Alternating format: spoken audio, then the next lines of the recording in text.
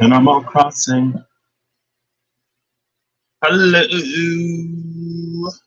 Wait. Hold up. Oh yeah, you can still see it. Okay. So it's looking a little dark today. We're looking a little dark today. So I on my other app, on my webcam app, camera app, I do my best to set this up before I come live. But you know, sometimes your best isn't good enough. I'm just kidding. So I want to build another spread because yesterday was fun. This will be another novelty spread. I'm using the novelty deck. Let's see. What's this? Ooh, 5 of Cups. Mermaid. We saw her yesterday, didn't we?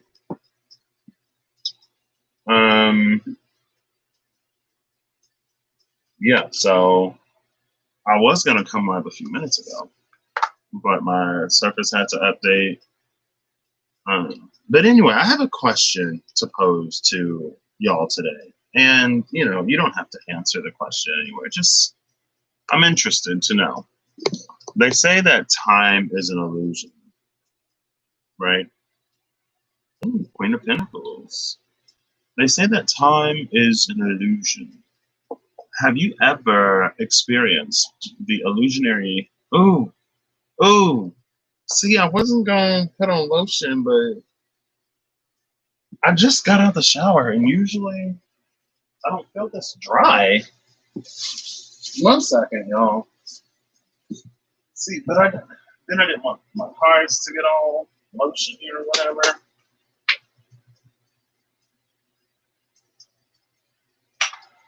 So I use it sparingly. I'm sure my skin will. Oh, my skin is like, yes, girl, it's been too long. Just because folks ain't going nowhere don't mean I don't need to be tended to. Like skin. Don't act like. Let me stop. Okay, that does feel kind of good though. I honestly feel like my skin can breathe. A little bit, yeah. Or maybe that's just because I'm standing in front of the fan now as I put this on. So, anyway, so they say time is an illusion. See, it looks the same. It literally looks the same because it's the light that I'm using. And the 8 of Wands Hydra was on the floor. I don't know if that just fell or if that was down there yesterday or what. You can't see it. Let me see. Let me turn this down a little bit. Just a smidgen. There we go. See, I feel like they show up the best with less light. Anyway, the 8 of Wands Hydra and the 6 of Swords. It happened again. It happened again. So when I was waiting to come live, I randomly, one card came out. It was the 6 of Swords. And I was like, I keep seeing the 6 of Swords in this deck. Oh my gosh, and there it is again, right there. It was the 6 of Swords, the Harpy. And then I just randomly pulled 3 cards, and I got every element. I got a card from every element, and it happened again. 5 of Cups, 6 of Swords, 8 of Wands, and the Queen of Pentacles. So there's, I wanted to say cooperative, but the word that came to my mind was competitive. I was like, what? So there's this cooperative energy between all the elements going on right now, and that's interesting. That could be the Magician. It could be the Fool. It could be like the World card is typically depicted with fixed signs. So every element is present there too. I don't know. It's like all of the pieces are coming together to make this thing happen. Also, happy Mercury retrograde, y'all. Mercury is officially retrograde in Cancer. I typically like Mercury retrogrades, if I'm being honest, because it slows things down. And I feel like I've been experiencing such rapid growth that I feel like it sometimes takes a Mercury retrograde for me to really cement all of the things that I've like learned. if that makes any sense. And so it feels like, things slow down a little bit. And it's like, oh, goodness, I can breathe. But then there's also something to do, right? And I wonder what the thing to do will be this time. So I'm going to be building another spread. So the first card is going to be the number of cards. Ooh, it's a mystery this time. Okay, all right. The next card is going to be, I like to shuffle in between. The next card is going to be the title of the spread. But yeah, have you ever experienced something that highlights the illusory nature of time to you? It used to happen to me all the time on campus. Like, if I would set my alarm for like 10 minutes before class, or if I would like wake up and then like just have to leave, then I would put my music on as I'm like, not necessarily power walking, but walking with a little bit more pep in my step to class. And I would hear what is that? The pitch? No, not the pitch. What's the metronome? What does that do? The timing, whatever. The timing of the music would change.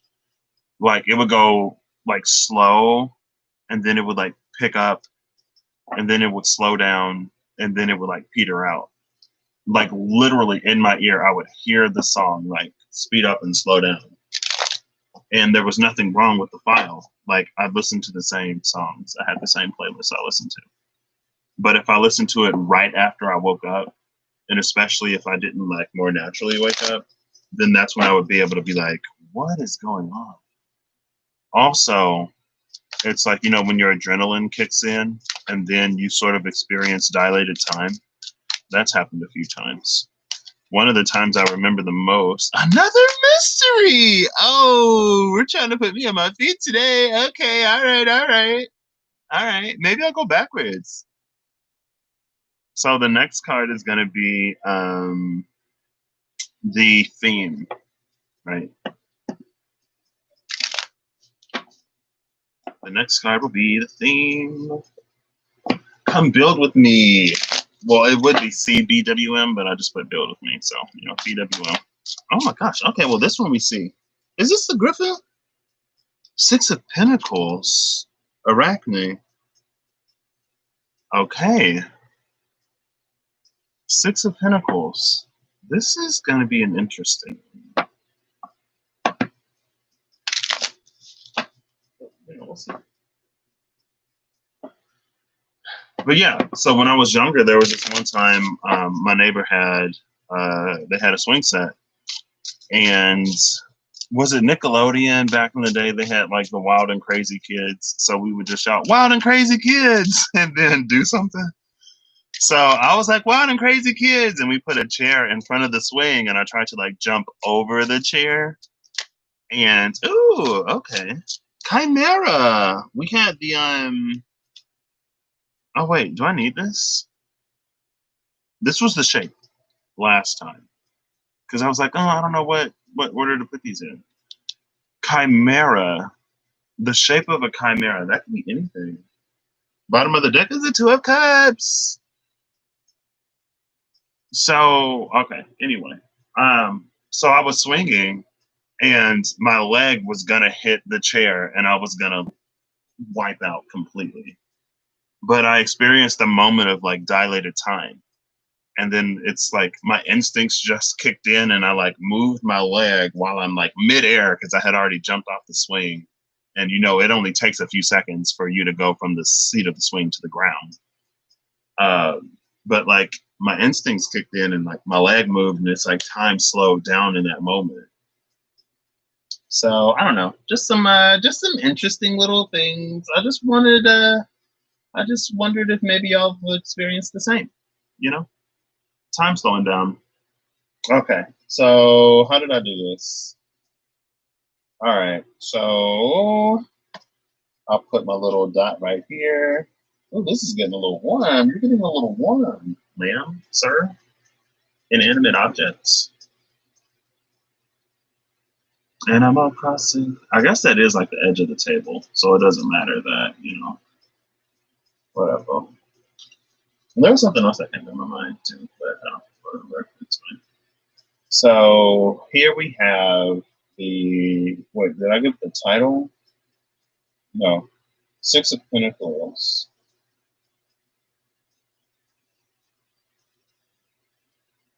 Is the thing.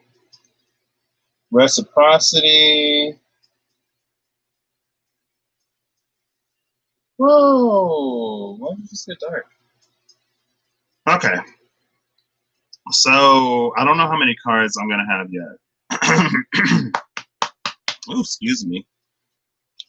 The title is this the Salamander? No, it's not. The Angel. Five of Swords, the Angel. Six of Pentacles, Five of Swords, Five of Wands. If this is a Cups card, oh my gosh. All of the elements are coming out today. What does that mean? That's some like magician level, convergence level. Things are about to come together, maybe. All of the players will be present and accounted for. All major players will be present and accounted for. Are you one of them? Are you present? The Angel spread. Okay. The Five of Swords actually came out yesterday in the one space, didn't it? Yeah, it did. It did. Hey, Mimi. Integrating both feminine and masculine, right? But now, like, this is the third. If this is water, hold up. Oh, boo. Why you gotta do me like that? But you know what? It's fine, because at the bottom of the deck is the Two of Cups. So, hey, the heart is the last thing to show up to the party. It's still here. I'ma still take it. It's a little less of a, oh my gosh, but still, this is the third time. Wands, Pentacles, Air, Fire. Notice I said air instead of swords. The only suit I didn't name. Wands, Pentacles, Air, Cups. The fire is here. Wands, Pentacles, Air, Cups. The third time they've all come out.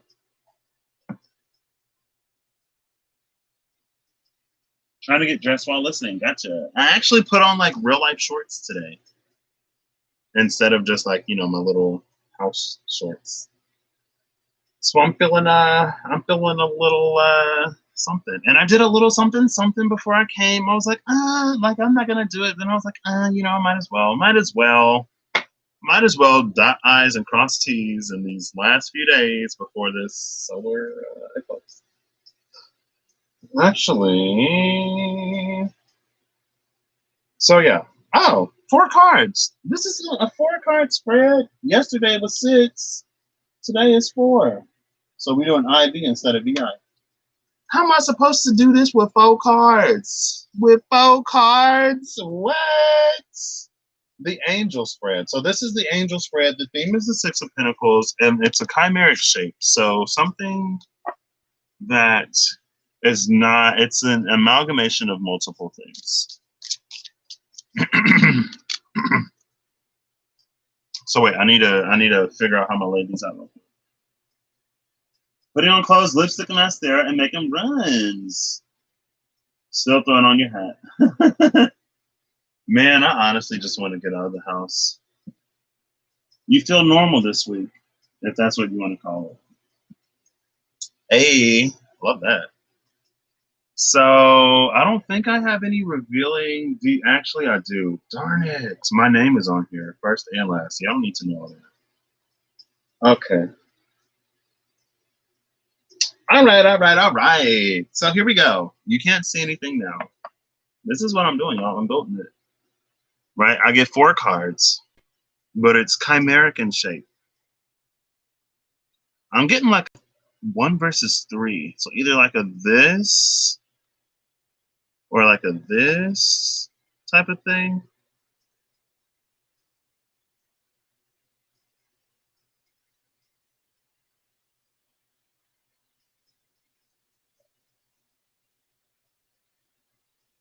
See, but then that's just a this. Y'all see these little tick marks? Y'all can't even see these little tick marks. See, this one is gonna throw me, but I do love a little challenge, and I love spread building. By the way, I love it. So I guess I kind of want to do one of these. Can y'all see that? Oh yeah, you can kind of. You can see it. It's upside down for y'all, but that's fine. Or I can put this. One of the things I love about this is I can do stuff like this. Boom, something like that. Oh, I love it. Or I could do something like this. I'm actually liking this. I'm liking this. Okay. So this is what I'm going to do. That's going to be the shape.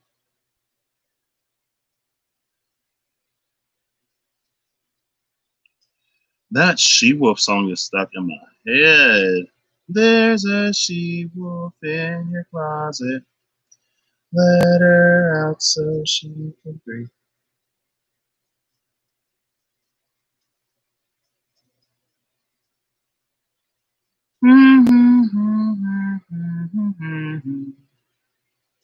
I was going to say something else too, but I don't remember. Have you, Mimi, have you ever experienced the illusory nature of time? Experienced something that, well, I guess, time flies when you're having fun. We all experience that. And some people, it's like when you lock lips with your lover, then time stands still or whatever. But the music thing would like blow my mind, and it would happen multiple times. Because I'm like, I know that I'm like half awake right now, but how is it tempo? Is tempo the word that I want? Let's see. Let's ask Siri. Hey Siri, define tempo. The speed at which a passage of music is or should be played. It was like, because like I was like, I know I'm like half asleep right now, but the tempo of this song should not be literally changing in my ear real time. Like I'm hearing this song speed up and slow down. Like what is going on? Time is not real. Yes, exactly. Yeah. I'm like, what? I don't know why I'm like on that today, but that was the question. Oh, because I got an email from my professor last night at some hour that he doesn't usually email me. My professor/advisor, and he was like, hey, just to let you know, the time for you to finish your incomplete is December. And I've been treating it as if it were the summer. And I still will because I don't want to prolong it too much. But that's when I was like, wow, time is just an illusion, isn't it? And then we come back out on this side. Right? That is my representation of time. Last week, you were listening to a live meditation and you swear the music was going slow suddenly. You thought you were tripping. Yeah, so maybe it's just, well, I guess when you're asleep and when you're in deep meditation, you access different parts of the brain, right? Or different wavelengths of brain activity.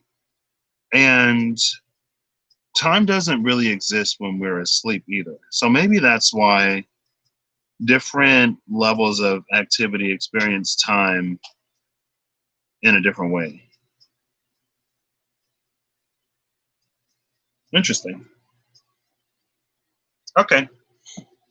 Now I need to, so we have a Six of Pentacles Arachne. Let's see if Siri can tell me more of who Arachne is, because I need some inspiration.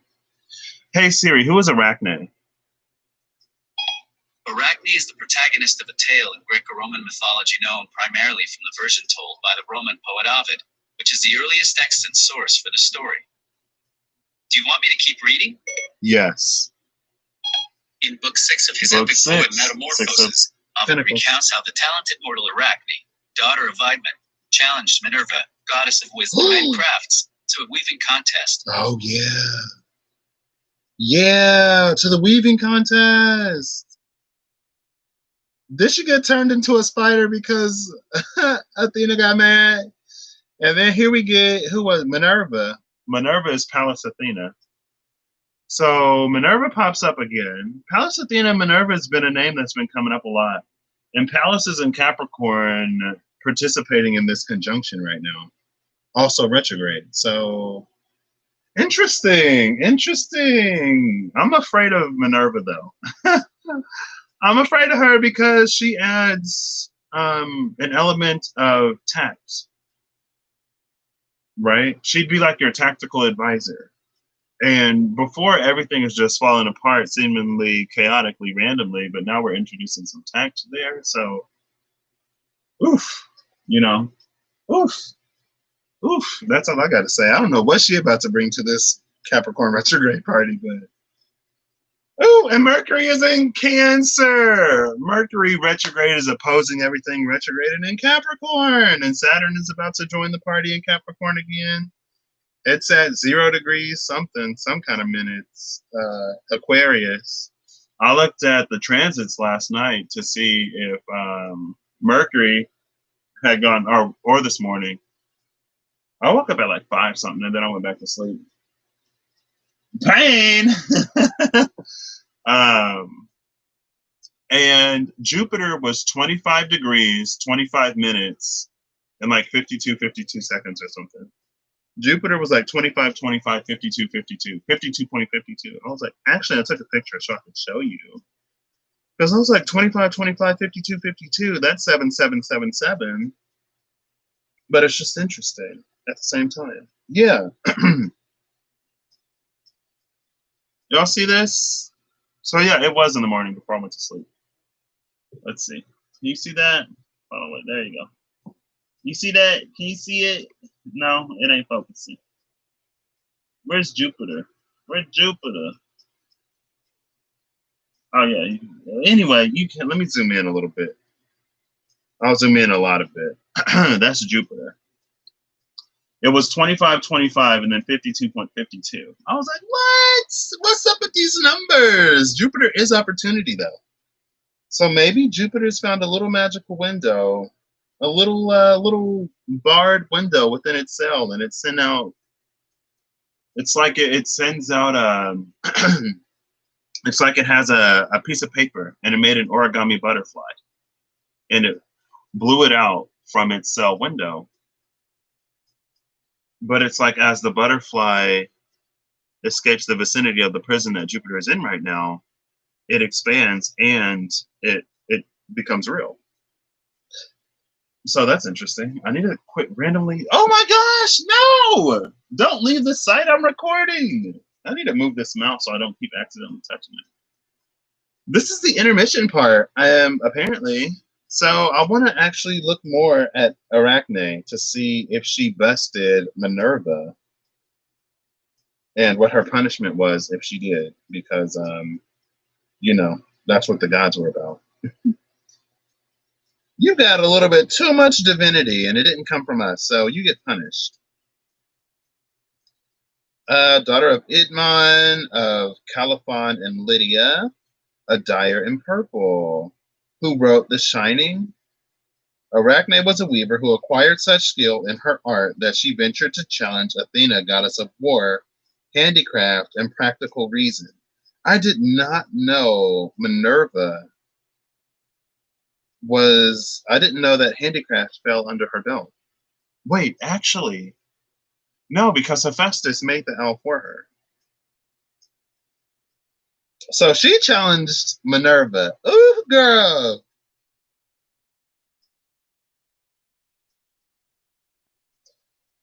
Oh, snap. Okay. Ooh.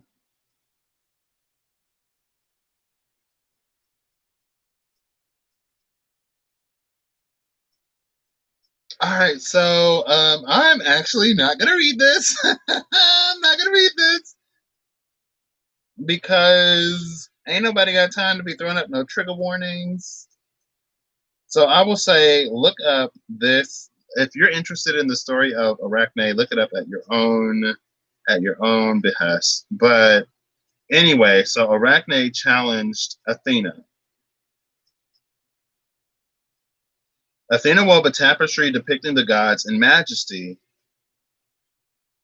while Arachne showed their amorous adventures. Athena was mad at the perfection of Arachne's work or at the subject matter.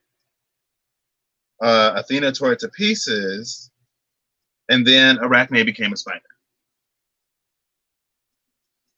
And Arachne became a spider. It was actually kind of sort of a gift, interestingly enough, that she was turned into a spider.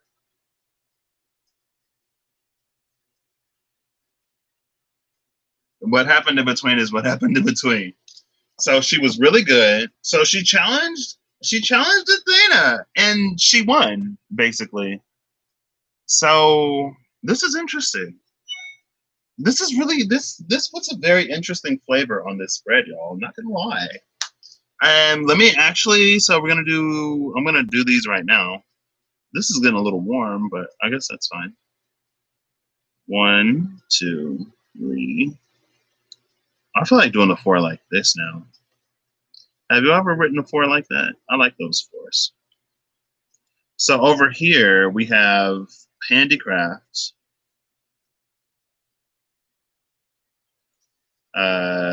challenging the gods, and you can see my handwriting. Challenging the gods. We have victory that leads to despair.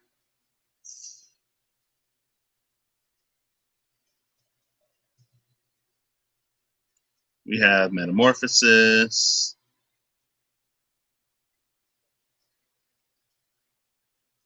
And perfected creation. I like perfected creation because all of the elements keep popping out today. So that's interesting, right? Or am I the only one that's fascinated by that? No, read it. So basically, if you're sensitive to topics of like self-harm or something like that, then skip ahead like a minute. I'm not gonna do anything significant in a minute or 30 seconds. So Athena tore up her piece, and in despair, Arachne hung herself. And Athena didn't pity her, but Athena was upset that she did that. And so she loosened the rope, it turned into a cobweb, and then she turned Arachne into a spider. So, and then we praise spiders for their ability to make something so delicate yet so strong and powerful in the spider web. So I was like, she hung herself. Oh my gosh. But yeah, so that was that. I was like, ooh, ain't nobody got it. Especially in the climate nowadays when people are saying that people are doing things and everybody and their mama know that ain't nobody just going out and putting themselves out there on public display like that. But, I guess we got to see all the flaws in this corrupt system before we're really ready to do something about it. 12:33 right now. I'm gonna give it the full minute, and actually, so this is chimeric. Ooh, I actually like this. I like this because also, if we go back up here at the spread I built yesterday, let's zoom in on this. You see the shape I built yesterday? This X shape? Now we come back down here, and it's like the same, but we're missing these two. And so this would be almost like the Athena side over here, and then this would be the Arachne side. 12:34. Boom, boom, boom. So, or maybe I'm just uninspired. No, I don't think that's it.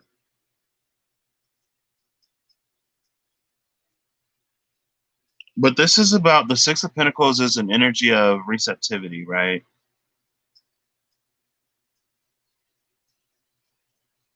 So there's also an unspoken element of grief here as well.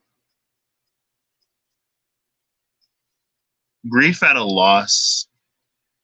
It's like the Lord giveth and the Lord taketh away, in a way, but not really, because she just kind of sort of took. I want to draw a little fish. don't know why. I've been doing lots of that today. Have y'all noticed? Like ribbons or something? I don't know. What's that about? Red ribbon of fate, even though it's a string. My head is starting to hurt a little bit, but it's fine. So I'm kind of want to do a 1.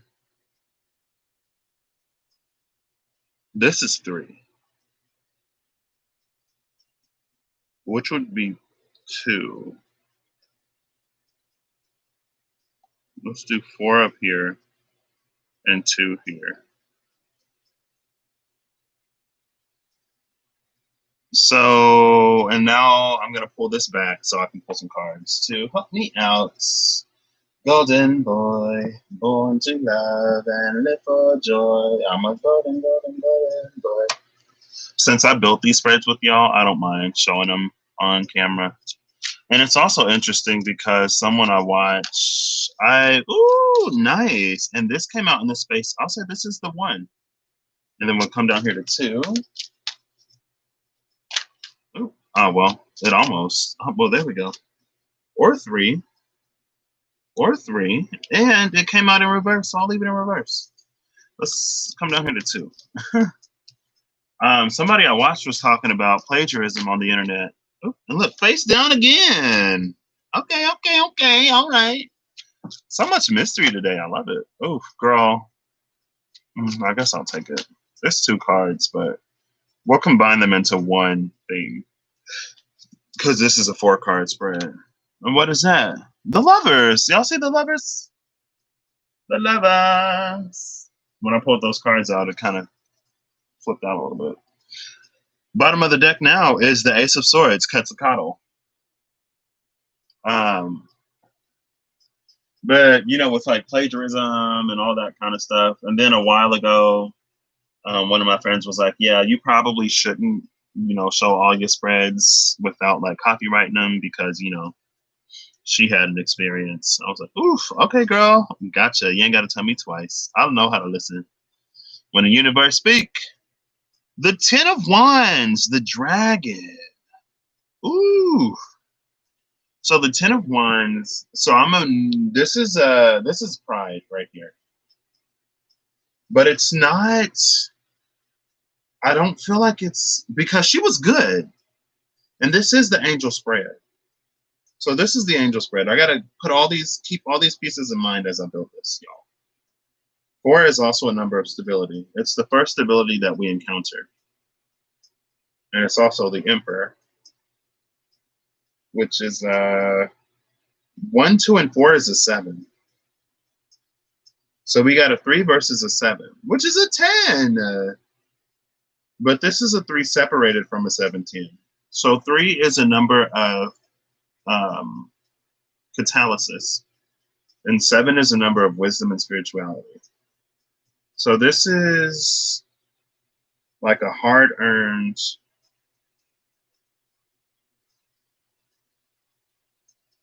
gift / craft / trove. Because dragons have wisdom and knowledge and treasure. / wisdom.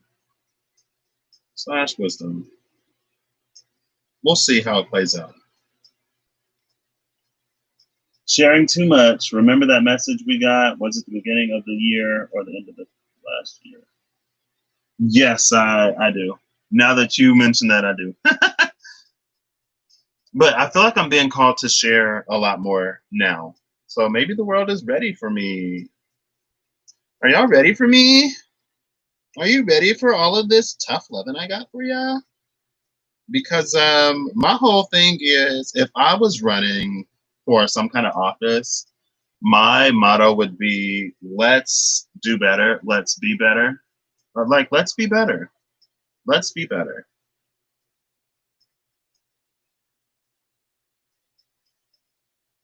Okay, so number 2, the theme here is going to be, what is this?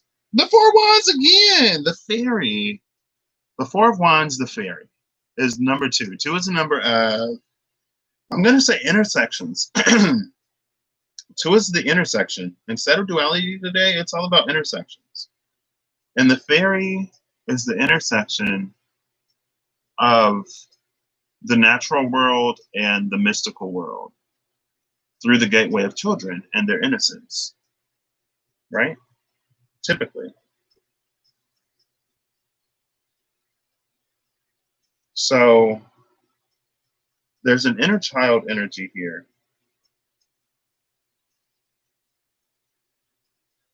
This is an attachment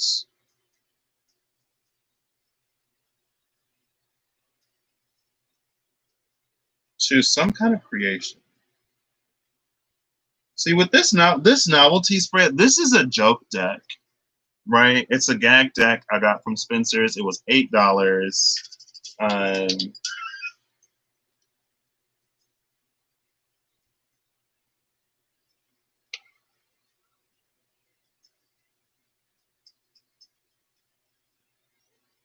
That's so interesting.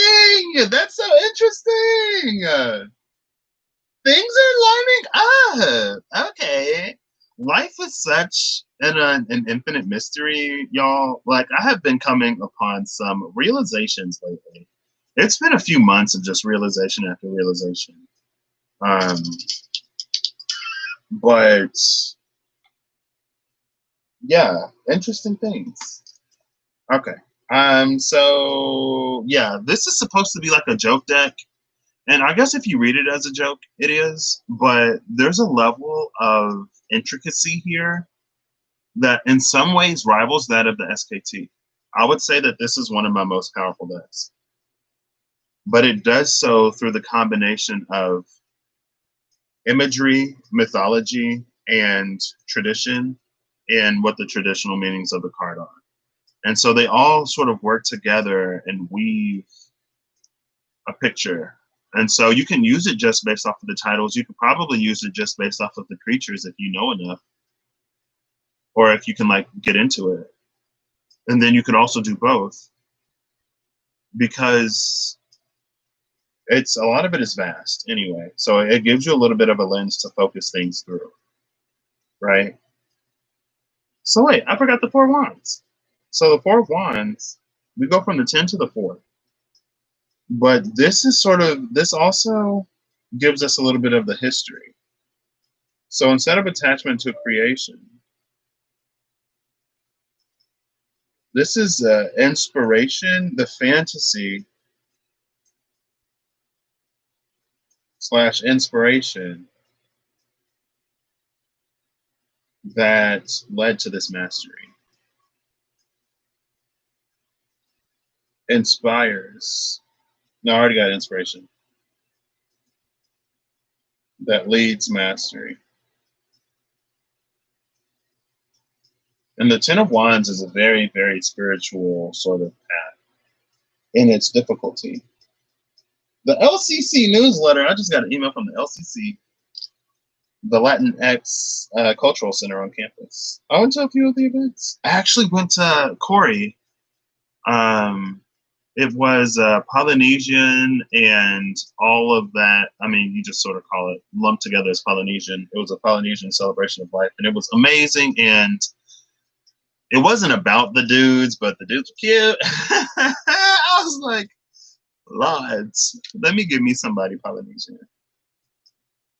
Girl, why you always be coming out? Temperance. The sea nymph, though.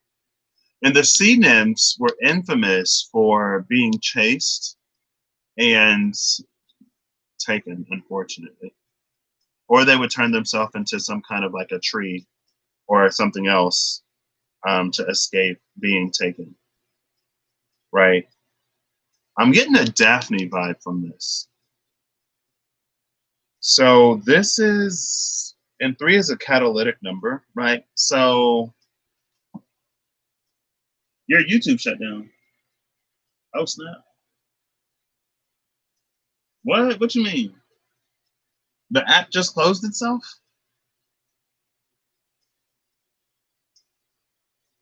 So there's an element of grace and victory. This is challenging nature itself.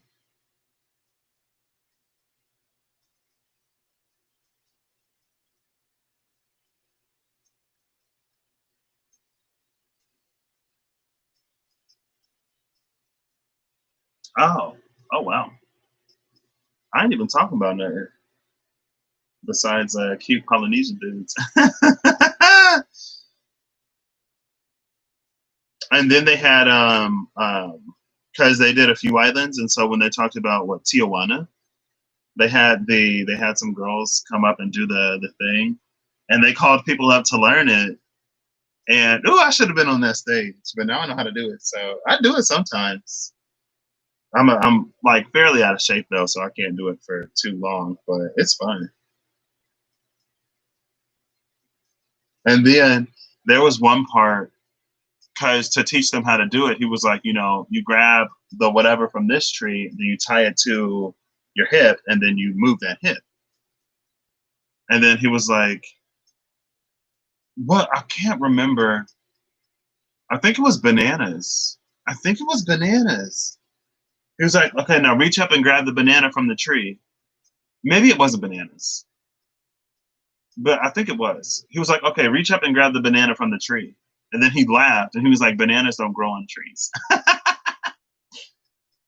And then that also ties in, because yesterday, I think I talked about it a little bit, but I was following the notes from this class to do a problem. And in the notes, they forgot a negative sign. So through following instruction to the T, there's a misstep. There's a mistake. And that it also relates to not revealing the full picture, not telling the whole story, because it's when things don't work out in the end, it gets you to go back and to rework everything.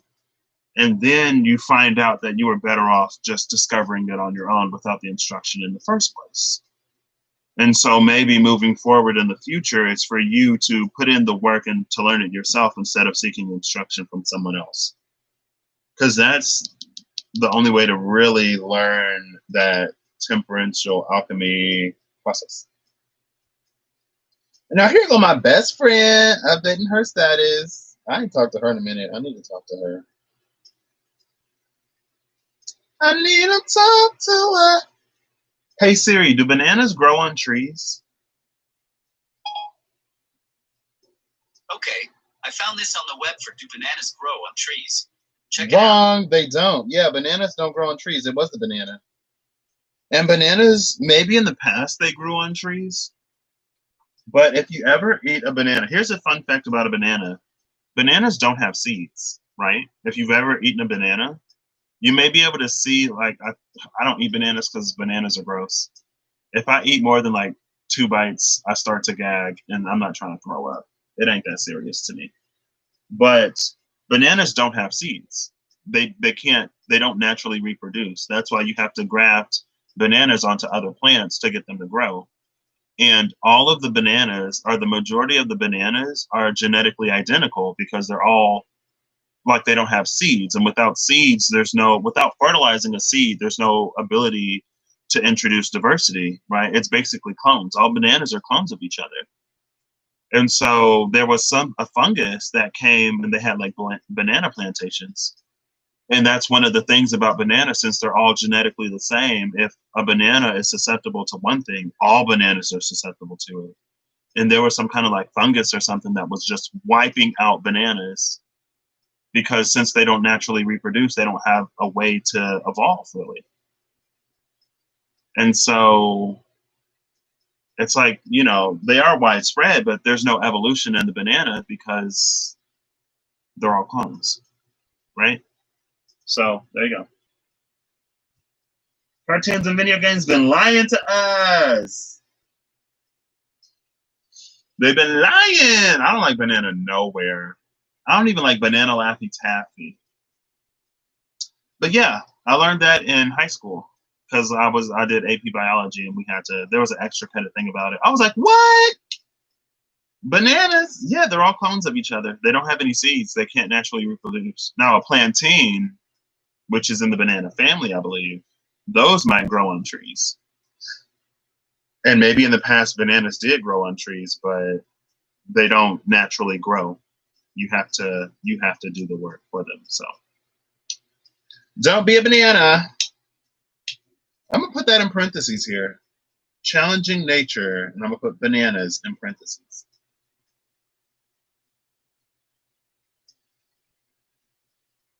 And now 4, we get 2 cards. Is that the 10 of Cups Leviathan? It is the 10 of Cups Leviathan. And the Ace of Wands, the Salamander. We got the Leviathan and the Salamander.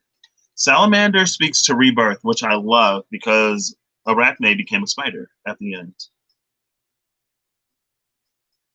Right? So this is a gift / grace from nature. I'll just put from 3 that leads to change. I'll just put metamorphic. Metamorphic gift / grace from 3. Metamorphic gift / grace from 3. This will be interesting, y'all. And I'm actually kind of sort of feeling pulled to the SKT for this.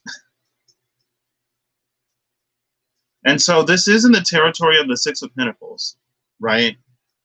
And I feel like, honestly, I feel like this is the energy. And like Arachne became the spider. Spiders are known for their ability to, you know, I'm going to sync this really quick and then pull this up on my phone. So, one moment, please.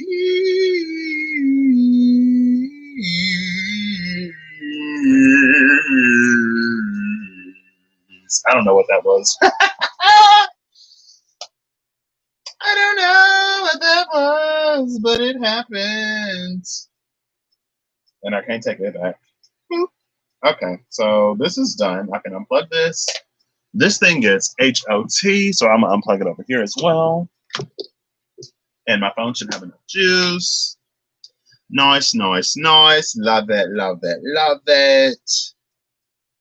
So, and it's interesting that this is a 6 of Pentacles energy.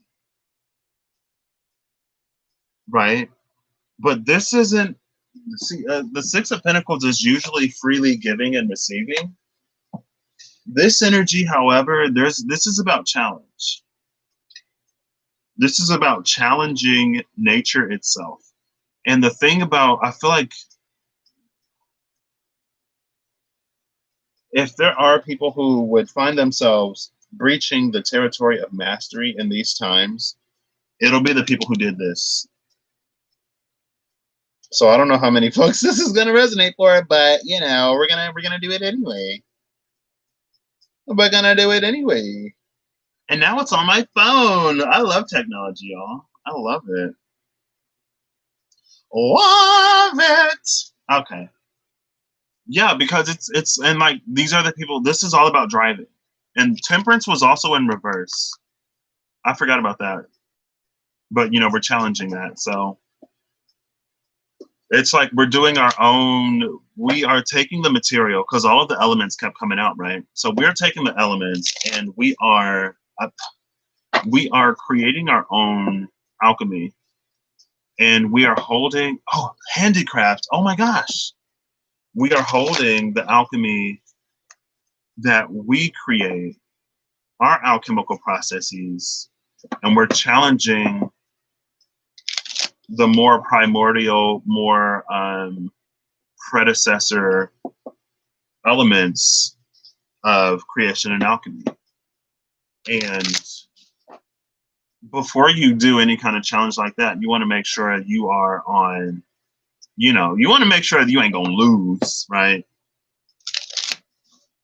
And it's like that one song, The Devil Went Down to Georgia, right? Now, I've only heard that song in real life, like literally one time. But dude beat the devil in the fiddling contest. And he was like, you know, if you ever feel like getting whooped again, feel free to come back. I don't think the devil ever went back to that because, you know, that, speaking of ego bruising. So the last card is the 6 of Wands. 6 of Wands, the Golem. Bottom of the deck is the Emperor. The Emperor on the bottom of the deck with the 6 of Wands Golem at the top. This clarifies everything I was just talking about in a way that if you don't get it, then I don't care to explain it. Quite honestly. And the Golem, every time I see this, it came out in daily upload number 5 or 6, I believe. It's titled, like, I forget what it's called. It's like the sun. I'll put it in the description really quick. So bear with me. It's almost been an hour. It takes me so long to build these. It actually takes longer to build them when I don't, like if I'm just using a major energy, because I don't pull anything to help me with that.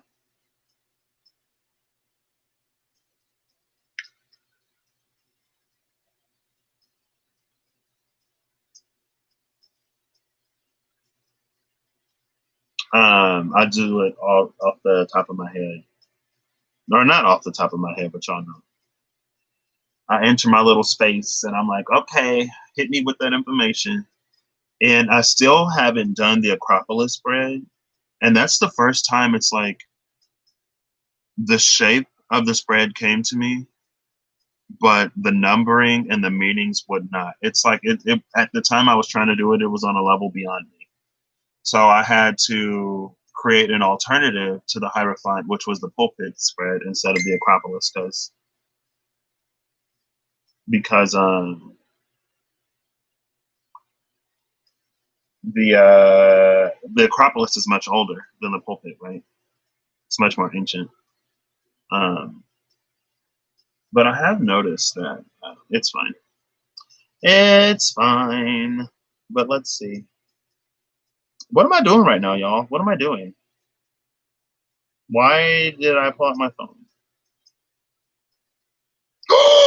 No! No! Girl, what you mean?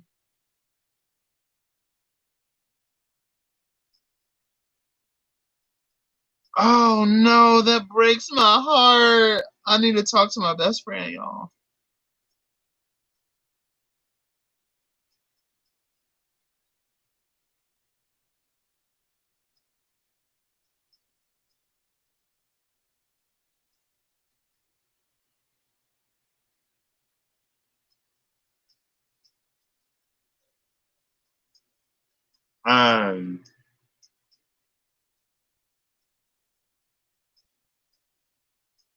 I'm sorry. I just got all the way distracted.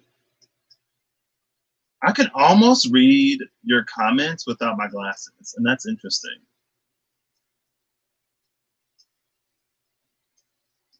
But I'm gonna put them back on. So what was I talking about? What was I talking about? Girl, I don't remember. Moving on, I guess, because I don't remember what I was talking about. Honestly, no, I'm not going to use the SKT because I want to use cards I haven't used before. So I was originally pulled to the vice versa, so I'm going to use the vice versa. I love these cards. I have to read, but you know that's fine. And I guess I'll use the magical dimensions to clarify, like I did yesterday.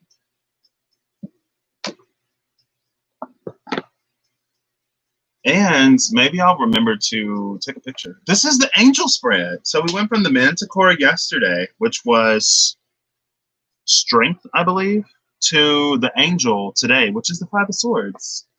More often than not, or not more often than not, but interestingly enough. And it's almost like we're asking to play the game on hard mode. But since we're playing on hard mode, we get better rewards, right? Usually, if you play a game that has like items, you get more money, you get better items, or a better chance to get better items when you play the game on a higher difficulty. And also, you know, it's more challenging at the same time as well. So I'm going to put these down first. I could have used the Angelarium Oracle cards instead of these, but Wisdom. Ooh.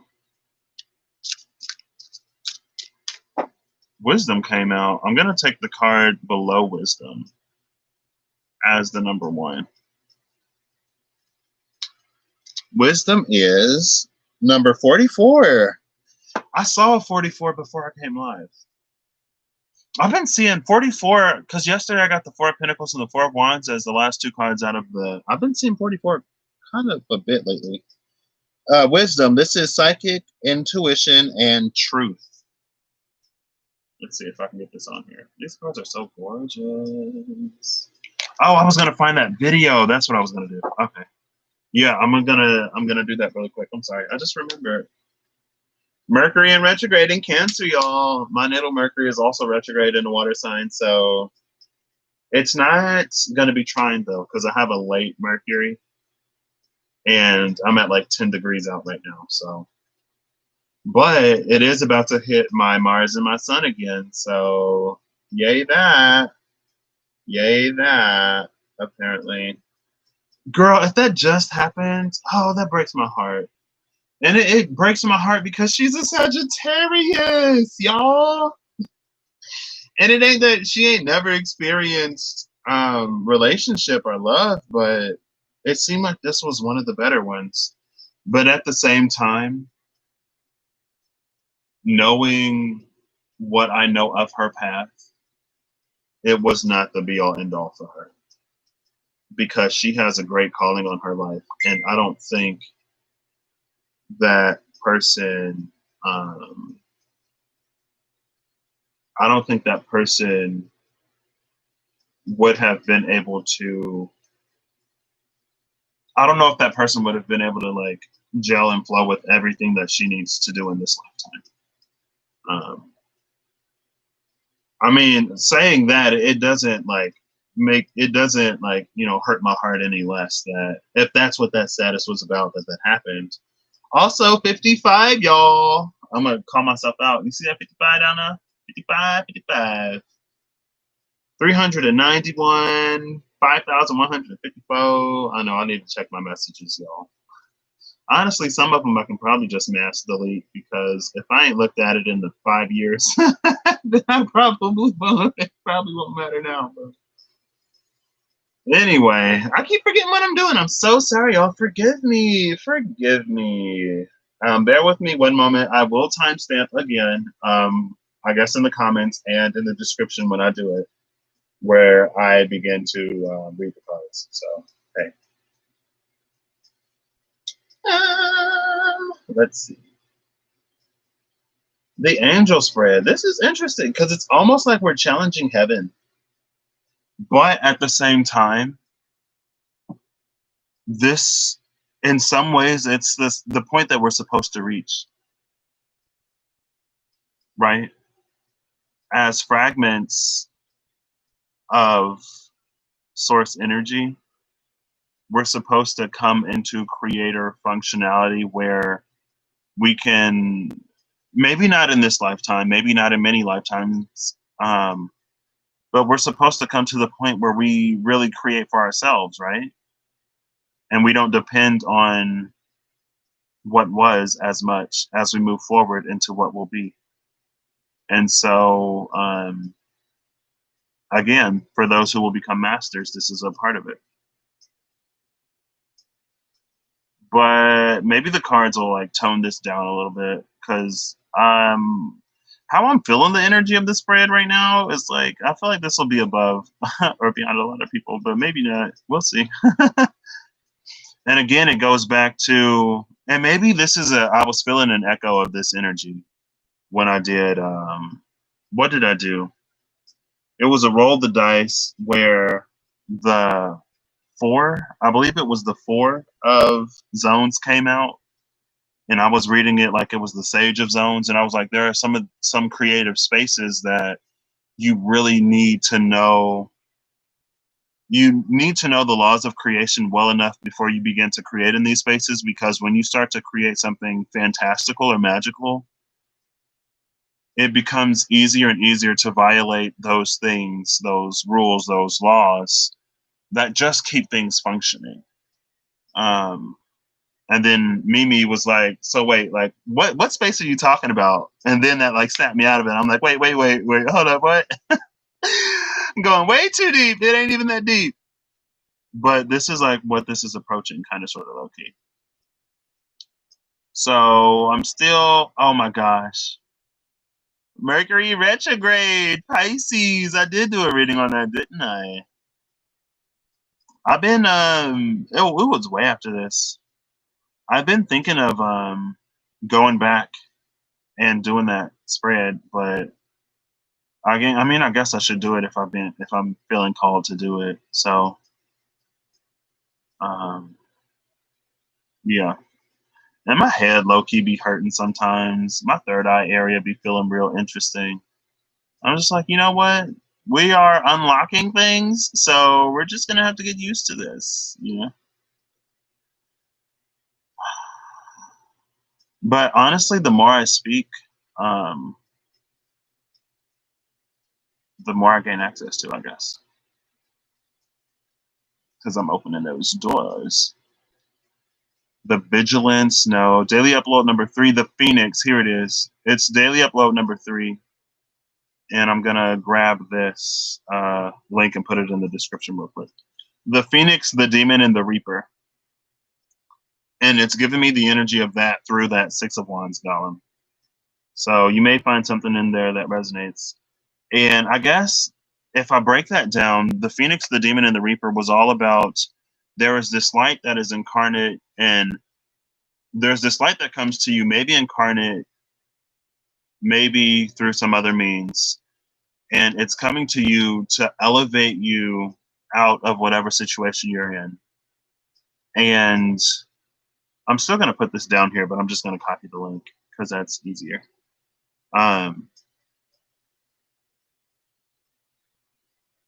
And it's like the Phoenix, it's like you keep manifesting these situations to elevate you out of whatever trap you have been stuck in. But the Phoenix cannot stay in the pit with you because the Phoenix naturally rises. And so if you don't rise with the Phoenix to escape whatever, then you'll fall again. And then you'll kind of sort of be waiting for another Phoenix type moment. And a lot in more words than that. And we're coming into a Mercury retrograde in Cancer. So, you know, if folks weren't already coming back because Venus was retrograde, folks may be coming back now. Or you may be getting access to opportunities that maybe you didn't take for what they were in the past. And that's what that was about. It was like, I don't know if you're going to take this opportunity or not, but if you don't take it, it's going to rise because the Phoenix cannot stay down here. And so maybe, and I guess the Phoenix has been a message kind of lately with that tower and with the water, right? Thunder over water. It's like this divine bolt of lightning is coming to evaporate all of the water that continues to prevent this Phoenix's ashes from igniting so it can rise. But you got that much time to get out before the water rushes back in. So this is like Eight of Wands, divine intervention for real. And the Eight of Wands was the card on the floor when I started this, the card that I noticed as on the floor, right? So, you know, shoot, take it for what it is, because things are happening and moving and changing and evolving so rapidly and so quickly that I don't know. Like, not only is Spirit not really in the mode of holding hands anymore, I feel like, or maybe it's just for some people, for the people who are called to do more, then Spirit is not going to hold your hand as much as they did before. But so yeah, like they're not really holding hands as much. So you're not going to get, like, your windows of opportunity may not be as long. You may not get as many pokes and prides as you did in the past because, like, now you know, right?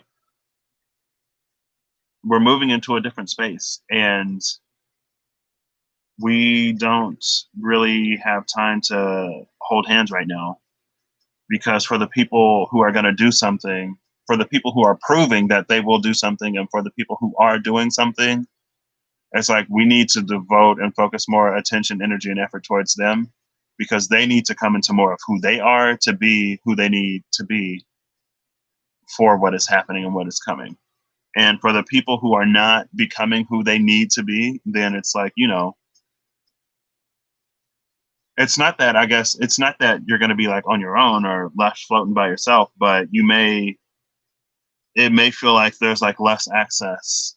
Things are more difficult, you know, more confused, feeling kind of sort of like you're floating, or spirits maybe not listening to you as much or something like that. And again, they could be not listening for a few reasons.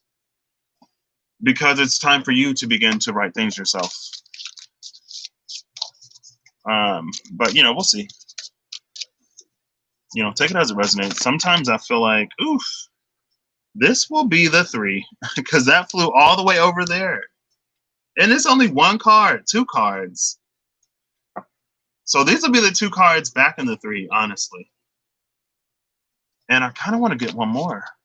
But I won't. No, I don't need it. Because this card will stand alone. Okay. So Reflective Truth just came out. And so I'm going to pull the card before that as this oracle again. Because I want them to be face down, you know. Surprise me. Reflective Truth is number 31, another 4. Identity, self-love, and acceptance. Reflective Truth. Identity, self-love, and acceptance. Beautiful energy. Beautiful energy. I have some like really pretty cards, y'all. And I feel like more often than not, I kind of go for, you know, maybe some of the more black and white, maybe some of the less fantastic, but it's fine. The Solar Portal just came out, but I don't know where that came, so I'm going to keep shuffling. But the Solar Portal sitting between, okay, I love this. So how I set this up is we're sitting at this space. We've reached the end of a journey now with that 10 of Wands dragon, and we've accrued and acquired lots and lots and lots of wisdom. Wisdom was the first card out. Thank you for that. I forgot. We've accrued a lot of wisdom. And then now we have this fairy down here. And the fairy down here is sort of like the inspiration that we got as a child that set us on this magical journey to end up where we are now. And so we have the Solar Portal sitting here. And the Solar Portal speaks on acting from that inspiration to reach this space here, right? It's like if you believe in fairies, but you don't chase them all your life, then you'll never find them.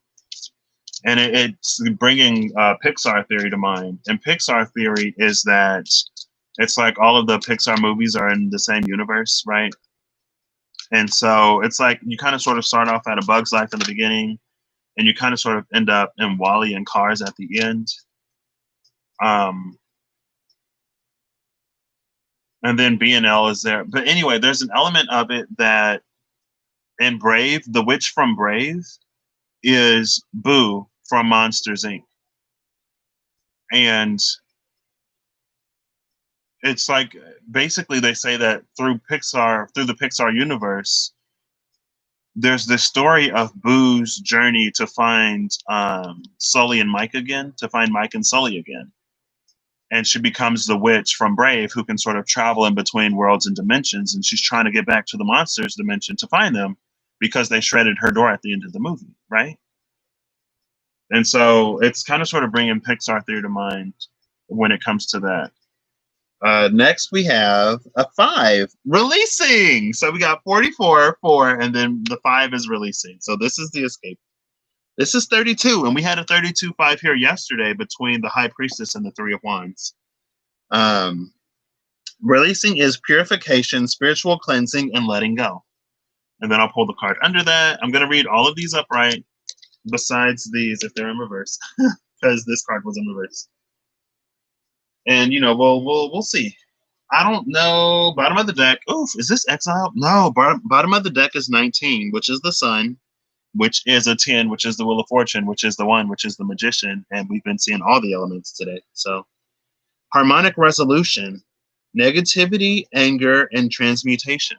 And we're going through a lot of harmonic resolution right now. It's almost like, you know, to transmute the negativity and the anger, first we have to feel it regardless, because if we don't feel it, hiding it and suppressing it doesn't serve anybody. But also at the same time it's coming up, we need to transmute it. And transmuting it is doing something productive, making changes to assuage.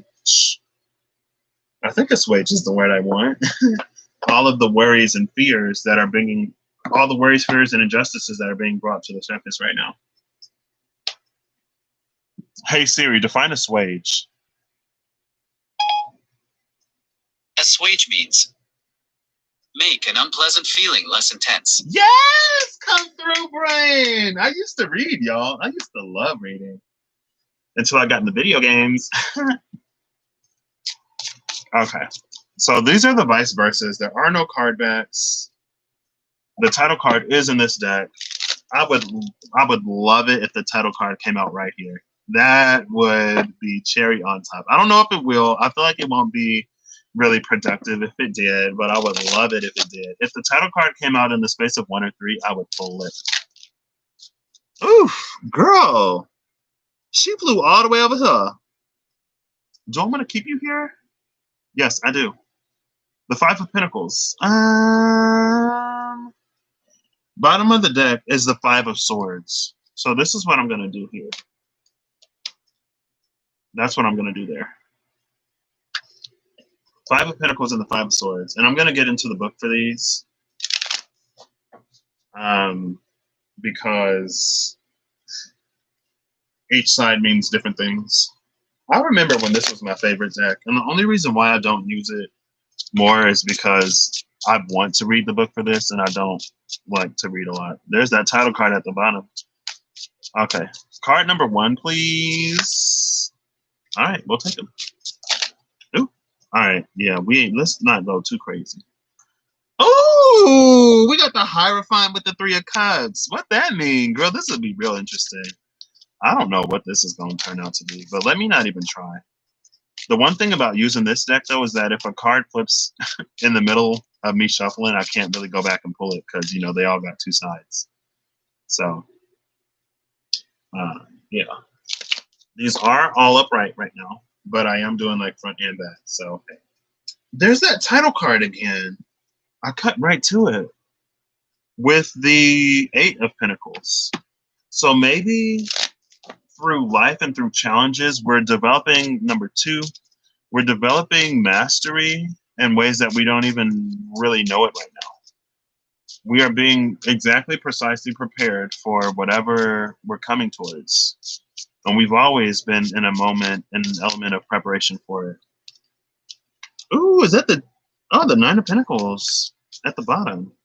So we go from the 9 of Pentacles to the 3 of Cups, which is interesting. But that feels like a very prophetic 9.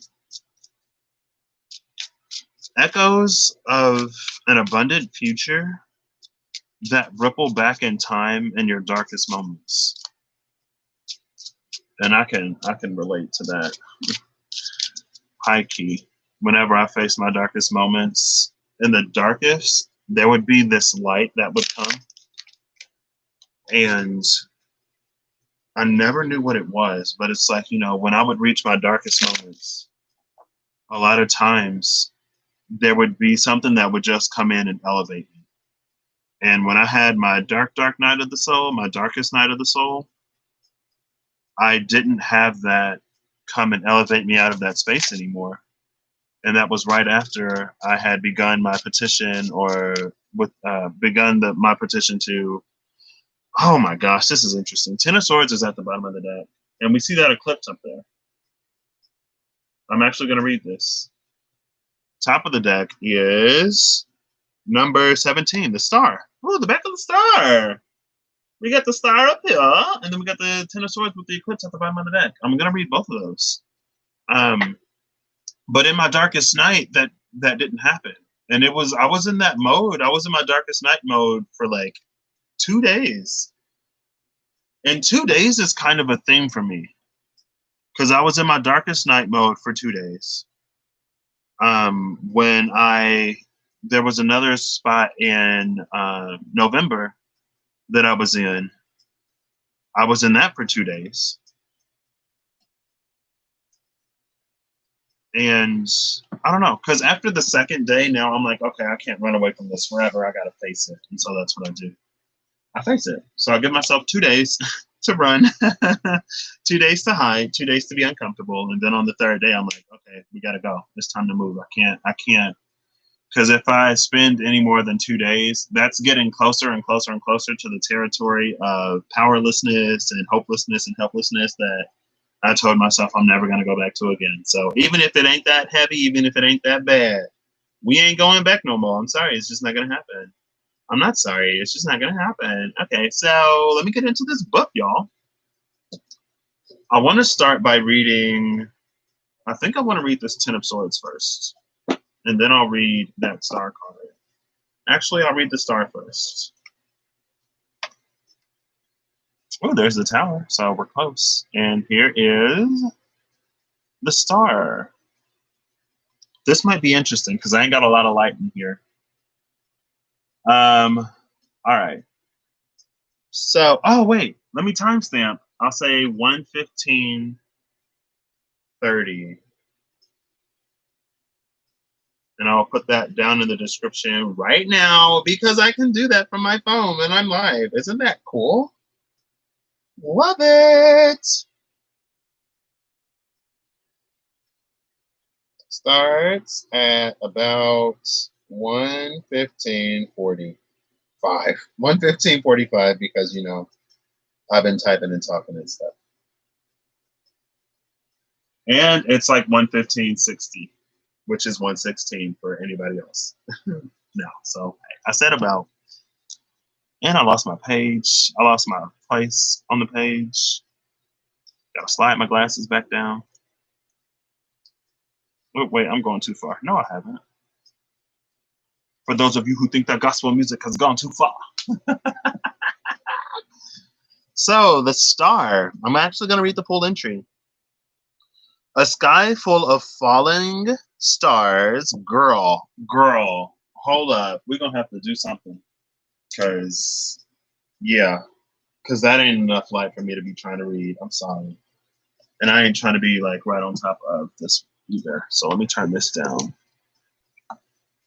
Oh, wait. Oh, no! I'm sorry if that blew y'all eardrums, but girl, I can just turn that off. Oh, no. Oh, no. It just moves. It just moves. Oof. It's fine.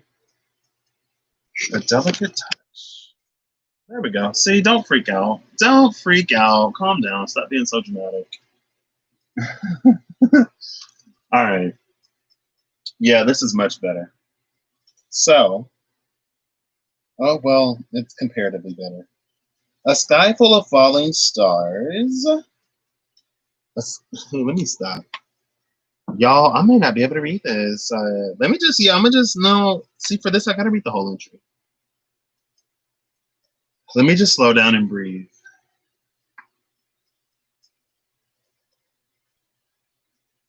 $222. It is $222 at the pediatrician. Okay, got you.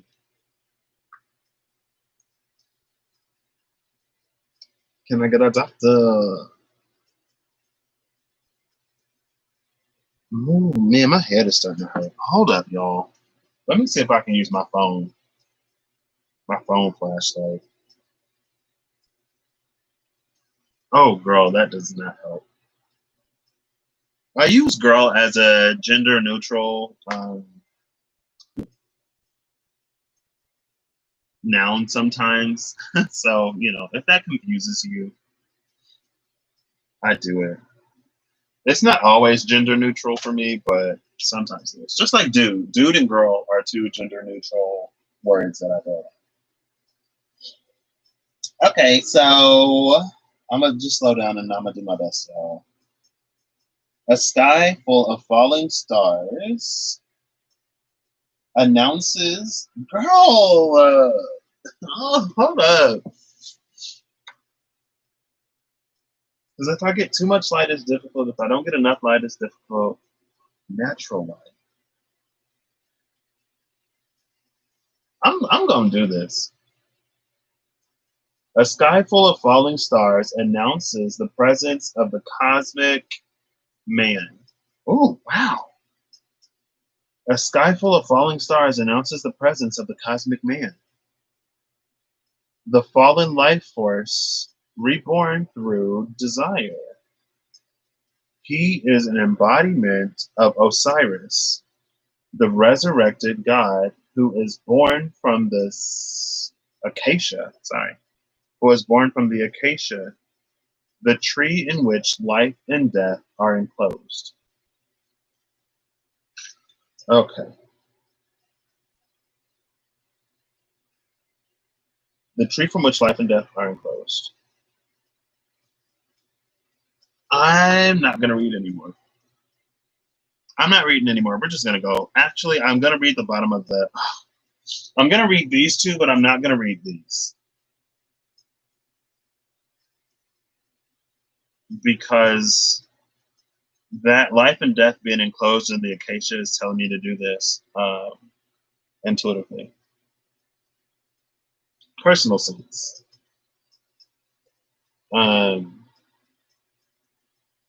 Honestly, they're like synchronicities that just like ripple through time. I'm like, what? Because that's brand new information to me. But those syncs like go back so far. Okay, anyway. At his coming, a red rose of passion grows among the water reeds. To get this side in a reading, a breakthrough is coming, more powerful than you imagined. Oof. Or dared to hope. A breakthrough is coming, more powerful than you imagined or dared to hope. And I'm just trying to pull this up so y'all can see it. What's that? Ooh, death! Girl, we got majors down here. Death, the Hermit, and the Four of Swords.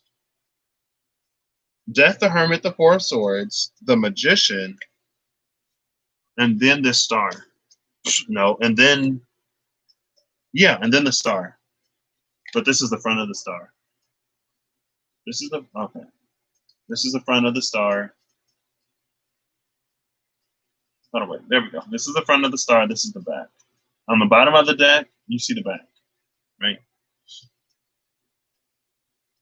So we got Death, the Hermit, the Four of Swords, and the Magician all preceding this star. So transformation, separation, resignation, and jubilation? Is that? No, not jubilation, because jubilation will be what comes after. With the Death card is transformation. With the Hermit is separation. With the Four of Swords is resignation. With the back of the Magician,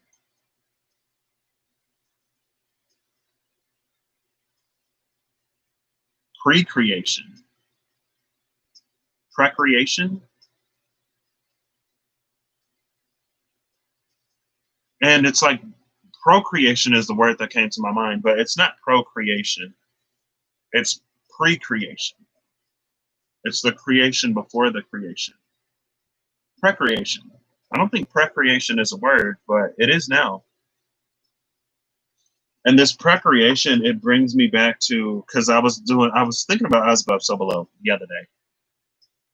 And I was like, I'm trying to get above the mental. It was like, how do I get into the realm of spiritual to like really start to like kick stuff off?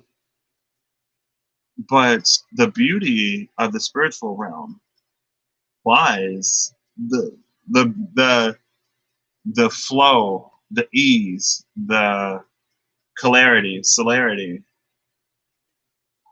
See, I'm using all these words because I know in Latin it's celer, because in Latin a lot of the C's are hard instead of soft. So instead of like celery, it would be celery. Wow! Why is celery? Because the CELER root, like accelerate, decelerate, is like speed, quickness. Celerity, clarity, quickness. Hey Siri, define clarity. The quality of being coherent and intelligible. Hey Siri, define celerity. Celerity is an archaic and literary term. It means swiftness of movement. Yeah. Ooh, it's archaic. Archaic, girl. My vocabulary is archaic. I took Latin 4 years in high school, so I don't like celerity. I like clarity better, but it sounds like clarity, doesn't it? Clarity and clarity. Hey, but the swiftness at which something becomes clear. You will be amazed how quickly some things start to clear up or clear themselves up around this solar eclipse season, I guess, you know. It's all relevant. But yeah, precreation. Oh, no, going back to the spiritual. So it's the celerity of spirit is what makes the mental plane so beautiful, because right before we can physically do something, we have to sort of be able to conceive it, to create it. But that's the above, right? The mental above, the physical below. But with the spiritual above and the mental below, it's like as soon as you think a thought, it's already done. In the spirit, it's already done because you've thought the thought. Just like, you know, as soon as you create the thing, you know, you've had the idea for it, more or less. As soon as you think the thought, it's already done in the spirit, and it has to be done in the spirit in order for you to have the thought in the physical, or to have the thought in the mental. And the more weight, the more gravity you give the thought in the mental, the more power it holds in the spiritual. And then the more likely it is to come to be in the physical as well. Right? Anyway, there's something there. There's something there. I was like, whoa. Because I was like, wait, if I'm thinking it, then it has to already be done in the spiritual. Because as above, so below. Right? The fact that it's here in the mental means it's already there in the spiritual. Right now, when you get to going down, because it's like spiritually things can happen a long time before the thought even comes down to the mental plane. Just like mentally, a change can happen way before you see it physically, right?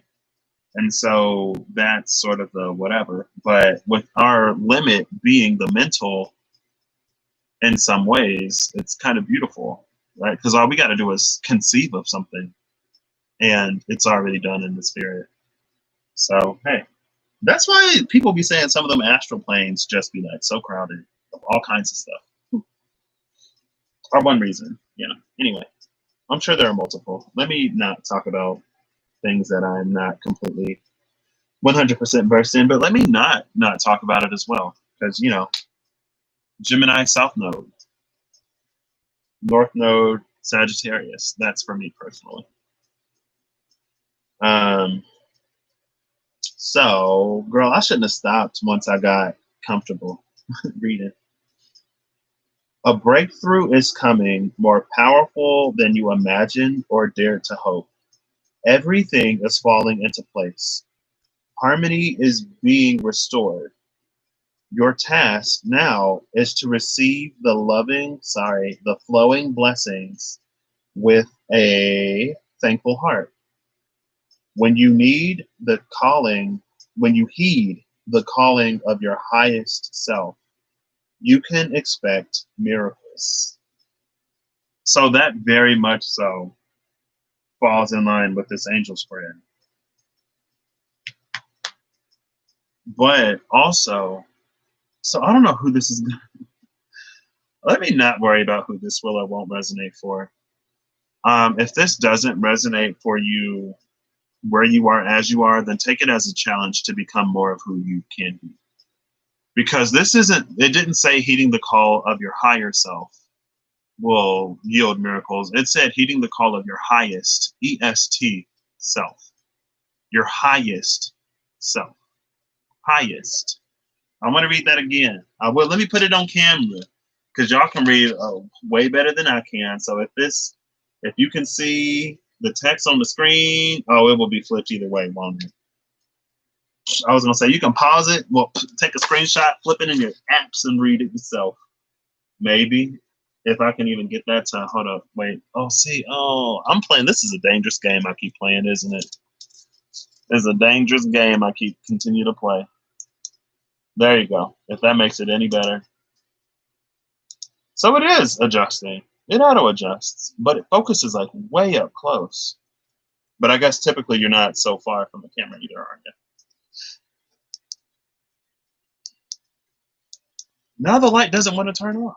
Okay, I was like, goodness. So I'm going to read the Ten of Swords and then I'm going to shift the lights back. Because the rest I'll do intuitively. Intuitively. There's the Five of Wands, the Three of Swords, and the King of Swords. No, that's the Nine. The Nine of Swords. This is the back of the Ten of Swords. And it's at the top. Right? There you go. Right there. That's what I'm reading. And again, you can see this eclipse.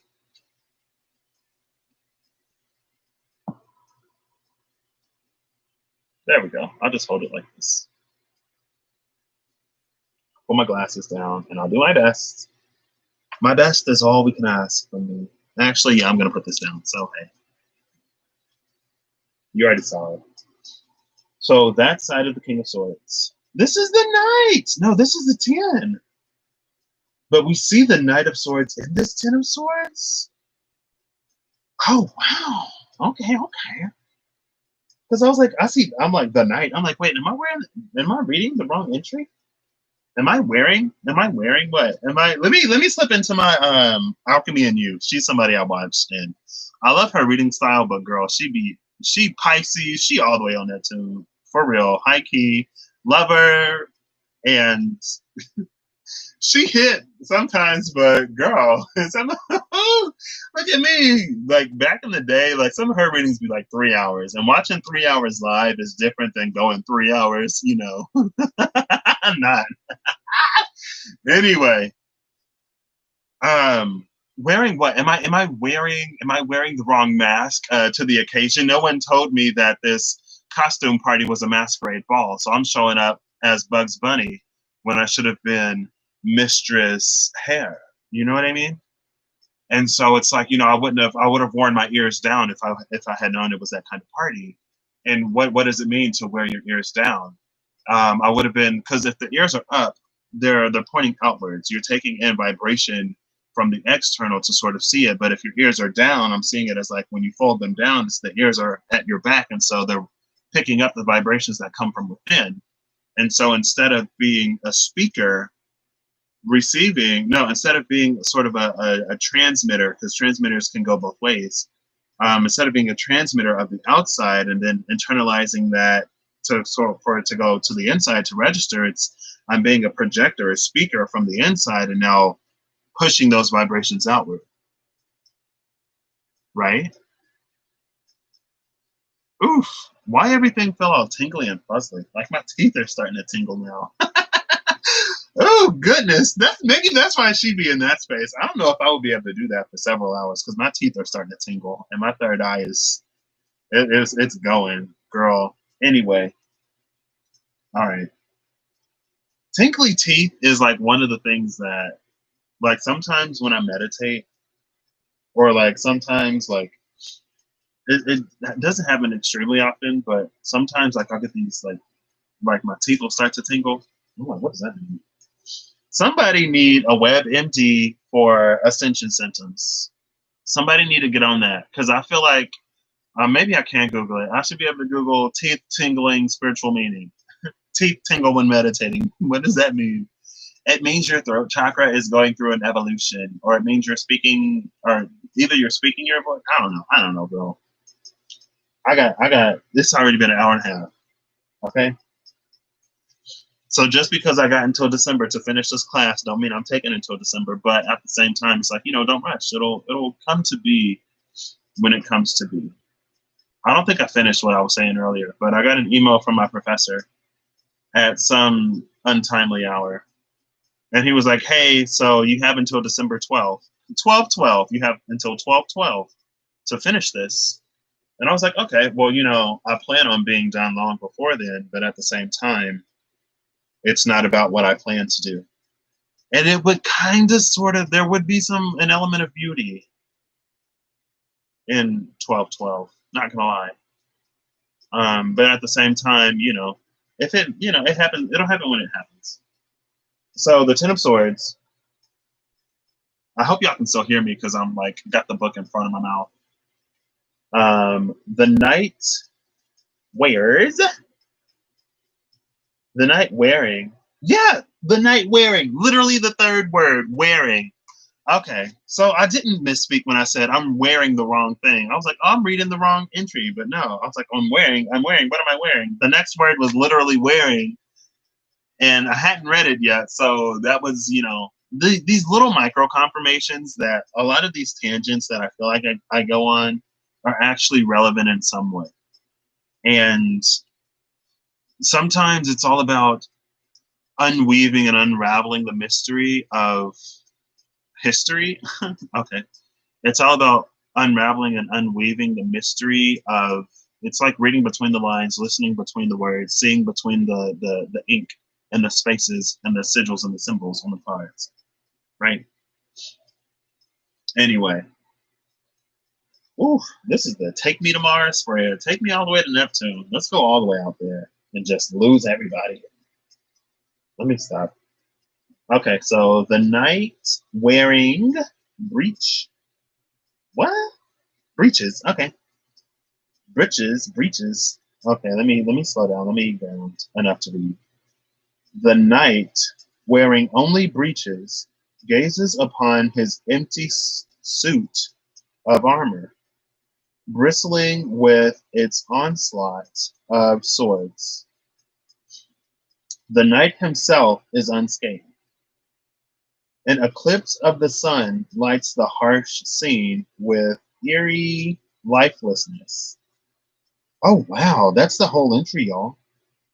So, the Knight wearing only breeches gazes upon his empty suit of armor, bristling with its onslaught of swords.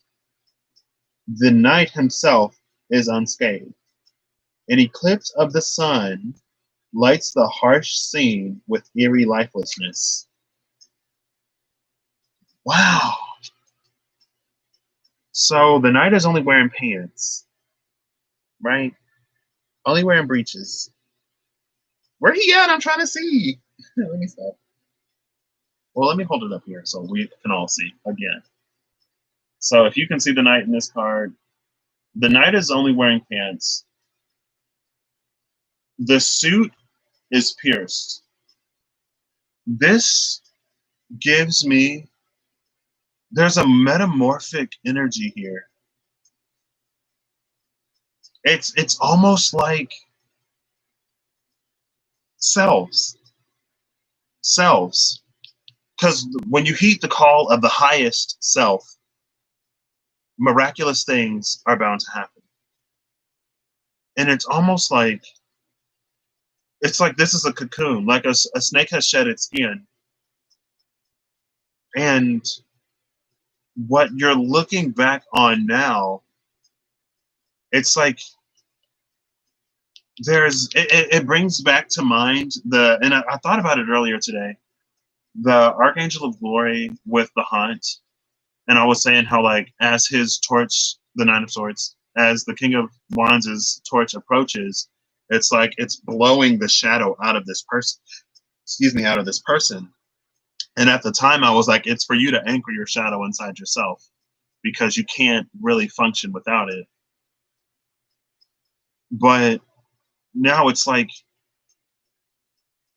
it's like when the moon slides in front of the sun, it's like it causes this moment of fragmentation.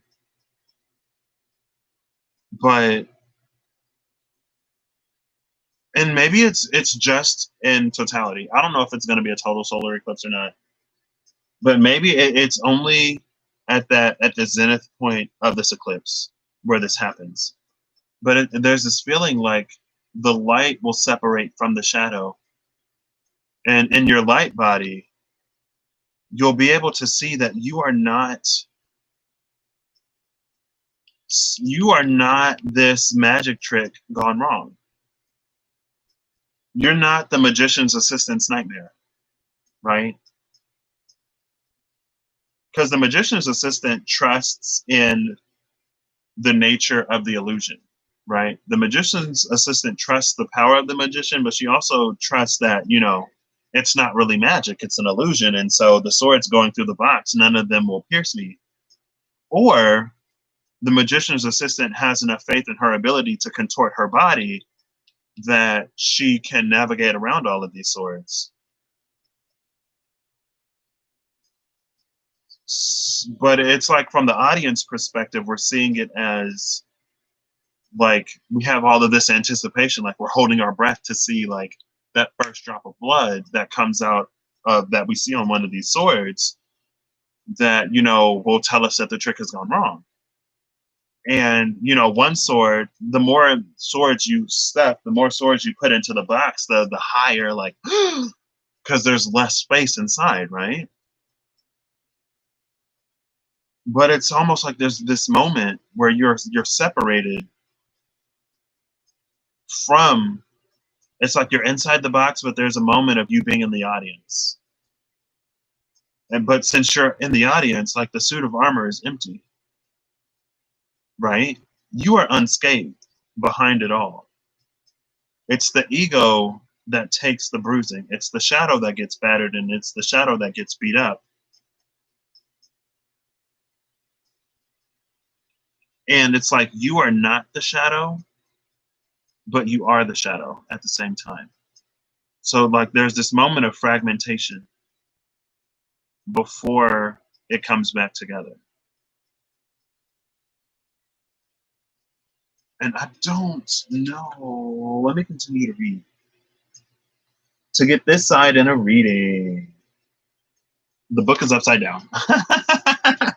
How did I get the book upside down, but I kept my finger in it so I wouldn't lose my place? Okay. So let me continue.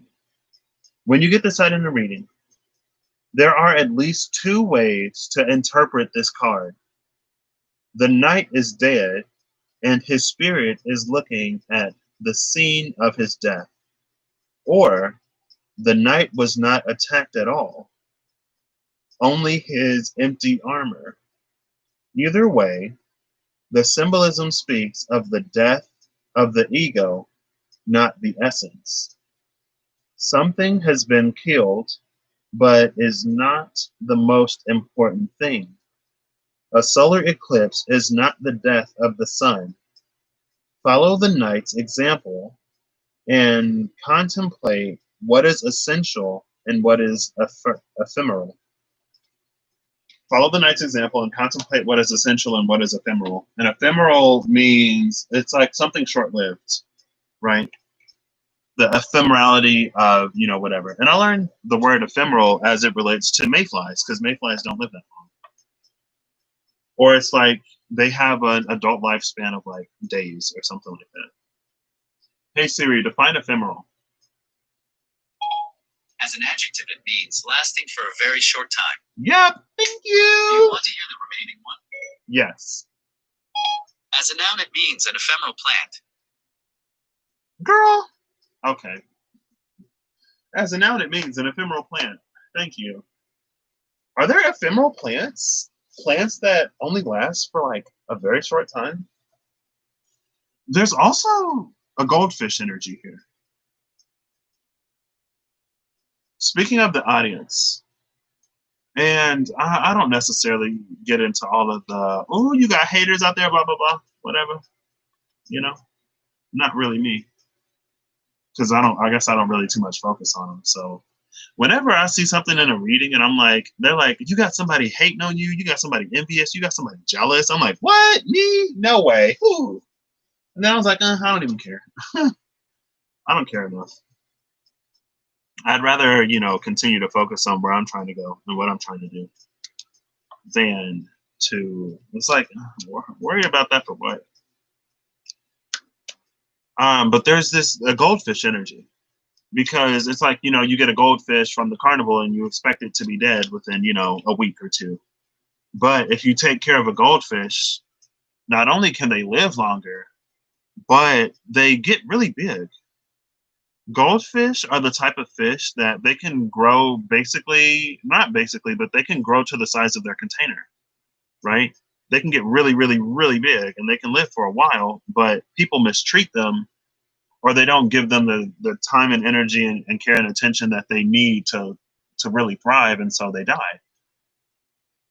And instead of us, having this sort of mindset and this ideology that people don't take care of the fish that they get. Oh, it does auto balance. I don't need any light, but I need light for my eyes so I can see. So hey, more or less. But instead of us, going like people be neglecting the goldfish that they get from carnivals, and that's why they don't really live that long. Instead of that, we just say, oh, you get a goldfish from a carnival, so it's gonna die.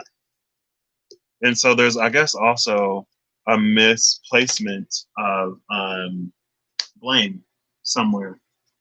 But it's not a misplacement of blame. It's like, we need to separate ourselves from the situation to see it for what it is.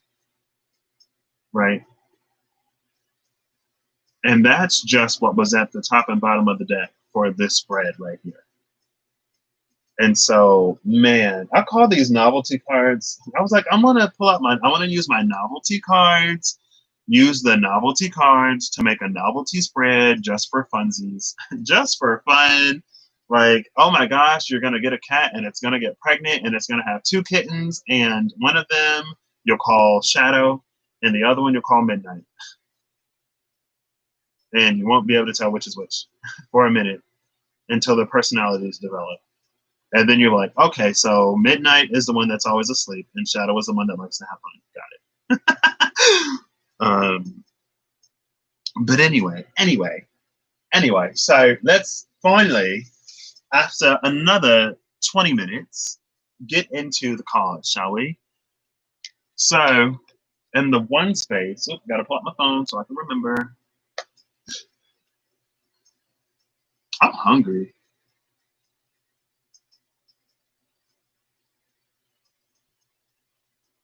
I need to make sure that as I am putting out energy, I really need to be putting it back into me. And I don't know if I'm necessarily too much doing that, especially not to the level that I'm putting it out. I just want like something good to eat. Oh, my parents aren't home. That means I can actually cook without hearing somebody complain. How come whenever I cook something, people want to be like, oh, it's hot. Oh, it's this. Oh, it's that. But whenever somebody else cooks something, then, it's whatever. Never mind. Let me stop. I'm being ejected from this space so hardcore. Quarantine is amazing for connecting to self and from getting me to be like, you know what? This ain't it. This ain't it for me. And I already knew that this wasn't it for me, but I run the risk of getting comfortable, complacent, and then staying in spaces longer than I should. And so that's why some of the things are coming up. But it's also, I will. It's also because I got a lot of vegetables. The broccoli went bad, y'all. It's also been highlighting and illuminating a lot of things to me. Like I was talking about yesterday, I was in the space of noticing that and it's like my mom sees the best in me and I don't really engage my potential. And so she knows that I can do more and I could be more. And so she encourages me to do more and be more. And I've never really tried. But instead of me accepting that encouragement and instead of me acknowledging the fact that, like I've never really tried, so why would I be surprised? I interpret that as like, I'm not good enough. Where in reality, it's like, I'm not living up to what I could be doing. And that's the truth of it. The truth was like, and that's one of the things that I've always known, but it's always been easier for me to feel like I'm not good enough and for me to continue to play small than it is for me to take that encouragement and to do more. And so there was a time when I was out there cooking and I went back to clean the dishes because I'm literally the only person in this house, it seems, And I can talk freely since ain't nobody in this house. Actually, my dad might be here, so let me take that out. Sorry. But it's like I'm the only person in this house, it seems. And it's been this way like pretty much all my life. I'm the only person who has to clean up as soon as I'm like done with something. Before I even eat my food, I need to clean the dishes. And I'm like, well, can I enjoy my food while it's like hot and warm? It's like I'm not even done cooking yet, and you're already asking me if I'm gonna clean the dishes. As if like, I haven't lived my whole life having to clean up after myself. So it's like, yes, I'm gonna do it. And then one day, early in my stay here, somebody was like, are you gonna clean that? And I was like, yeah, I'm gonna clean it. And then they were like, what? I didn't even know you knew how to do dishes. And I'm like I left the house a long time ago. So, I've had to do a lot of stuff on my own. Just because I'm home now doesn't mean that, I wasn't out there taking care of myself for a good minute, because I was. And I learned how to do some dishes while I was out there. But I'm like, so you're gonna ask me if I'm gonna do something that you perceive me as incapable of doing. So what is the point of this? What is the point of this conversation? What is the point of this interaction when you're trying to set me up to fail? Why are you trying to set me up to fail right now? It's like, yes, I'm gonna do it, and yes, I know how to do it. Like, what? Really? I didn't know that. Okay. And then same person the other day was like, you don't know how to do this? What? Y'all don't know how to do nothing. Y'all blah, blah, blah, whatever. And so somebody else was having a conversation. And I don't say anything to this person because this person, honestly, I'm just biding my time until I can leave. So I know what it feels like. Miyoshi. Hold on, wait. I mean, I don't be throwing down, but hey, nice. Sacrifices for peace of mind, girl. I get it. I understand. 100%. I understand 100%. That's why I'm like, I'm coming into my spaces and I'm like, I need to make something happen right now. But it's like, wait. I keep hearing like, wait, be patient. Wait, be patient. I'm like, be patient. Like, what do you mean? I'm like, I'm so ready to go. But something in me is like, it's gonna work out better than what you can do right now if you have a little bit of patience. Because something is gonna happen that's gonna shift your priorities and your desires. And when your priorities and desires shift and change, you're going to want to have the freedom to create to suit what that is. And you don't know. There's something in my priorities is going to shift and change to the point where I'm going to want to change direction. And so it's better for me, I feel. And again, it's like I'm working all of this out myself because it involves a lot of trust and managing impatience and patience and all kinds of stuff. But for me personally in my life, it's like I don't want to create something to create a B, and then something happens and I really want a C. And so like, man, I just made this B happen and now I gotta undo it to make C happen when I can just chill in A and wait for the thing to happen to create a B and not have to make a C right after. So, but anyway, but yeah, I mean, honestly, it's different for different people. And so for me personally, that's what I'm getting, right? For other people, it may be it's time for you to move, it's time for you to go, right? It's all relative, and that's why I'm in this space. Like I know that I don't have to just wait. I know I don't have to just be patient. I can create something, but then it's like, but are you going to create what you actually want? Because something is gonna happen in the not too distant future, sooner than you may think, and not as soon as you want it. Sooner than you think, but not as soon as you want it. something is going to happen to get you to modify a little bit. Number 20, modify. That card just popped back into my head. Modify. Something's gonna happen to get you to modify a little bit, and you don't want to go out and create a whole thing and then have to modify right after you create it. So conserve your energy, prepare now, so that when the pivot comes, you know exactly what to do. And I'm getting this downwards pointing triangle. It's the element of water. It's the womb, right? I don't know, girl. Y'all gonna have to. Oof. Okay.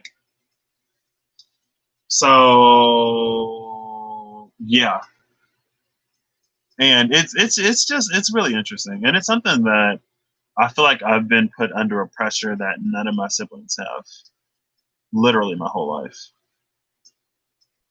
and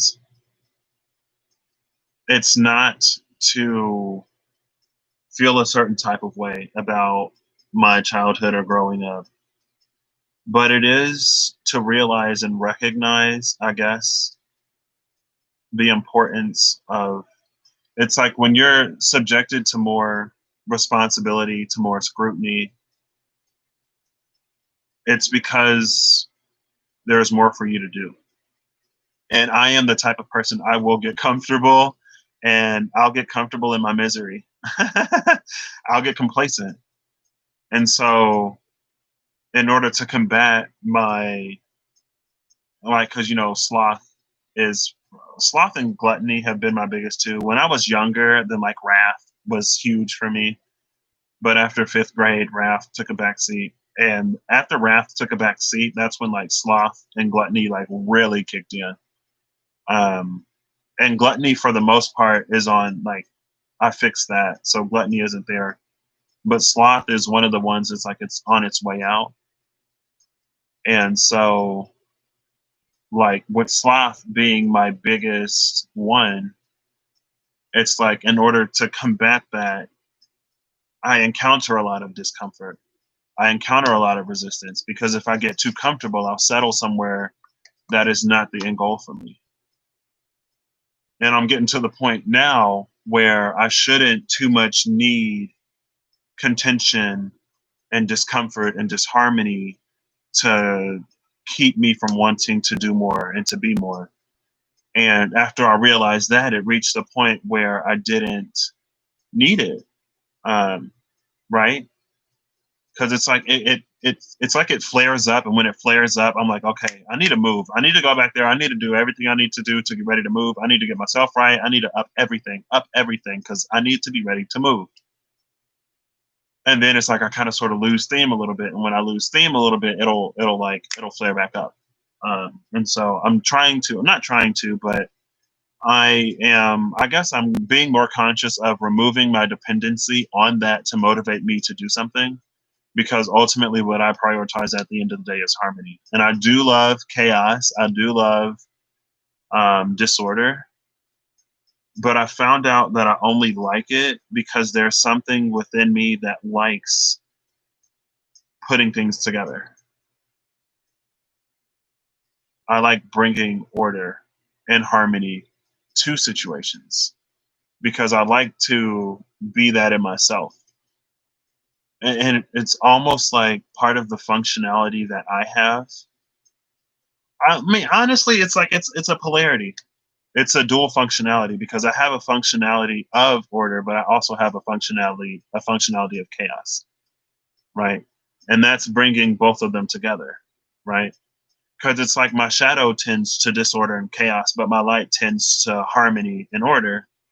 And so I need to bring them together. And my birth cards are the Tower and the Chariot. And it's kind of sort of perfect for me, the Tower and the Chariot, because both of those energies speak to harmony and disharmony, speak to chaos and order, both of them, right? There's a period of disharmony, there's a period of chaos with the Tower, but then there's a period of restructuring and harmony and order that results. And with the Chariot, it's all about putting the forces of harmony and disharmony, chaos and order together to move forward, right? You get the light horse and the dark horse.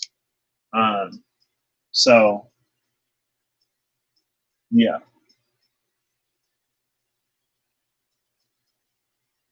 It's a shame it took your grandmother getting on your nerves to stop hoarding money and get the car towed and fixed.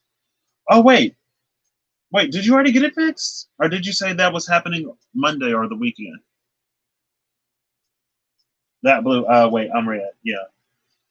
And so there's in my life, I guess, I mean, I don't necessarily have to speak of everything, but the reason why I said that the acacia is like the acacia being the tree that holds life and death. For me, it's interesting because in dreams and in life, I've always played out this role between, like, I've been using the harmony and the chaos, the order and chaos sort of polarity, but there's also like this life and death polarity that, especially in the dream world, I found myself in. And it was a long, long, long time ago watching the Shaman King anime when it was on 4Kids or Kids WB. It might have been Kids WB at the time. And I was like, Shaman King, what? Like, and then I Googled Shaman because, I grew up in the age where, I mean, we do have a whole case of, where did they go? I don't think they're in my brother's room anymore. But we had a whole bookshelf of these super, super dense, super, super thick black encyclopedias. These super, super dense, super, super, super thick black encyclopedias that were crammed into this little 2-shelf book thing that was so heavy. So even if I didn't have the internet, and we have like multiple dictionaries, I have a Webster's dictionary. I have a few dictionaries. I have a thesaurus too. I don't know where it is. But I got like a smaller Webster's, and then I also have a pocket Webster's. So I have smaller dictionaries and pocket dictionaries. I got a thesaurus. Like, writer recorder is something that is so core to my soul, but I don't engage it nearly enough at all. But it's interesting that there are these sort of different codes and functionalities that I kind of sort of have that have been like tapped into or eliminated or whatever. Blah, blah. This ain't about me. This is not about me. It is my channel, but it's not about me. But I guess I can I can tell my perspective, my story. My teeth are just like, I feel like they're just like, I don't know. They're kind of, I don't know. It's too much. I need to not talk as much because, like, I don't need to, but at the same time, it's like, man, this sensation is starting to annoy me. So, but anyway, so like chaos and disorder has been one that I kind of sort of play. Whenever things are too orderly, I liked to in the past growing up, because now I am more firmly rooted on one side. But growing up, whenever things were too chaotic, I would introduce elements of order. Whenever things were too orderly, I would introduce a little bit of chaos.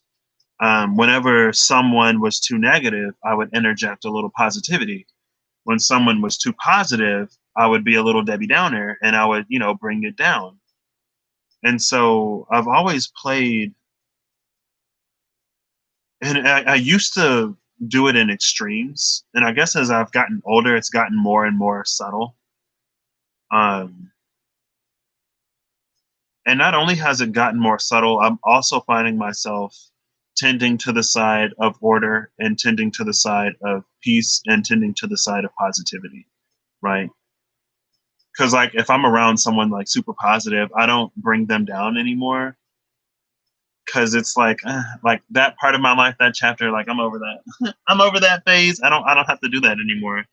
And maybe when I played both sides growing up in my formative years, especially when I was like really, really, really little, like before 5th grade, for sure. After I went to middle school, then things just kind of died all over the place and I went more stoic. So first it was like extremes in both, and then it became like neither. But maybe like I had to, that was in those years, it was me getting this understanding of both sides. But now, I primarily reside on one. Now, if something needs to fall, if something needs to be called into question, then I don't mind, bringing enough disorder or bringing a certain perspective. Because like you can't be sunshine and rainbows all of the time, especially if there's something that needs to be addressed in your reality, right? In your waking life. Then there are some times when diverting your gaze and diverting your focus to something more positive is necessary, but there are also times when something needs to be observed. And that's honestly the feeling that I've been getting lately. It's the divine power of observation, right? When you watch something for change, it will change. And there are some things that change themselves, but there are some things where the change is so important that you have to watch it. You have to participate. This cannot be left up to chance. It cannot be left up to chance. And so since it can't be left up to chance, we have to participate. I don't know, why am I doing this with my hands? I don't know. That just kind of happened. But since it's too important to leave it up to chance. And so with my focus and with my attention, I have to channel the divine in me to observe this in a way that the divine, the supreme divine, the supreme one, the greater collectives of ones are also watching.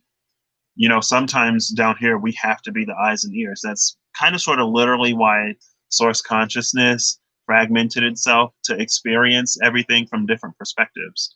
And so right now your perspective on what's going on is important. So don't ignore it. Man, this is so annoying. Ugh! I just want to stop talking. I want to just shut up. Because my teeth are so, I don't like this feeling. I don't like this feeling. But I can't stop talking either. So I'm going to drink a little bit of water.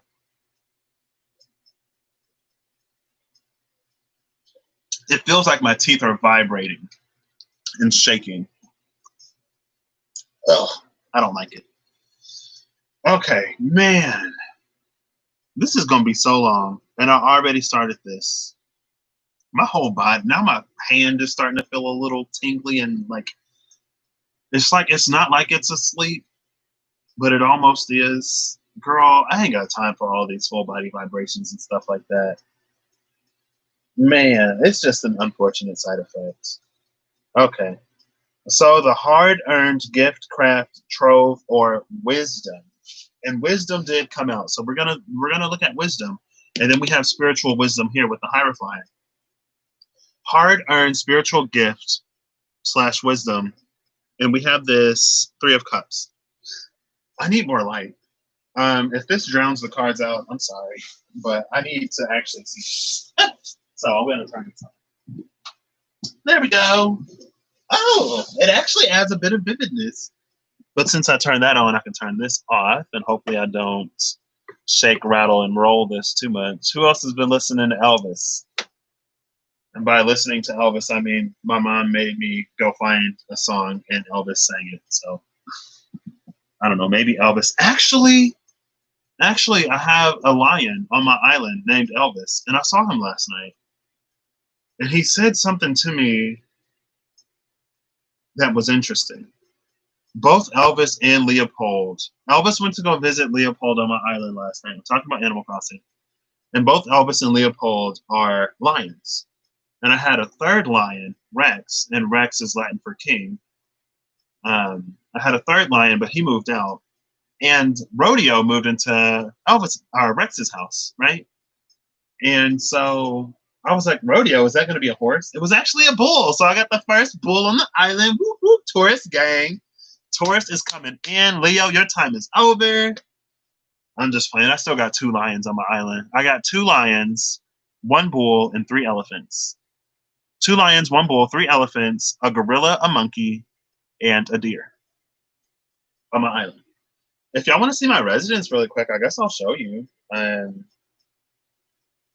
you know, this may be more or less relevant, but maybe a name will be in here.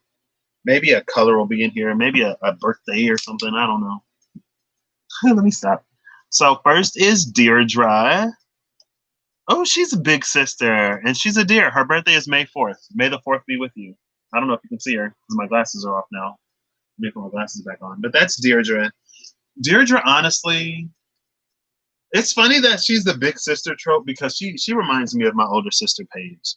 Growing up, it's like I love her, but she could be mean sometimes. She just be mean.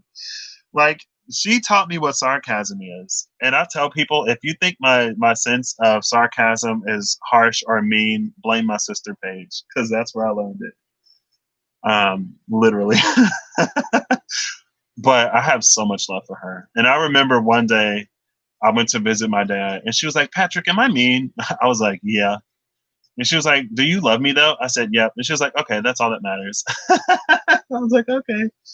All right. She was like, as long as you love me, then it doesn't matter. Next is Eloise. Eloise is an elephant. She's snooty, and her birthday is December 8th. Oh, wait. Well, you can kind of see. Oh, these ladies washed out. Can you see her? There she is. There's Eloise. She's a yellow elephant. Her personality is snooty, but she's kind of sort of fun. 1 second. Hello.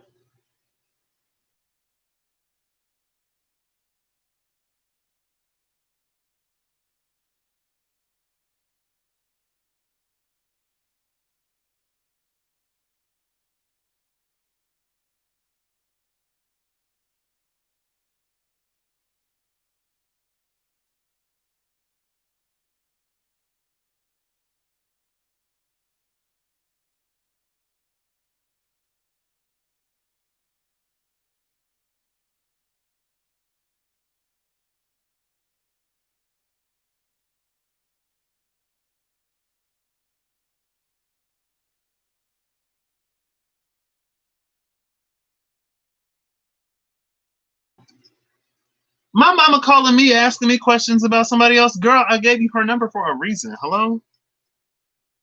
She's like, I wonder if she got it with her. I wonder if she this. I wonder if she that. I'm like, I don't know, woman. Ask her. Goodness. That's why I gave you her number. Next is Elvis. Elvis is cranky. That is him. His birthday is July 23rd, and he's a lion. There, you can kind of see Elvis. He'd be like, my back hurt, my feet hurt, but I'm gonna get this done. Elvis, he'll be like, my back hurt, but once I start this, I'm gonna finish it. His hobby is education. I feel like I'm playing the Bachelor/Bachelorette from the residence. And then here's Leopold. His hair is green. His personality is smug, and his birthday is August 14th. So we have another Leo. There's Leopold.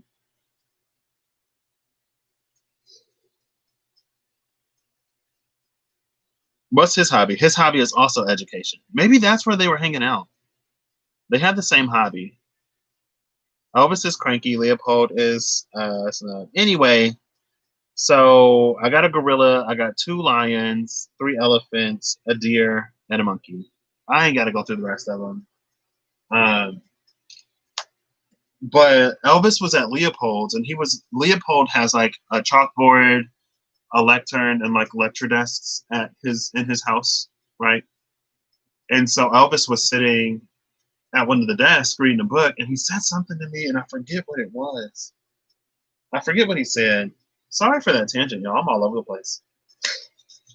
But anyway, so one of the lions moved out, and the bull came in. I was like, bull gang, hey. But Rodeo be so mean. Rodeo, wait, I want to see what Rodeo is. I'm going to show y'all Rodeo. He be so mean. I walked in a Rodeo house the other day, and he was like, your outfit screams summer. I was like, oh my gosh, thank you. And then he was like, can you tell it to quiet down? I was like, oh my God. And then he was like, one day he was like, I like your shirt. And then he's like, it looks like a crumpled up napkin after a few hours or something like that. I'm like, oh my gosh. Rodeo is mean, y'all. He be mean to me. Rodeo is a Scorpio. The bull on my island, all the lions are Leos. Besides Elvis. Elvis may be on the cusp of Cancer. Because July 23rd, that's on the cusp. I don't know if that's Cancer or Leo. But Rodeo is just a straight up, Rodeo's just a straight up Scorpio. He's a bull, but he's a Scorpio. How'd that work? And his personality is lazy, but he's mean. Rodeo is mean. He's just straight up mean. Anyway, I'm sorry for that tangent. Why did I start talking about that? It's 2:20 over here, y'all. 2 minutes and it'll be 2:22. Okay, let me go back to the thing. So this is the area of grace restraint. Nope, psych. That was the other reading. This is the angel spread. So the angel spread is inherently divine. But something about this spread is about getting us to reach a vibration that is closer to that of the angelic realm, right?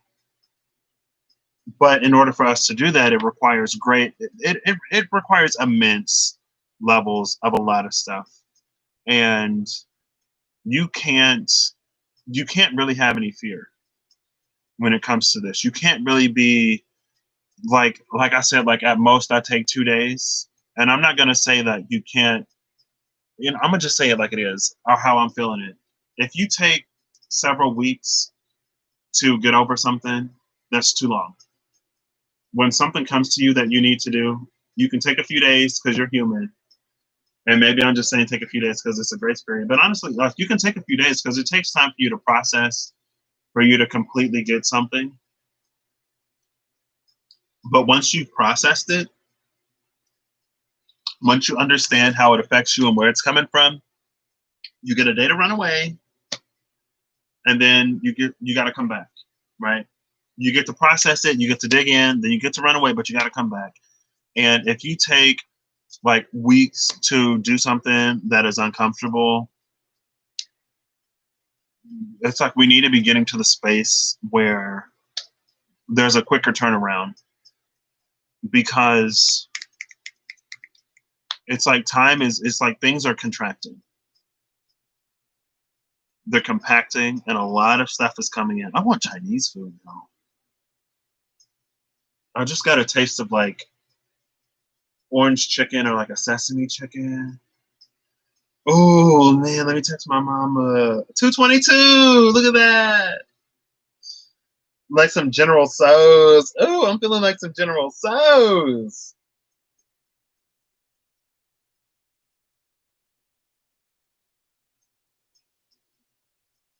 I ain't yet vegetarian or vegan, y'all. When I feel that calling all my life, I will give up meat. But until then, I'm still eating it. You know, some of the most respected people, some of the most respected indigenous people ate meat, right? I honor the life and the sacrifice. Like I honor the life of the animal just like I honor the life of the plant, you know? And some of okay, let me clean up the way I say this because I'm not trying to be accusatory or inflammatory. But I was listening to somebody, I don't remember who, and she was like, oh, it was the lady who I was listening to talk about the higher chakras. Sarah Prophet, 2 F's, 2 T's, I believe. I think that's her name. But she was like, you know, because she was talking about the 10th or 11th chakra and how those sort of play around the hands and the feet. And she was like, you know, you can use cold water to cleanse these whenever you work with someone. Whenever you energetically work with somebody, like, you know, you should cleanse. Like, what I was taught that we cleanse and shield before, and then, you know, we cleanse and shield after at the same time. through this one practice. I forget. It's like Bandha. Because with the Bandha, it's like we activate all the chakras, get that Kundalini flowing, and then we go through and we do the shielding. And so we do the Bandha before and after we work with somebody else. But anyway, she was talking about, you can cleanse with cold water. She was like, you don't have to use sage or Palo Santo, or page or sage. And she was saying that, like, if you do get sage or Palo Santo, try to make sure it's ethically sourced, because it's being like over-farmed right now. And that's one of and I watched a documentary about ayahuasca a long time ago. And it's like there are things in our system, shadows of our system that we haven't yet faced. Shadows of capitalism that we haven't yet faced. And at the same time that there's this boom and awakening and this rebirth of spirituality, but the shadow of capitalism is now hitting the very people who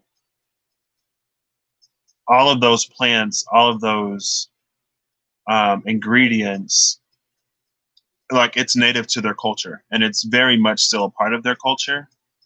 But through this Western capitalism, it's like a lot of that stuff is natural, right? And so, and again, that's the parasitic nature of man. It's like we're consuming it faster than the earth can produce it. And there are people who, like, that is their culture, that is their way of life. And not to say that, culture should be something that is, gate kept, and we shouldn't expand and shouldn't be able to experience someone else's culture, but we should also respect someone else's culture to the point where, like, it shouldn't be a thing of, oh, well, I can pay more money, so I should be able to get access to this, and you just have to go without, right? And so there is like this huge sort of call to, in the spiritual sense with sage, Palo Santo, ayahuasca, other plant medicine, stuff like that. Also, just with like people going like, vegan and vegetarian. And then we're not talking about, how, what in South, and I'm not completely, 100% informed because it's not my lifestyle, but I've come across information that's like, when it comes to quinoa, how there are places that are sort of suffering in the world right now where that stuff comes from. And so I feel like people will sort of leave meat behind for ethical reasons and for moral reasons, but they don't look at the ethics and the morality behind where they get their stuff, right? And it's not to say that one is necessarily better or worse than the other, but if you're going to claim that you don't eat meat for some kind of ethics or for some kind of morality, then you should also be just as ethically and morally concerned as you are with where you get what you get. And if it's being, done in a conscious and sort of sustainable way, or if it's just like taking, right? It's like locusts. We're like locusts. We just go in and we destroy stuff.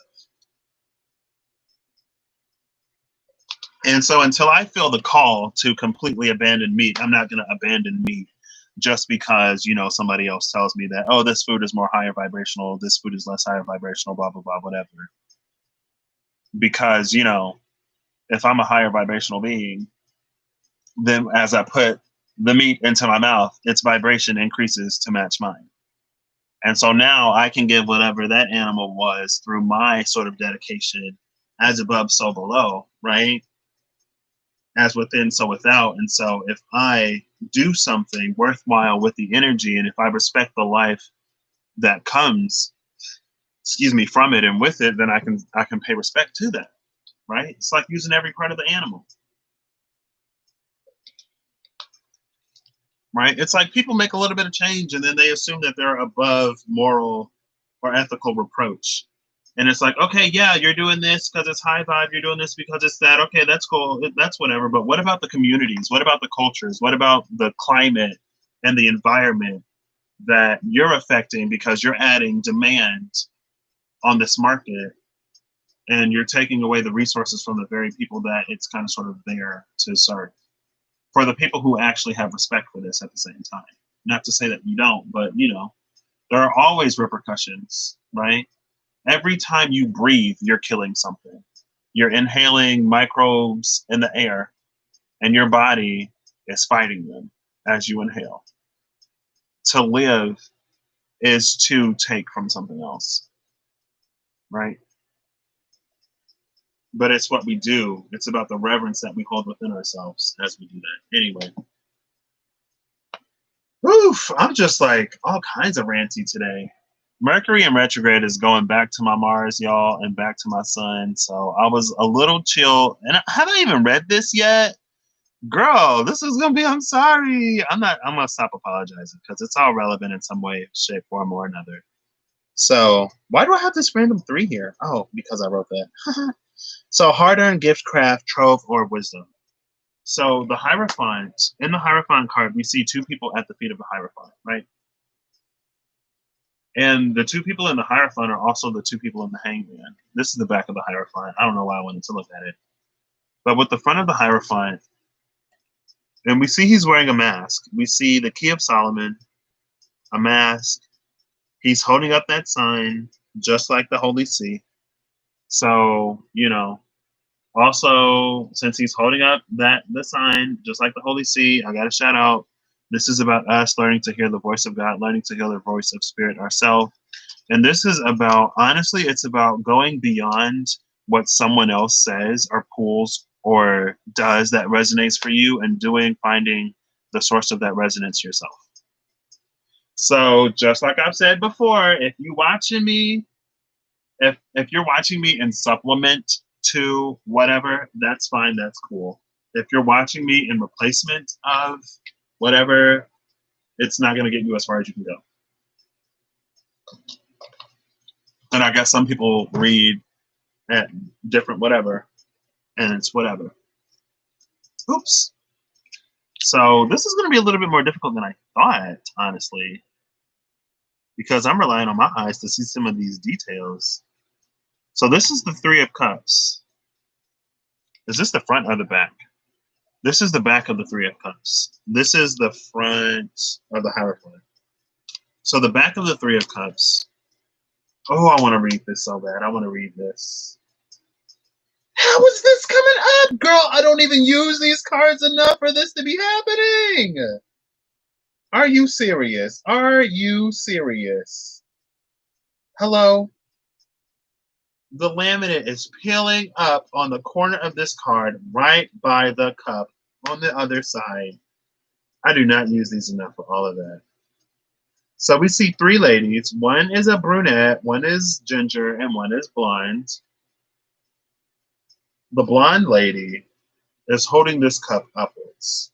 The 2 ladies in the back are dancing. She is wearing this cloth, girl. I am seeing some side of her. Almost look like I'd be able to see a little booty crack. I ain't trying to see her booty crack, but you know, let me hold this up. There you go. You can kind of sort of see. I don't know if that's blurry or not. I don't know where this thing is focusing. But she's holding the cup up. And so this is the space of the dragon, right? I should have put what all the cards were. All right, let me calm down a little bit. I see red and blue. Lots of red with a little bit of blue. So we're more rooted and focused in the material than we are in the higher, right? The lesser material, the mental, or the spiritual.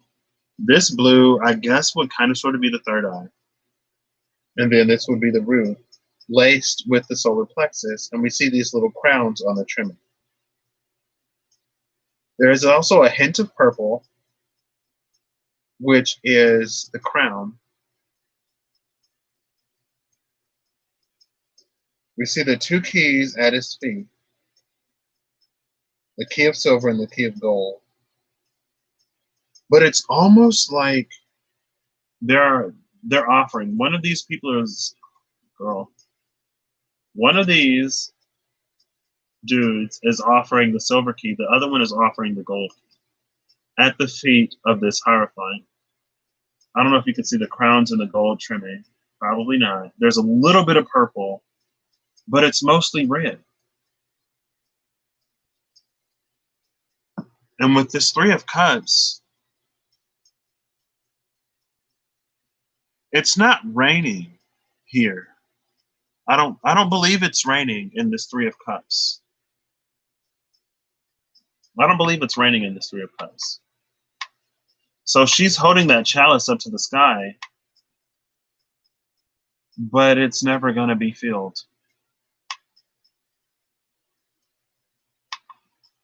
And so this is inherently telling me we are beyond what someone else can do for us.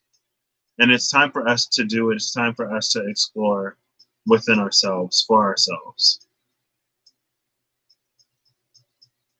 Right? You've grown as much as you can beneath someone else's wing.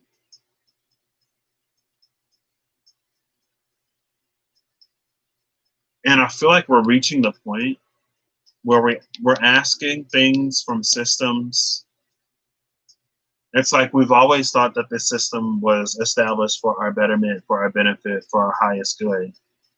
But now that we're starting to ask for actual sustenance, for something that will actually sustain us,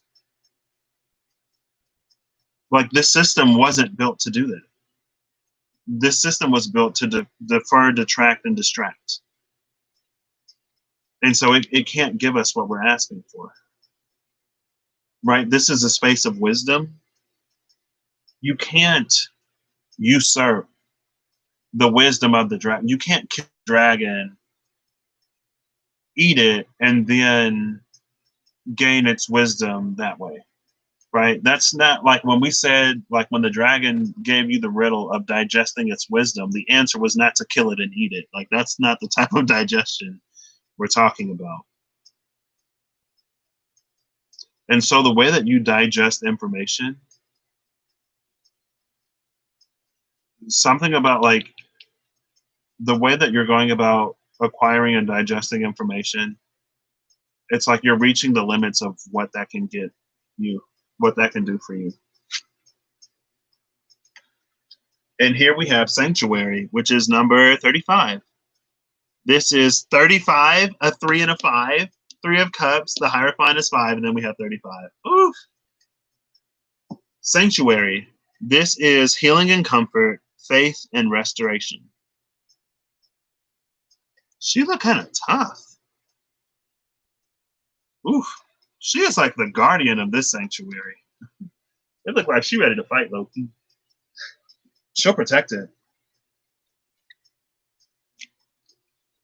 So that's the energy we have here. It's almost like there's so much that you have within you that you're not even tapping into. And it's being limited by confirmation bias. That's what this is. And it's like, if you speak your truth, if you focus more on what is true for you,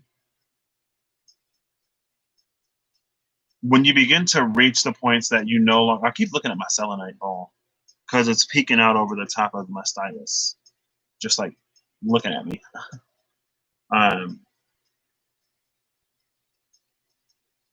Ooh, I just lost my train of thought.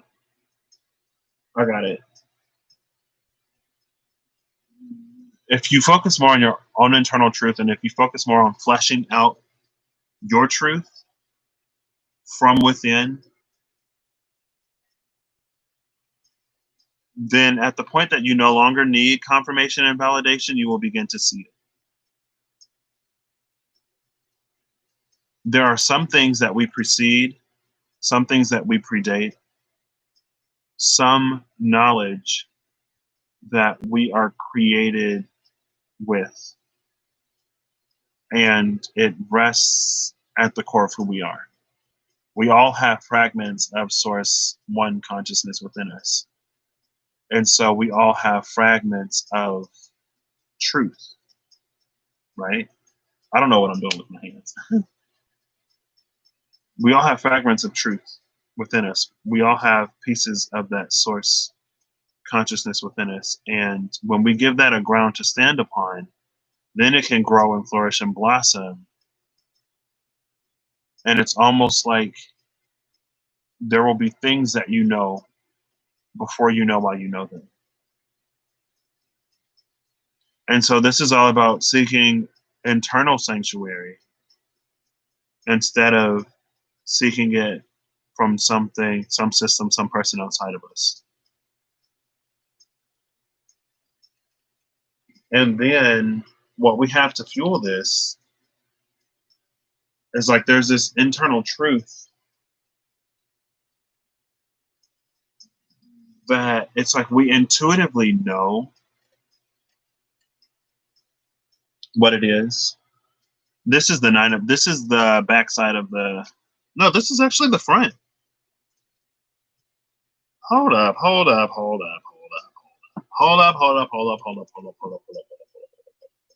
Yeah, this is the back. I don't know why I thought this was the front. When the arrow is pointing to the right, it's the right side. When the arrow is pointing to the left, it's the back side. So this is the back side. I was like, no, because I looked at this is the, well, that's the front.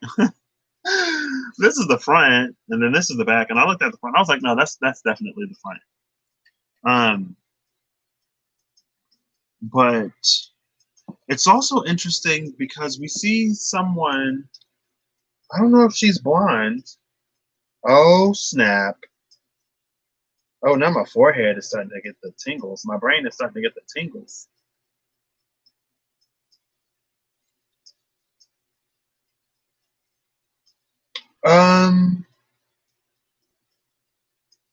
Her garb is different, but I think this may be the same lady. Judge for yourself, but I think that may be the same lady.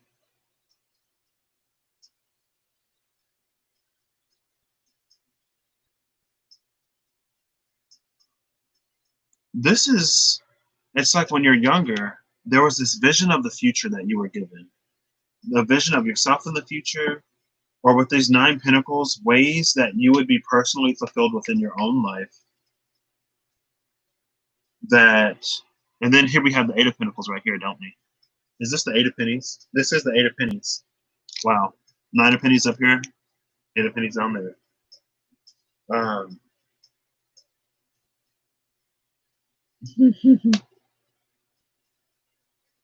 But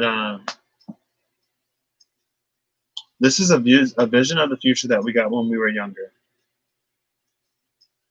And there's an innocence in the purity of what this is. Because this was the fairy, right? And so now, it's like we're reaching upwards for what was promised us, but we're looking in areas that we can't find it. We're looking in places that are not meant to build. We're looking in places that are not built to give us this level of fulfillment. Right?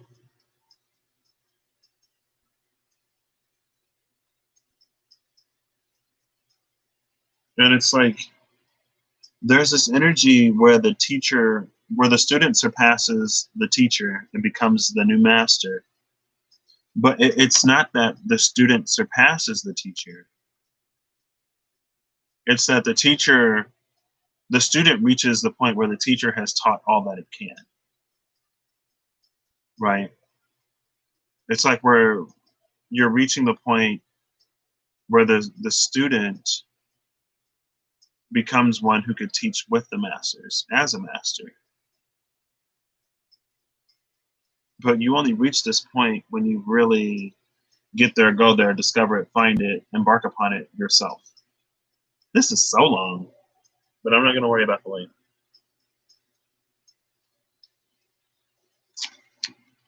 And the card here, interestingly enough, is number 33. 3 times 3 is 9. The root portal. Vitality, stability, survival, and fearful. Vitality, stability, survival, and fearful.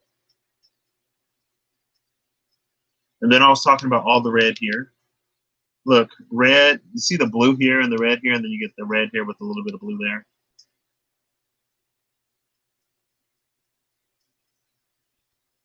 The energy here is that you can't create anything that you're not. You can't create anything that you're not. And so Source was able to create everything because Source is it, right? But you are not everything. You are not one. You are not all. You are a piece. We are pieces. We are fragments of the one. And so the one lives within us, but we are not the one.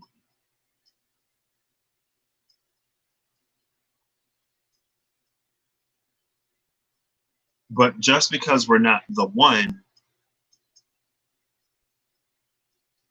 doesn't mean that. Now I want a cheese stick. What's up with all these food cravings? Where's the moon right now? Is it in Taurus or something? I'm going from like General Tso's chicken to like string cheese to pizza rolls. I don't know. I got the munchies over here now. Goodness. I want to look and see what the moon is real quick. The moon is in Taurus. It's 29 degrees Taurus, though. The moon is in Taurus. Hey, it's conjuncting my moon. Lunar return. What my planets look like for this lunar return? Well, my Mercury is retrograde again, so there's that. Lots of retrogrades. Oof. Everybody got a lunar return full of retrogrades.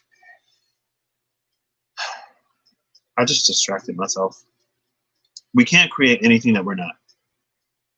So it's up for us to become more.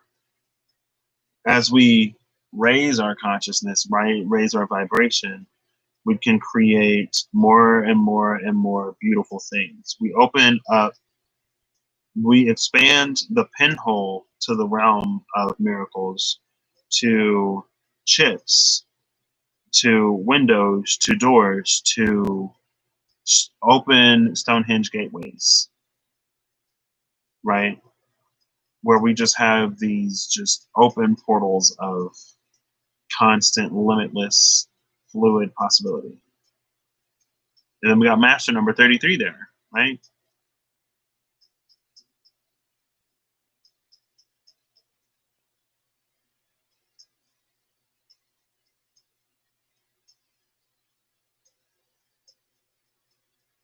There's a question that's coming to my mind. The question that came to my mind was, how can you expect to experience wholeness when you're not whole? But I don't know what that means.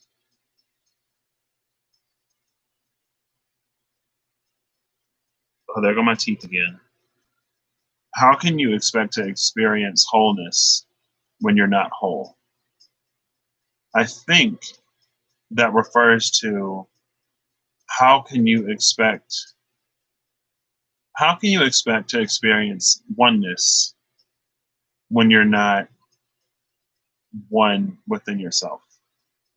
So that goes up. So going up from how can you expect to experience wholeness without being whole? Going up, how can you expect to experience oneness if you are not one within yourself? But I think that means like, how can you expect to experience wholeness if you don't accept all of those parts of you as you?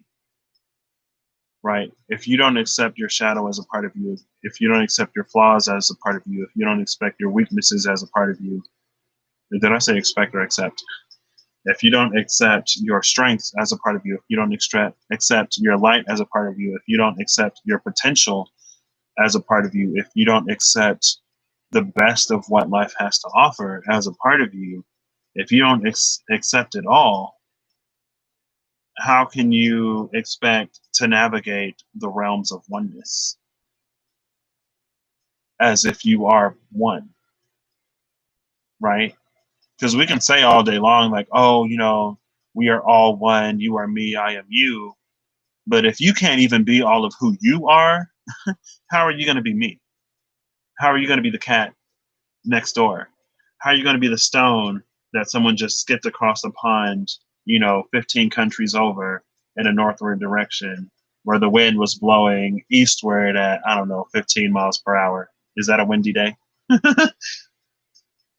How can you expect to be the blue jay in the tree that, is bringing the worm home to feed its baby birds? How can you expect to be the worm that, exchanges its life to preserve and to bolster another?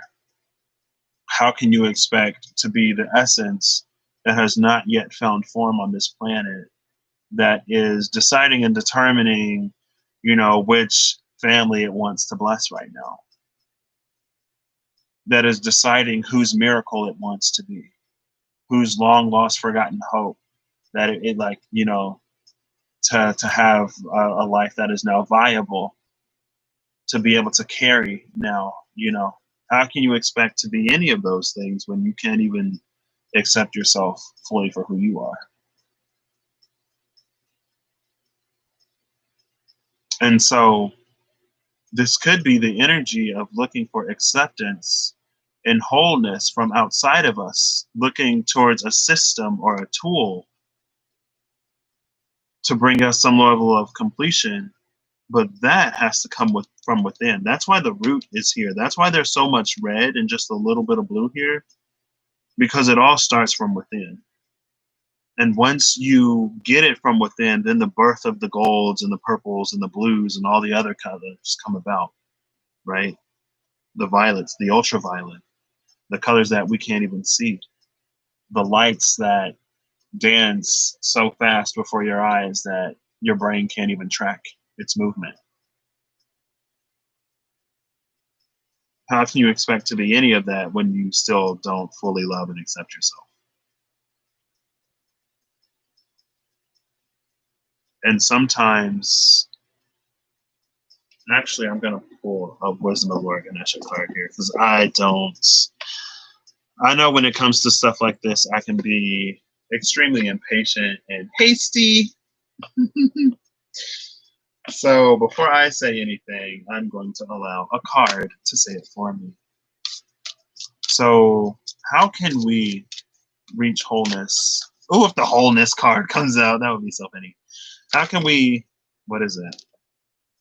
How can we expect to reach wholeness within ourselves, independent of someone else? Because someone else can show you the way, but you have to take that step beyond the precipice. Oh man, boo. I was like, oh, if it'll be wholeness, that'd be so rad. But honestly, this card is just as beautiful. Belonging is the card that came out. Belonging. Number 41. This is a 5. And I'm going to read, I guess I'll leave it up and I'll read it. Belonging. Now I want a bologna sandwich. I said belonging and it made me think of bologna, which made me think of, bologna, which made me think of bologna. I'm so hungry, y'all. I need to put something in this belly. The hunger is starting to interfere. Belonging. This says, learn to find security from within. Learn to find security from within. This is what I'm asking you. You're supposed to be giving me the answer. Because what I was going to say is you can't find wholeness within someone else. No, what I was going to say is sometimes you have to give yourself the opportunity to leap into an area where you may not yet feel worthy, where you may not yet feel deserving. And it goes back to what I was saying yesterday. Sometimes you have to go after something that you may not yet feel worthy or deserving for, to begin to experience how truly worthy and deserving of that you are. Sometimes you have to give yourself that opportunity. And I had that realization in January believe it or not. And I won't go into too much detail because Be Candid wasn't the card that came out today. Let me not move my head too quickly because I might get a head rush. Oof, my teeth are starting to vibrate. My head is starting to hurt a little bit. It's fine. I can hold it all in. What if I just deatomized? The vibration got too high and my molecules fell apart. In January, I reached this space where there was something that I really, really, really, really wanted. And I didn't think I would get it. I honestly did not believe I would get it. And when it approached me, as I approached it, I can do a lot of things. I can say a lot, but my expectation a lot of times is silence or rejection. I don't too much expect acceptance. And so belonging, oof, I pulled some cards for me one day and belonging came out and it hit me. Because I feel like, you know, two of my favorite movies are Meet the Robinsons and Hercules. And Disney's Hercules is one of my favorite movies just because I watched it so much. But Meet the Robinsons is one of my favorite movies. And a few months ago, I was like, it's so interesting that these are two of my favorite movies when I've spent my whole life surrounded by loving family. But even though I've been surrounded by family, I haven't necessarily ever really felt like I belonged somewhere. It's like I can find a space in places and I can go to a place and I can add some decorations and I can add some color and I can make it look like someone lives here. I can make a space feel homey. I can make it feel like home, but it doesn't feel like home, if that makes any sense.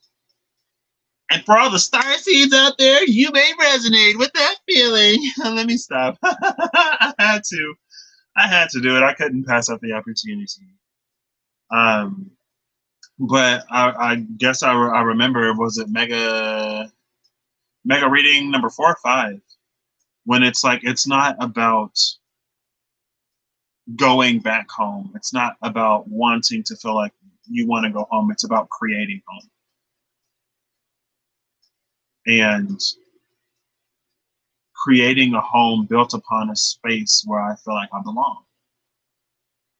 And so when in January, when I encountered that acceptance that I didn't expect to find, my shadow immediately went overdrive.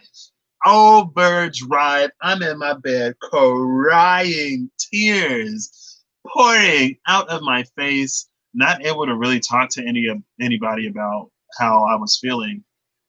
And I feel like that's one of the kind of sort of unfortunate-ish parts of everything that's happened to me in my personal life this year. I feel like there aren't really too many people I can talk to about it. Because I like to respect the wishes of other people, right? And I'm not going to get too deep into it, but I feel like I can't really divulge fully how I feel. I can't really talk about how I truly, fully feel. And so a lot of it, I kind of sort of have to keep to myself and I have to process. And as I've been processing it within myself, it's actually been beneficial. Because there is no one outside of me that can offer me insight into my specific situation in a way that is meaningful to me. And it's not to say that other people's opinions aren't comforting or validating or whatever, but at the end of the day, no one outside of me can give me the peace that I need to feel within me, right? And so as I begin to build and establish that peace within myself, My whole head, I feel like it's starting to just like congest and clog up. Oh my gosh. Oof. This is too much. But I'm gonna keep going anyway. I ain't gonna let it stop me. And my throat is starting to burn at the back a little bit. That's a there. Let me not move my head too much because I feel like if I move my head too quickly or too much, I'll start to get like vertigo or something. Let me just settle into this energy real quick. Let me breathe. Let me ground a little. Let me make sure my feet are actually touching the carpet and not this rod. There go my teeth again. Oh my gosh. So many sensations. But through all of that, I guess I've learned to not only trust more, but I've learned to create a foundation within myself where I can hold myself steady and I can hold myself sturdy. And like, I feel like that's been the story my whole life. I feel like it's been the story my whole life where it's like, I got to keep myself sturdy. I have to keep myself stable. No one can really comfort me or be there for me in the ways that I truly need it. And so I've always, I feel like, had to do it myself. And it's not that I haven't had people that I can count on or rely on, or it's not that, I'm alone and I don't have people in my life, but it's like, I feel like I've never really been able to find anyone outside of me who can hold me the way that I can hold me and to comfort me the way that I can comfort me. And also at the same time, I feel like I've never felt closer to the space that I belong in. And so I may get a little impatient sometimes. I may get a lot of impatience sometimes. I may feel like I want to just like throw my hands up and just walk away and try to create everything on my own. And it's not that I don't feel that there is like it's like on a soul level. It's like what's spiritually beyond spiritual? Like, because I know that I'm spiritual on a soul level. It's not that I feel like I'm incapable on a soul level of creating everything for myself that I want, but also at the same time, I also feel the beauty of harmonic convergence and of true harmonic co-creation. And one of the things that I want to experience in this life more than anything is not feeling like I need to do it alone, not feeling like I need to do it by myself, not feeling like if I tell this person, they'll understand to a certain degree, but they won't understand to the capacity that I really look at things. Because I look at things in so many ways, in so many angles, from so many aspects and perspectives that, like, sometimes the way I read, it's like, this could be like this, but it could also be this. And if you take this approach, or if we look at it in a different light, it can also be this other thing. And I just lost my place. It's fine. Actually, I think I'm just going to stop here. It said, find that within yourself.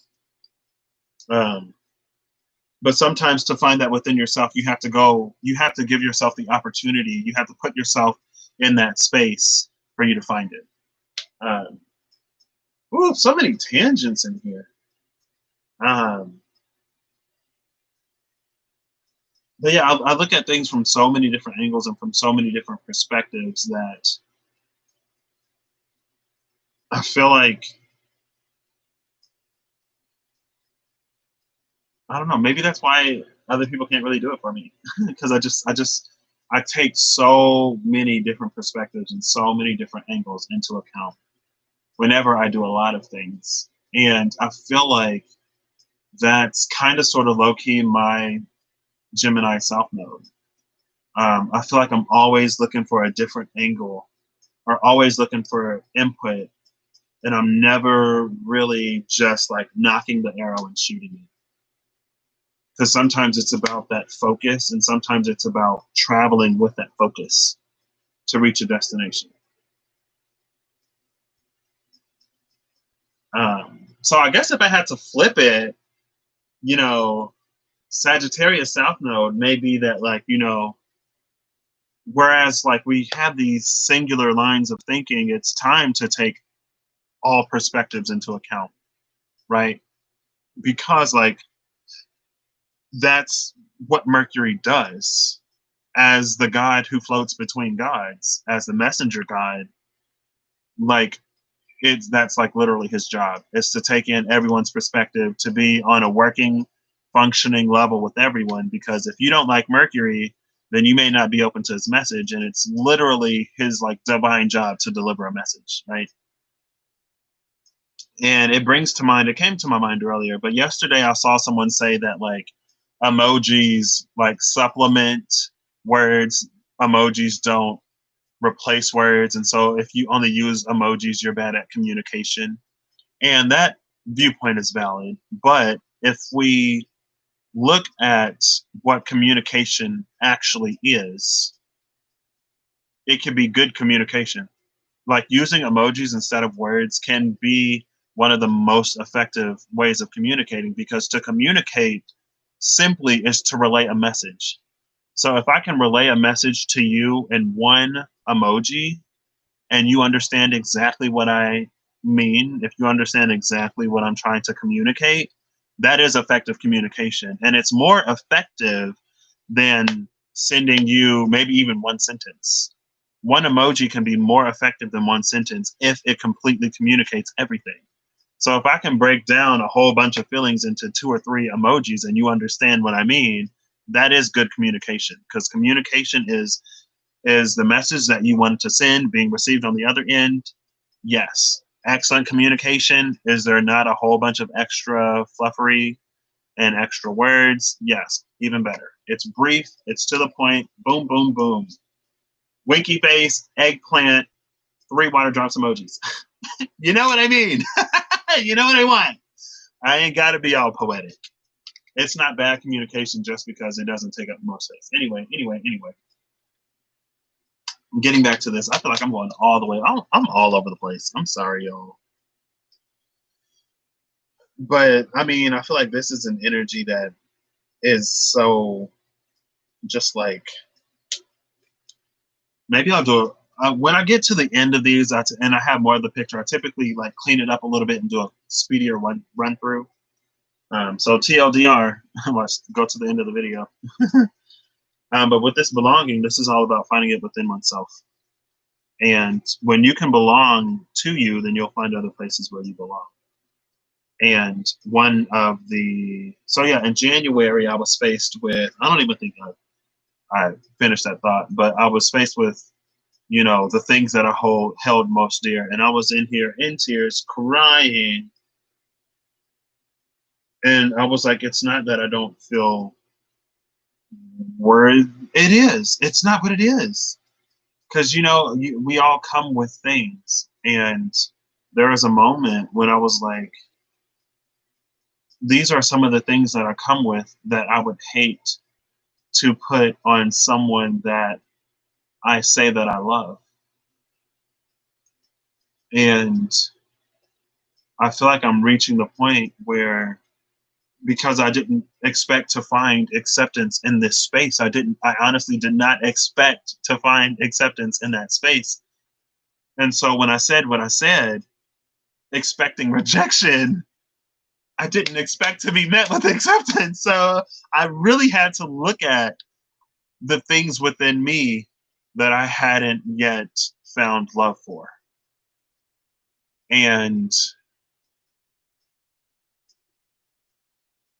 it was so interesting because I'm in the space now where I don't run from challenges. Like I said, I give myself at the most like 2 days, because after 2 days, it feels like to me, it feels like it's too much time not doing something that I know I should be doing, because that it's just been my journey. Especially since I got super intentional about it since 2019. 2019 was a year of intentionality for me. And so it's been my journey. Like, I'm not going to spend more than 2 days running away, because that's going to slow me down. And so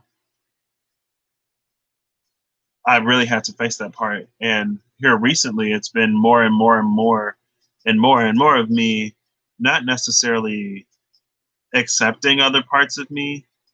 It has been finding my voice here extremely recently. But it's also been about, coming into self-love and how I actually show myself I love me, rather than just saying I do, right? What I'm willing to do for myself as compared to what I'm willing to do for others, and where I sort of draw healthy boundaries. So it's been a lot of growth on a lot of deeply personal levels that honestly are making me ready for what is coming next. So I feel like spiritually, there may be some ways where I am more evolved. I don't want to say more evolved. Spiritually, there may be some ways where I am closer aligned, more tightly aligned with who I am and where I'm going. But emotionally, I feel like I was kind of sort of lagging a little bit. And in some other departments, I was lagging a little bit. So wherever I found myself ahead, I can also recognize where I am behind. And I can also recognize the things in me that needed to change in order for me to show up as I am in this space right now, and how much work it required to get me here. And so I don't look at certain dynamics as worthy or as on par or as deserving or as left behind or um, trailing or proceeding forward. Like, I don't look at it like that, because I know within me all of what I needed to do, all of who I needed to become, to continue to become, and to, like I said, show up in this space. If I didn't do all that, I wouldn't be here. If I didn't do all that, I would have run away a long time ago. I would have self-sabotaged a long time ago. I would have given up a long time ago. I would have distracted myself a long time ago. I would have told myself that it's not worthy, it's not worth it, it's not this, it's not that a long time ago, instead of honestly sitting in the truth that is within me. Because, regardless of if I want to admit it or if I like it, sometimes I know. And there are, going back to the like, I'm just interjecting all over this. It's fine. But going back to the chaos versus order, life versus death, going back to Shaman King, I Googled shamans. I didn't even finish that story. But I come back to the stories. I start them where they're relevant and I finish where they, cherry on top. Or I'm just all over the place. Take it as it resonates. Accept me as I am, or find somebody else you like. Because it's not my job to get you to like me. It's just my job to be me. That's all I got. All I got to worry about is being me, doing me, showing up authentically. And then, it's your problem whether or not you like me or whether or not I resonate or whatever. Because there are so many people on this planet, so many lights, you can find the ones that work for you. It's not my job. It's not my job. I feel like that statement would be a lot more poignant and would hold more weight if I had a larger audience. But sometimes it's not the size of the audience. Sometimes, because if I ever do find myself with an audience, I'm going to be me the whole time. So, and also if I change, I change, because I'm human. And being human is just as much about growth and evolution and transformation as it is about being, consistent and being there. So, I'm not obligated to be who I am now tomorrow. I'm not obligated to be who I was 2 seconds ago now. Right? That's kind of sort of the beauty of life, is that it's ever evolving, ever changing, ever progressing, ever proceeding further into the tomorrow. Never reaching tomorrow, always in the now, always here today. But yesterday happened and tomorrow will happen. Right? Anyway, Shaman King. I looked up shamans. That's when I got into like Native Americans. So like, the Native Americans had shamans and stuff. I was like, oh my gosh, I have Native American in me. That's when I got really interested in exactly what tribe are we a long time ago. Still don't know the answers. Besides, Cherokee way back in the day, and Choctaw. But there's still so many other peoples, so many other tribes. And, they may be the same tribe, but so many other peoples within me. There may be there might have been somebody else who was Blackfoot, but there may be some Blackfoot in me. Why do I feel like there's Blackfoot on the Blackwell side? I don't know. Anyway. And then, so maybe I looked it up one day. I was like, how to have and then I got into like out of body experiences and all stuff like that. And I came upon something that was like, sit down. It was like some astral projection thing. So I did it back here. I was actually in this room, I believe. So I was a teenager, early teenage years, maybe preteen, because I don't think I was too much watching 4Kids in high school. So that would have been like middle school somewhere.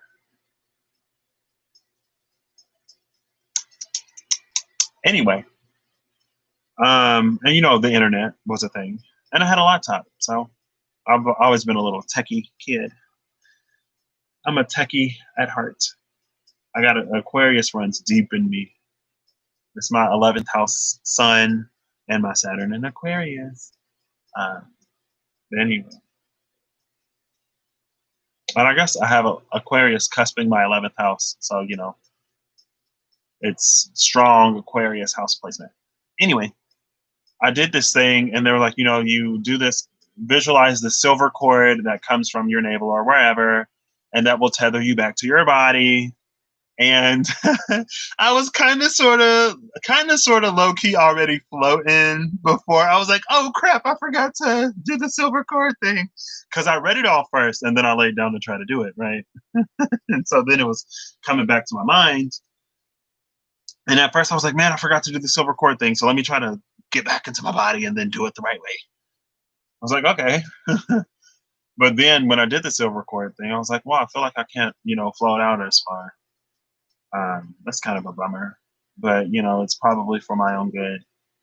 And then I don't think I came out of it properly either. And I had just gotten up and I was like, oh crap, I was supposed to astrally, mentally find my way back to my body and then come back to my body and then get up. And I was like, first I forget the silver cord and then I forget to come back to my body. Oh my gosh, I'm doing this all wrong. But not too long after that, I had a dream that basically my ego was separated when I was younger, right? I had a dream that my ego was separated, and there was the light part of me and the dark part of me. And then I woke up, and then I feel like that was the beginning of me not necessarily fully consciously, but more consciously, more surface level subconsciously, feeling separation within myself. But I never, it was an interesting feeling, because I would feel that there was something missing within me, but I also felt like all the parts were there. And so I would have dreams, or later, years later, I would have dreams or meditations, or I would be in my dreams and try to if ever the topic would come up in my dreams, and I would try to force myself back together. And I would think that I did, but then it's why do I still feel like there's a part of me that's not here? And interestingly enough, it was always the darker part of me. And look at me, I'm plenty dark, right? Anyway, interestingly enough, it was always the darker part of me. that I felt was missing. And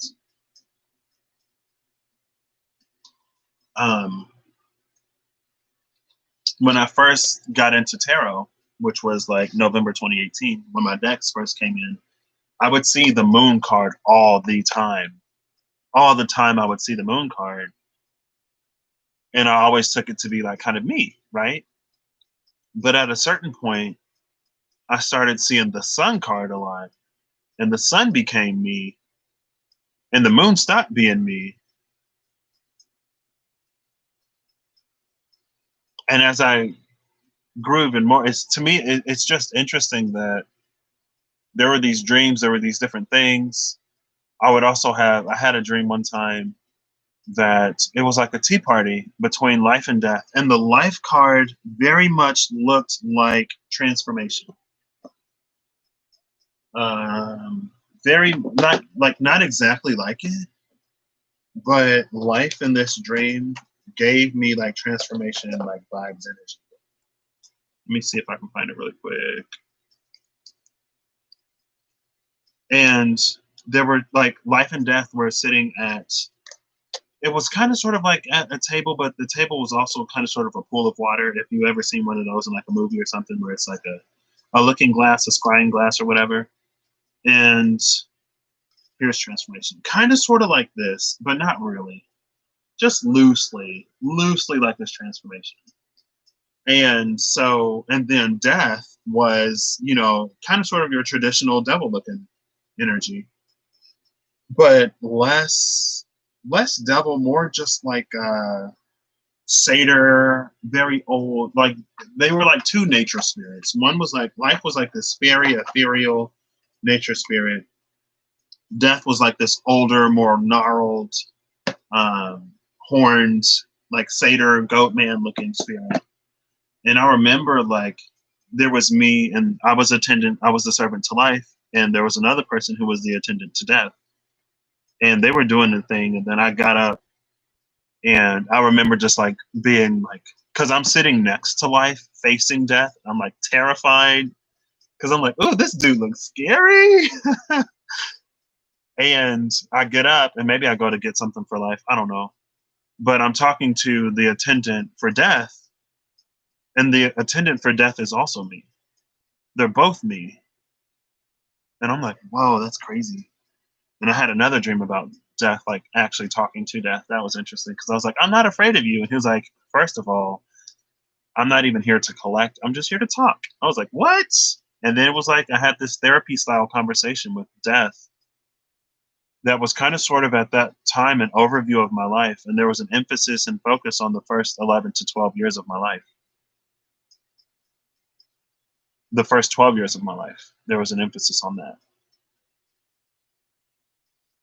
And I don't remember fully, like I remember the setting and the scenery for that dream a lot more than the actual conversation. But anyway, so I'm talking to myself, but I'm talking to the attendant for death. I was like, oh my gosh, like, what is it like being around him all the time? Because dude looks scary. Dude looks high-key intimidating. And like that part of me was like, like what's it like working for life or being next to life all the time, because she looks scary to me. And I was like, what? Life is scary? What are you talking about? But from his eyes, or from my eyes, or whoever's eyes, I looked at life and I began to see what he saw, because there was something. She was extremely, extremely beautiful. But something about her beauty evoked fear in me. Like she was too beautiful. Like scary beautiful. Like really, really scary beautiful. Like, how are you this perfect? How are you this radiant? How are you this gorgeous? Something is wrong. Something this beautiful should not be able to naturally exist in the world. And then, but with the eyes I had looked at with death before, I was like, something this old, something this gnarled, something this ancient, something this powerful should not be able to naturally exist in the world. It's scary. But then, I was like, both of them.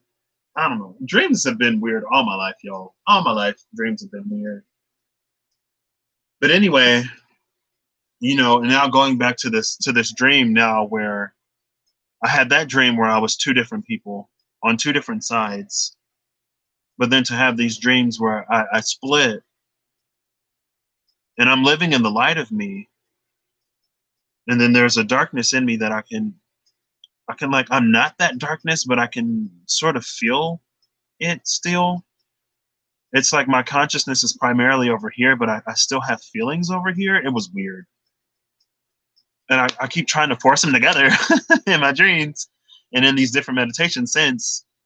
And no matter how often I did it, I always felt like there's a part of me somewhere out there floating. And so I guess to come into these stories now, to come into these different interactions and these different levels now, it's interesting that I feel like,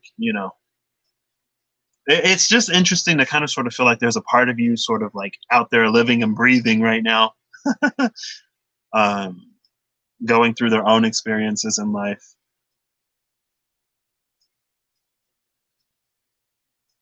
And to feel such a innate spiritual and primal attraction to that.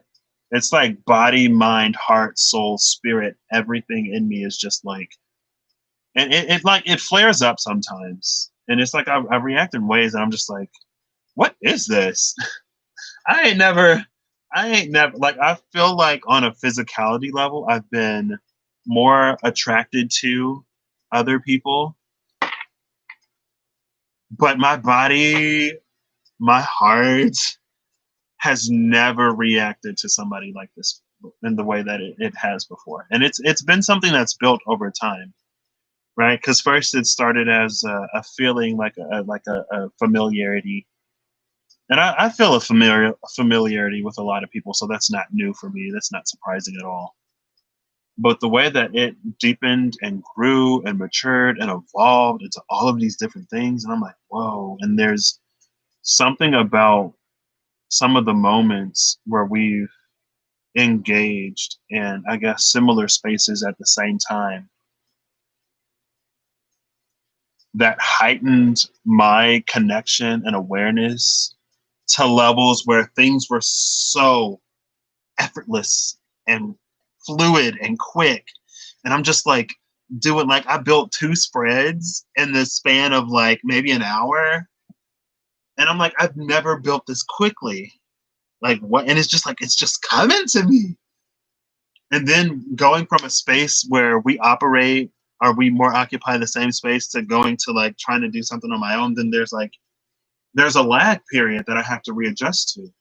And I feel that lag, and I'm like, oh my gosh, this, like, it things feel so slow when, we're not engaging in these creative spaces together, regardless of what the creative space is. But at the same time, it also feels like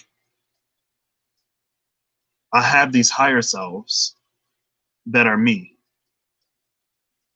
But then I feel like I have this highest self that is in some ways an amalgamation of my higher self and someone else's higher self, but it's like our highest self, but it's able to work independently. And it's so interesting because the moment I awakened, I guess, the moment I discovered, I came upon one of the more, I guess, I'm gonna just use a whole bunch of language and y'all take it as it resonates, because this is how I feel it. And I don't talk about a lot of stuff, but I'm kind of feeling like I'm in the Sherry space right now. So I guess I'm divulging a lot of whatever here in the middle of this reading that is just super long, extremely long. So, oof, I feel like I kind of want to pull the cards up because I'm just all the way off topic, but I won't do that. Now my ears are starting. Oh my gosh, all of my senses are starting to. I won't be surprised if my eyes go next.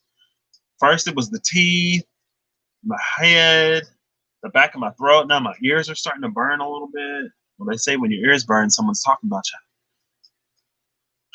or whatever. I'm getting hungry. What was I talking about? Losing my train of thought. I was talking about the ease and the effortlessness and the flow that I felt, and how I feel like there are times that I still question things.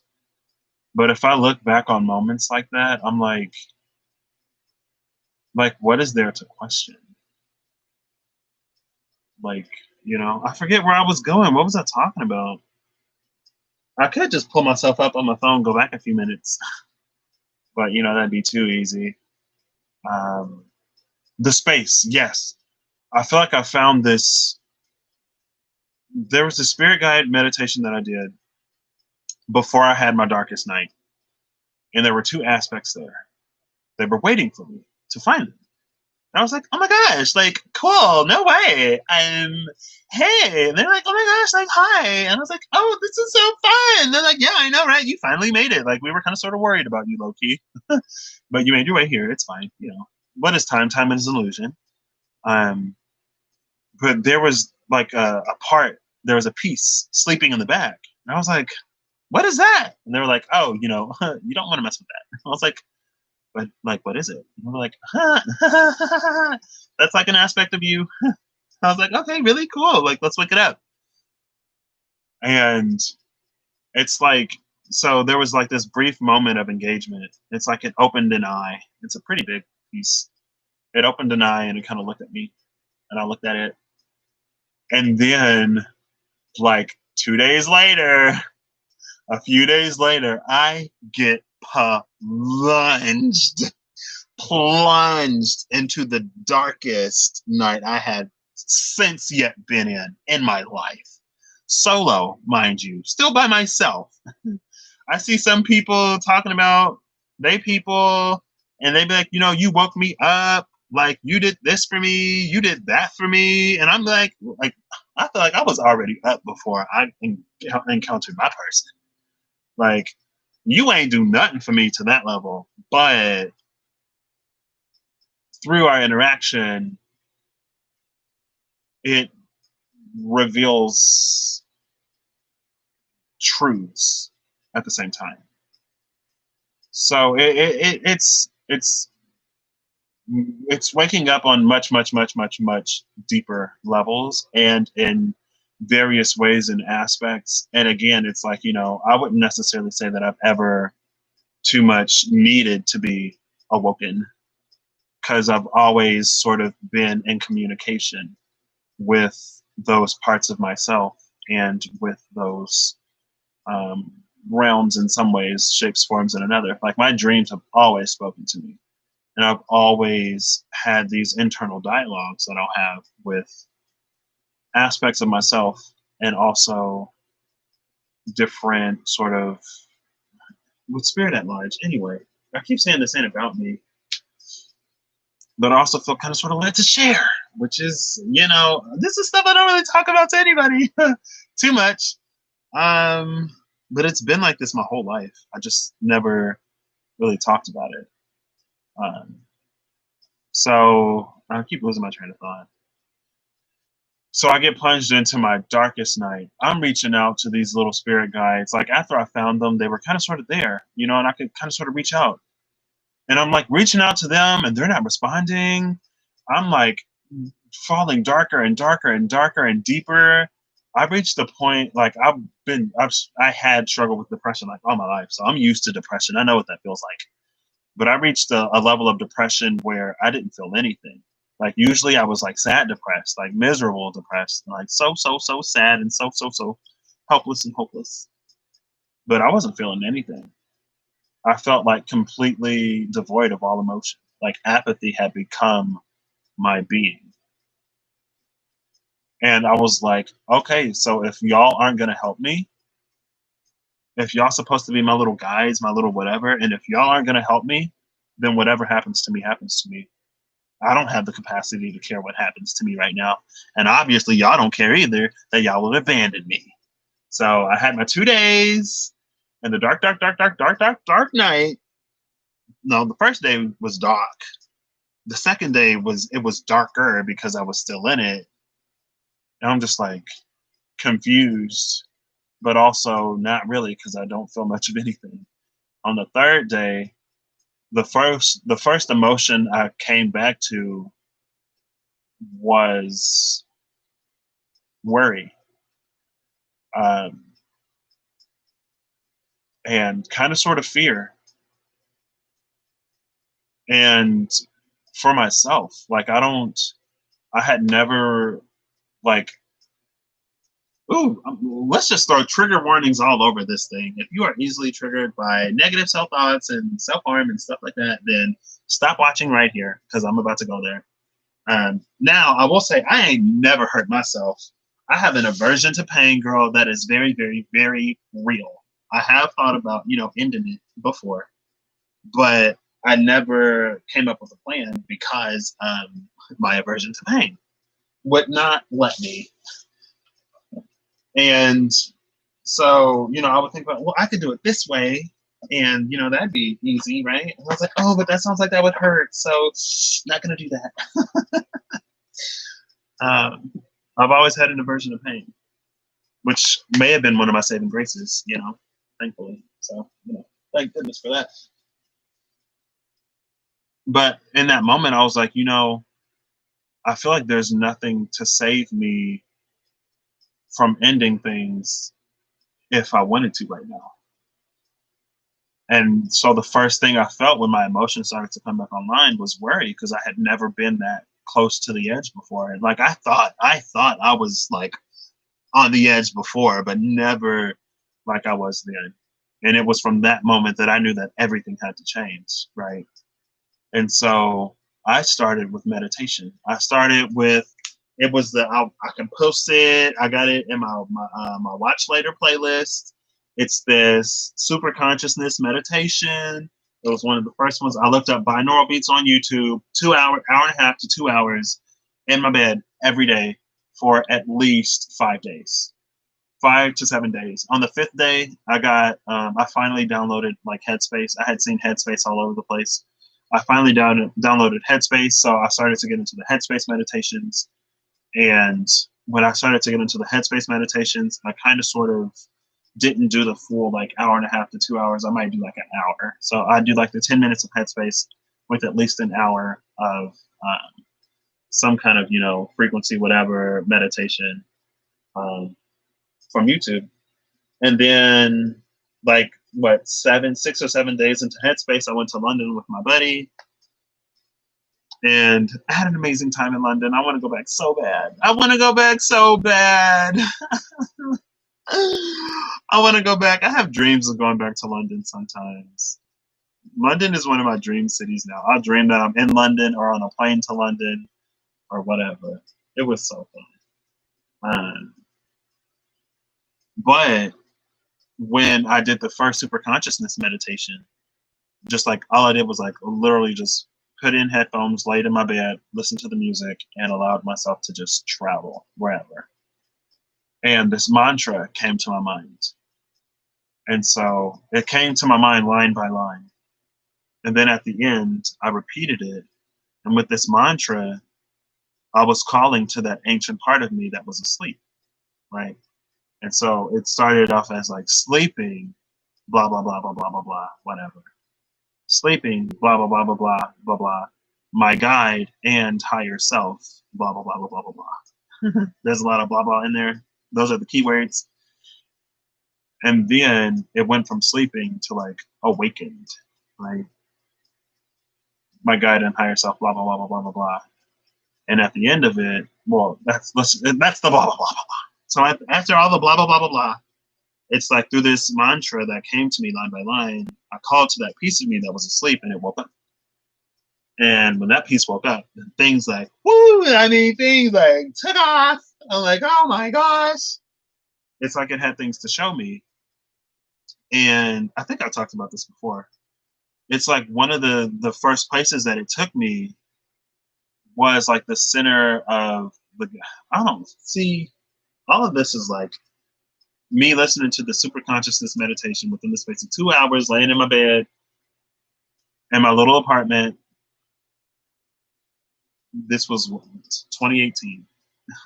before, and that's why in 2019 I was like, it's time to do everything. Let's get to work, because that was the level of, oh my gosh, that 2018 was for me with this aspect of myself. Anyway, one of the first places it took me to was like this. It was like the center of the galaxy or the center of the universe, and it, like, in my mind, I literally saw it like breathe life into the universe that became stars and planets, right? But it was almost like it breathed it as a star, and as these stars like travel from the center of where it was, then they began to like pick up and expand more, right?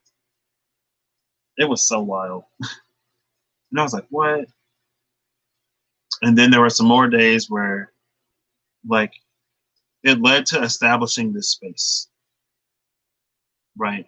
So I already had this space, and then I looked up something on the internet. It was somebody, I don't remember. I could probably go to my history to find it. But she was talking about shielding, right? Creating these shields, auric shields, and whatnot. And sort of, she was also talking about how she establishes like when when her guides or spirit can communicate with her and how they come to her and stuff like that, right? She's like, sometimes it'll be a tap on the shoulder, or she'll be like, it's a lot going on right now. Can you like tone it down a little bit? So if you are the type of person that suffers from ascension symptoms to the extreme, you may want to just be like, hey, like, can y'all tone it down a little bit, just so I can have some level of comfort down here. Maybe not. I'm the type of person, I try to go full force. I bear it, right? It may annoy me. I might complain, but I bear it.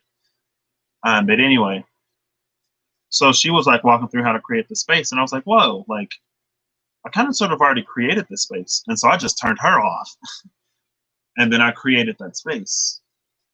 And then the one thing that I learned from her, though, was that like I had to move this space from the middle of where it was to inside of me, right? And so it just kind of sort of like bloop, bloop, like blipped from this space to this space, like bloop, bloop, right? But I can also blip it back if I want to be a little bit more expansive. I actually haven't done that in a while, honestly. But I mean, all of this happened within the space of the last year and a half to almost 2 years now, because it's already June. That's crazy. All of this space happened within all of this stuff happened since January 2019. No, actually, because the meditation was 2018. The end of 2018 might have actually been it. Probably right around the time the North Node slid into Cancer is when all of this started happening. Because by January, I was pretty much solid on all of those internal structures. And there's a reason why I'm talking about all this, I guess. Why I'm just rambling at this point. This will be a 5-hour video. Ooh, I'm gonna just title this 618, lots and lots of rambling with a few cards here and there. But I moved that space, and there was one time I moved the space back. And when I moved the space back, there was like a consciousness there. And I was like, whoa, wait, what? And that consciousness was like, hey, what's up? I was like, oh my gosh, hi, I'm so honored. Oh no, okay, all right. See, I'm gonna need this body to like calm down. I was like, honored. Oh my gosh, I'm so honored. Like, hey, like, hi. And then there was another spot or another time when I went back to that spot because it's like in the middle of space, right? And then it's almost like I was kind of sort of, there's this way that I structured that space that I kind of sort of forgot about. I forgot I had it structured that way because I haven't really, now my lip is starting to like tingle or something. What is going on with my body?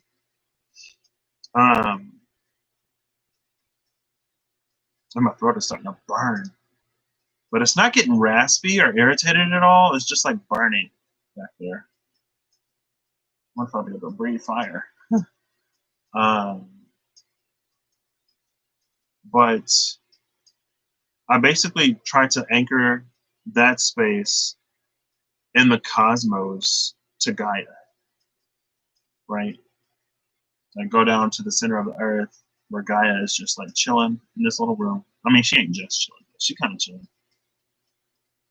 And then I'm also, and it's interesting because it is like masculine feeling consciousness in this space. And so I kind of sort of linked the two. And then I moved it back. Anyway, I've done a whole bunch of stuff in this space. But I did all of that before the eclipse last July. Because when the eclipses hit last July, that's when I felt somebody coming to me down this long hallway. They were coming to me into my space. And I was like, whoa, I've never felt anybody approach this space. People don't approach this space. Like my internal space, people don't just, approach it. A lot of times I invite people or aspects of people into this space because, or like I try to send out, like if I'm trying to like tap into an energy for the first time, especially, then I go to that space because that's my feel out space. That's the space that can accommodate people, but every space above that is more like one-on-one, supposed to be. Then I guess I'll just walk through all of this part of my journey right here, right? So this person was coming to me, and I felt a lot of emotions of like the return of someone that I had been waiting lifetimes for. And by this point, I had kept an aspect of myself in this space because that way it's like I'm always in that space, even if I'm not in that space. And so the part of me that's always in that space, who may have been, maybe they were like dialing out, calling in at the same time. I don't know, because I don't really keep tabs. It's like I peek into that space when I need it. I actually haven't really engaged any of those spaces too much recently, which is a shame. I should get back in there. Excuse me. But at the same time, there's a reason for that. But anyway, so this person comes and there's this aspect of me and I'm watching them like reunite. I'm like, oh my gosh, like this is cool. And I can't remember what I was doing, but I think I ended up pulling out the SKT right after that because I was like, what is this about? Let me get some cards to see. And so after I pulled out the cards, I like tapped into that space again. And I don't want to, be too whatever, but ooh, who is this? Temperance? That is Temperance. Temperance always be coming out. What's that? The Eight of Swords behind it. But like low key, I guess I'll just say that apparently,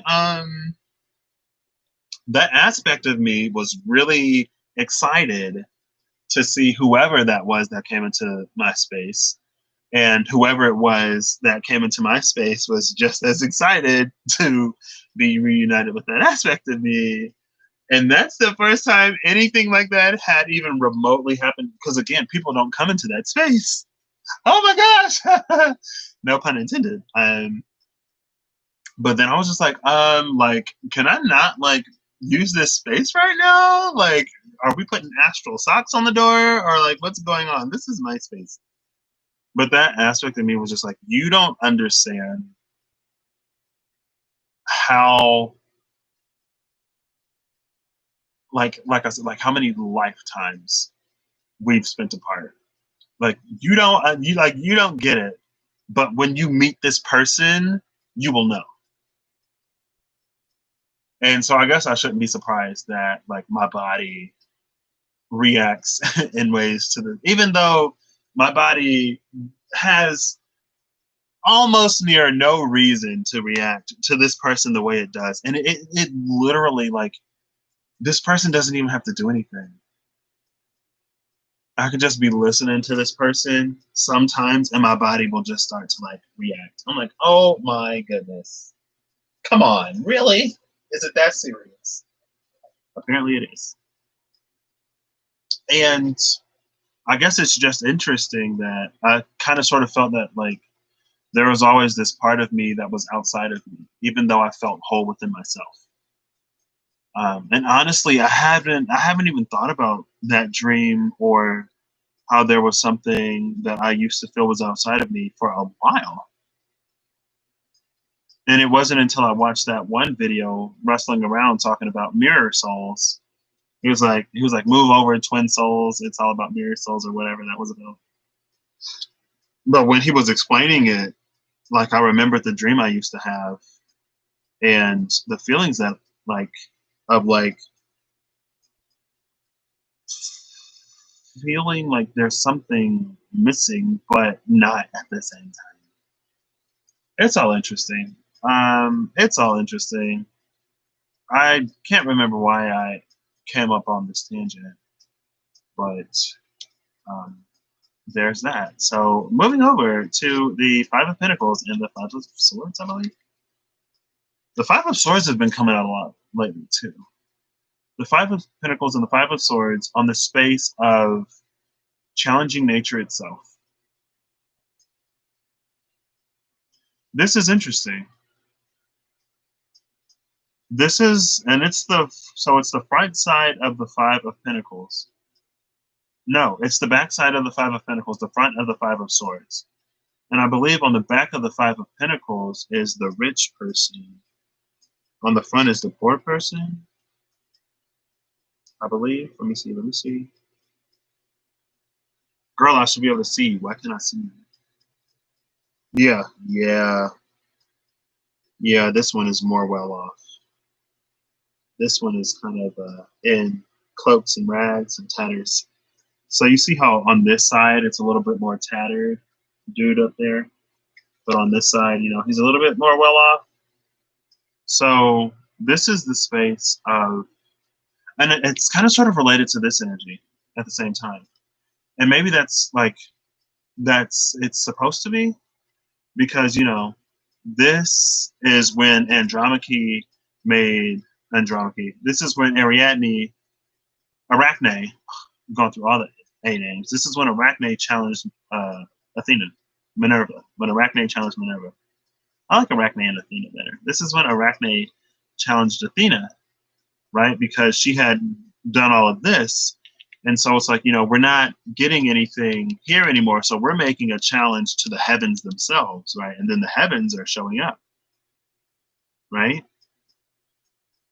And so this is an increase in challenge, an increase in difficulty of a situation. And with the two fives, and I'm going to see what's backing this, but basically Spirit has been, even though you are in this space where you should be good, where there's a lot sort of going on. And is that a fire down there?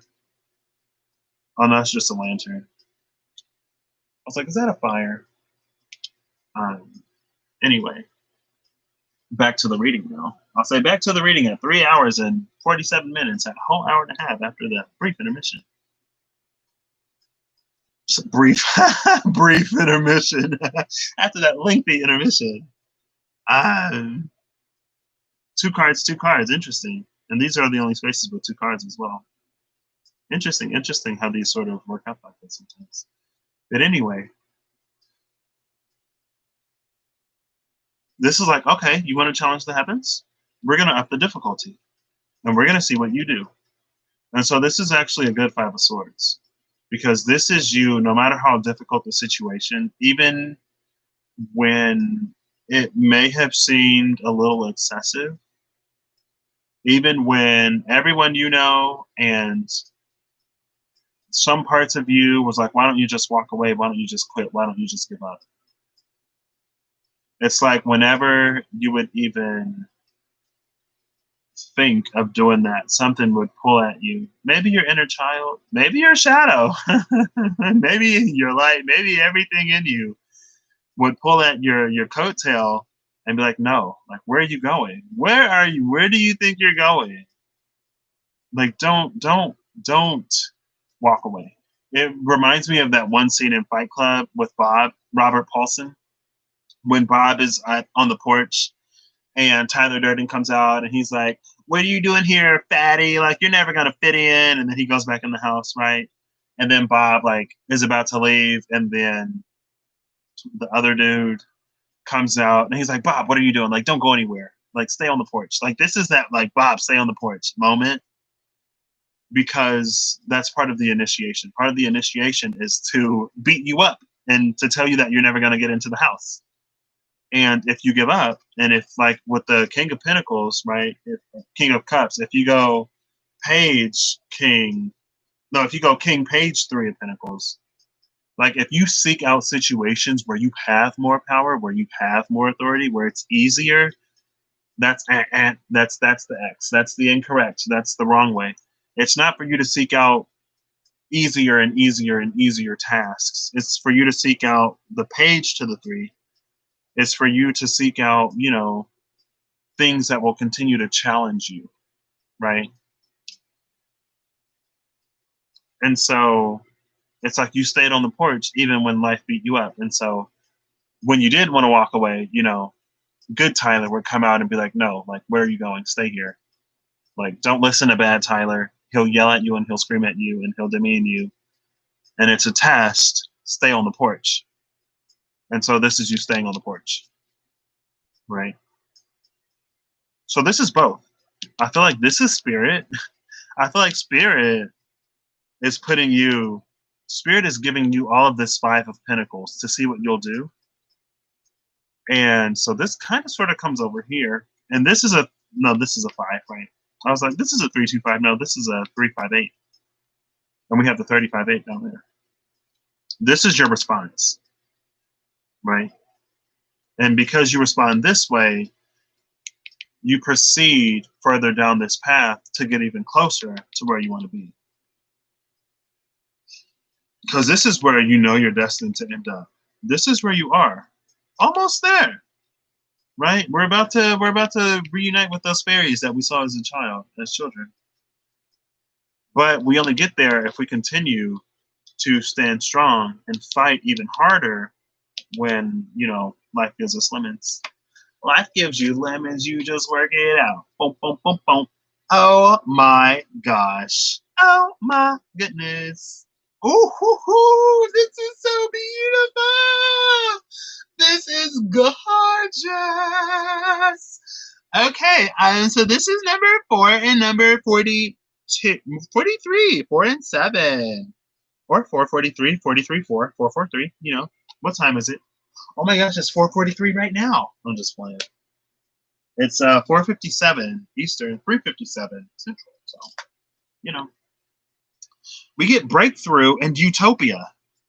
So if you stay on the porch, if you stayed on the porch and continue to stay on the porch, even when things get hard, even when spirit is giving you the cold shoulder, you break through to utopia. Beyond this portal that you're breaking through to lies utopia. Girl, that energy, ooh, love that. Breakthrough, leap of faith, freedom, and new beginnings. Utopia, peace, serenity, and paradise. So this angel spread ain't an angel spread for no reason. With this 8 of Pentacles, with this being the angel spread, the 5 of Swords, the 5 of Swords. This is the 5 of Swords angel, and the 5 of Swords came out on the angel side, right? Because this is the side of nature. This is the side of the gods. This is us making the challenge. This is us. This is the challengee. This is us. This is the challengee. Because the challenger issues the challenge, right? A new challenger approaches. Yeah. This is the challenger. This is us. This is the challengee. The 5 of Swords and the 5 of Swords with the angel. With this mastery, this is about a new breed of angel. And in some ways, in other ways, it is what it is. This is about, that's what lies at the 10 of Pentacles here. After you get all this mastery, this is you. So it's like you've already, you've issued this challenge to spirit, right? And that's why I tell people before y'all go issuing any kind of challenge to spirit or any kind of ancestor or any kind of anything, first of all, it's not to be disrespectful because you never want to be disrespectful. But make sure you're ready, right? Before you complain about spirit or whatever. Because, you know, it's kind of sort of always working out for your betterment. But whenever you want to claim to know better, make sure you're ready. And that's why I was like, you know, I talk about the ancestors sometime in some kind of way. And it's never out of a sense of disrespect. But, you know, respect should be mutual and respect should go both ways. Like, you know, ancestrally, there's some stuff that I have to clear up in this lifetime that's worked its way into the DNA because ain't nobody before me do it. So now I'm down here. Not only do I got to take care of my own stuff, got to clear up this ancestral stuff, got to try to help the collective. You know, we do it all down here. We the A-team. Like Peter Griffin said, who are you? We the A-team. But we can do it all. And so I think this Eight of Pentacles is us working. This is the reward that came after, right? Let me actually read. Yeah, the reward from 3. This was 3. This is the reward from 3. The mythology, the story of Aaron, and this all falls under the realm of the 6 of Pentacles, right? And so basically, it's like when we're up here, we have this vision of the future that motivates everything. We're starting in the now moment. This is the past that influences the now moment, inspires the now moment with the fairy, 4 of Wands, fairy, inspiration, celebration. Hey, I'm supposed to be partying. Why is my cup not full? Hello, fill my cup, please. And then this, you know, this Hierophant is like, fill your cup. What do you mean, my child? It is for you to fill your own cup. And you're like, what? So you're like, okay, well, if I got to fill my own cup, then, you know, it's time to issue this challenge. And so is this the wrap up? I think this is the wrap up. So I'm going to say at 3:56. This ain't the wrap up, but, you know, TLDR 3:56. Hold up, wait. Give me a moment because I got to go in and I got to edit this again. Well, I'll just put a note. And then I'll add it to the description after instead of doing it live. I'll put it in the note. TLDR 3:57. Or TLDW, too long, didn't watch. 3:57. Oh, perfectly. 3:57 on the dot. So, TLDR, if you just want to get a quick overview, there's lots of rambling. If you come right here, there's lots. Like, I'm already 3 hours and 57 minutes in, and I'm rambling right now. So, the TLDW, when we're children, we have, or not when we're, okay, so we're going to start here. At present, we are seeking things from systems that were not built for what we're asking. We are coming into this new energy, asking for something new from old systems. The world has changed. The systems, not so much, right? And so we're like, what is going on here? And the Hierophant energy is about getting us to go beyond what something or someone else can give us. All of this energy is asking for us to get it within ourselves because it's not raining. So if you're holding this cup up expecting water, you're not going to get anything except some sore arms, maybe, depending on how long it takes for it to rain. But we're asking this because intuitively, we know that there is more for us. And this is the space of some magical moment that we had as children, a magic that may be waning but never dies in our hearts. And so we're still expecting this miracle, right? And with the root and the belonging here, this is about us. The card of belonging is about us silencing ourselves and finding that belonging within ourselves first and foremost. And the root speaks to long-standing it speaks to our foundation, right? And so foundationally, we want more than what this energy can give us. And this energy, again, came out with sanctuary, right? And so sanctuary, this is about, we have to establish sanctuary within ourselves. And this is where we start. And then we move up here. It's like you need to establish sanctuary within yourself. Oh, 9 of Pentacles. I didn't even catch that the first time. This is an 8. This is a 9. Like, this is what you want. Do it for yourself. Level up. Claim it. Make it. Build it. But we're coming into the space of not yet having built it, but knowing that one day we will have it with this 9, right? And then we move over here. And so it's like we begin to make demands of spirit. Oh, that's what this is. regardless of if you know, whatever, we begin to make demands of spirit because we're not getting what we want in our actual 3D physical reality, right? And so we're making these demands from spirit. And so spirit answers us with difficulty. Spirit answers us with the 5 of Pentacles. Spirit's like, okay, you want more? You want more? You're not going to appreciate what I give you. You're not going to appreciate what you have anymore. You know, you dare ask for more. You get nothing. That's what you get. And with this 5 of Swords, while you have less from spirit, while spirit is less cooperative, while times get darker when we pray for the light, for those who stand strong, regardless of how abandoned or separated or isolated or lost, I feel like spirit has gone quiet. And people overly depended on it in the past. People had a dependency on it that was reflective of the energy that they were in. But now as we're calling for something new, it requires more independence from spirit because we're being called into co-creative or creator or participant functionality. It's a spectrum. And so since we're being called to participant to creator functionality on that spectrum, now we're going through this moment of silence. And it's for us to stand strong and to sort of find our voice ourselves outside of this voice of spirit, right? And so I brought up it called to mind Fight Club and how whenever they initiate people, they have them stand on the porch for a period of days, weathering all of the storms that come, no food, no water, no nothing. And not only do you have to stand on the porch all that time, we're going to come out and we're going to assault you verbally and maybe sometimes physically at the same time. And only the people who maybe 5 days, right? I can look it up. But we got 2 5s here and another 5 here, 5 5 5. You know, we have 3 9 3 9 8 5 5 5. We have an 8 here. This was another 5 with 41. Breakthrough is a 4. This is a 43 7. Quick interjection of numerology. This is a quick run through of everything, and I haven't finished yet, but this is a quick run through right here, and then we'll wrap it up here. But yeah, so for the people that stay on the porch, they get initiated into more of, it's like, first of all, only an adept would challenge. Only someone who is competent, hopefully, honestly, I'll take that back. You got a lot of fools who will challenge spirit all the time. You know, it's what we do. We curse God instead of, you know, taking responsibility ourselves. It's fine. But this is an adept.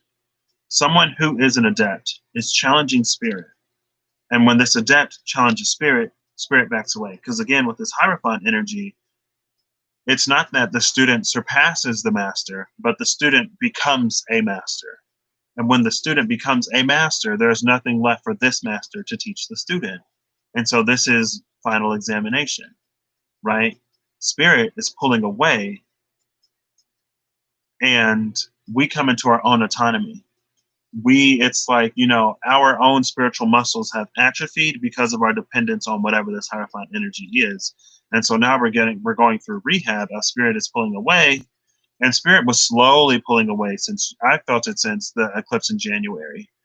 Spirit slowly pulled away, gave us the keys, told us to drive. And so that was a rehab point where we, you know, our spiritual muscles again had atrophied, so we're giving them strength again. We're reconditioning them. And now that spirit is more completely pulled away, it's for us to weather everything, no food, no whatever, while, you know, spirit's supposedly on vacation. So these adepts seek further initiation. And if you stay strong, stick to your guns with this 5 of Swords, even when it seems like you may be doing something exceptionally, even if it seems like it's too much, even when it makes more sense to walk away, run away, retreat to your own internal sanctum instead of facing everything head on, you're not going to get to this Eight of Pentacles closer to actual mastery level if you run away from everything when things get dark. Sorry, not sorry. It's just not going to happen. If when the world goes dark, you go dark, you're not yet ready to be a light. It's fine. Go back inside and find yours. But for when the world goes dark, for those people who will continue to shine, you will shine even brighter and you will be rewarded. And so for those who stay in this Five of Swords, even when the universe gives them the Five of Pentacles, they come into this Eight of Pentacles where they get even closer to reaching that mastery. And so now we're going to be honing, refining, getting that information to get to this mastery. And this clarified by breakthrough in utopia. We are breaking through all of these challenges, breaking through the veil, through the spirit of silence, through the silence of spirit to claim utopia. But this utopia reflects back to this energy here, 7-8. 7-8. This is a 43-7 and a 35-8. This is us, because I was like, it looks like she's really defending this. Like she is who created the sanctuary. And so this is going to be giving us, because again, these are sort of at the same point. This is the challenge. This is where they butt heads. This is where they meet. Our own internal sanctuary, as we stand strong in it with this Five of Swords, is going to be what breaks us through the veil to creating and having the strength to create our own utopia. Now we get down to the Eight of Pentacles, where we're actually now being taught how to create it, right? We're actually, we're sitting down and we're taking the time to make sure we build it right.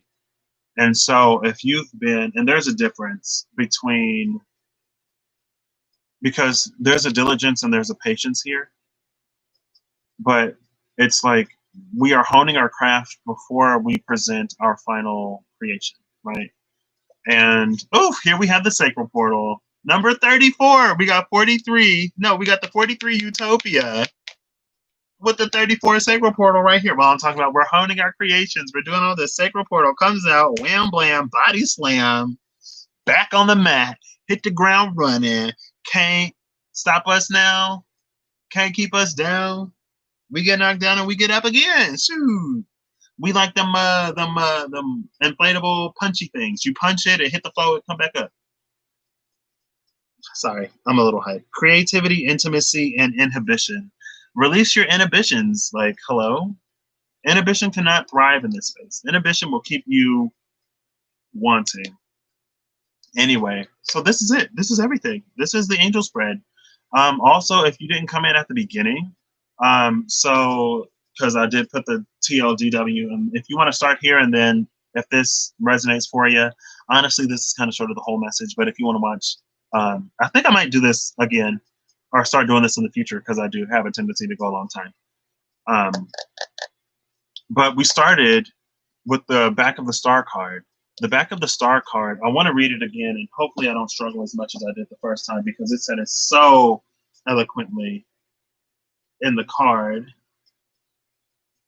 The back of the star card, when you get this side in the reading, it says a breakthrough. Oh my gosh, a breakthrough. And then breakthrough came out. Oh, I forgot about that. This is beautiful. This is so great. I'm excited, y'all. A breakthrough is coming, more powerful than you imagine or dare to hope. Everything is falling into place. Harmony is being restored.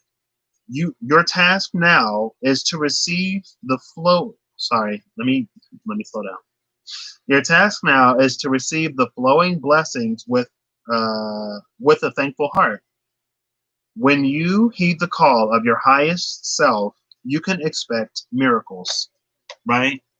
When you heed the call of your highest self, and again, I feel like it was your higher self, your inner child.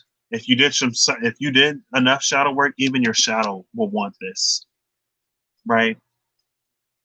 Your higher selves heeding the call. It's like even your highest self may have kind of sort of low-key gone a little silent, but your higher selves, your light, your shadow, your inner child, they're still present. So when you had the moment when you would have gotten off the porch, where you would have given up, gone home, you got a little hungry, your feet hurt, you didn't want to stand anymore, whatever. When all of those would pull at you and say, no, like, don't move, stay on the porch, don't move, keep fighting, keep going, don't move, don't run away, don't turn your eyes. I know it's a lot of emotion. I know it's a lot of confusion, especially if you were overly reliant and overly dependent on this energy. When it went silent, then you may be really confused now. Hey, you know, stay on the porch. It doesn't matter how confused you are. It doesn't matter how lost you are. If you stay on the porch, things will work out better than you expected. Because when you align to your highest self, not your higher self, not your highest EST self, expect miracles. And then we have the Ten of Swords up here taking place on an eclipse, on an eclipse, on an eclipse. And we have the knight standing outside of his suit of armor, maybe even watching every sword go into that. But know that with this Ten of Swords, like the knight is not in that suit of armor. That suit of armor is empty, right? You are not, we don't have to be a victim to all of our circumstances, to all of our pasts, right? But if that's the way you choose it, then why challenge spirit in the first place, right? If you choose to be a victim, if you choose to not, like, if you weren't rising to the occasion before, why would you challenge spirit? Like, why would you do that, right? This spread, this is the angel spread. It's a 4-card spread that ended up with more 4 spaces. It's actually 2, 4, 6, 3, 6. We ended up with, no, because it's different. There's 11 cards on the table today. There were 12 cards on the table yesterday, but we ended up with 6 cards regardless, right? If I do this, then like, is this not what we had yesterday? Anyway,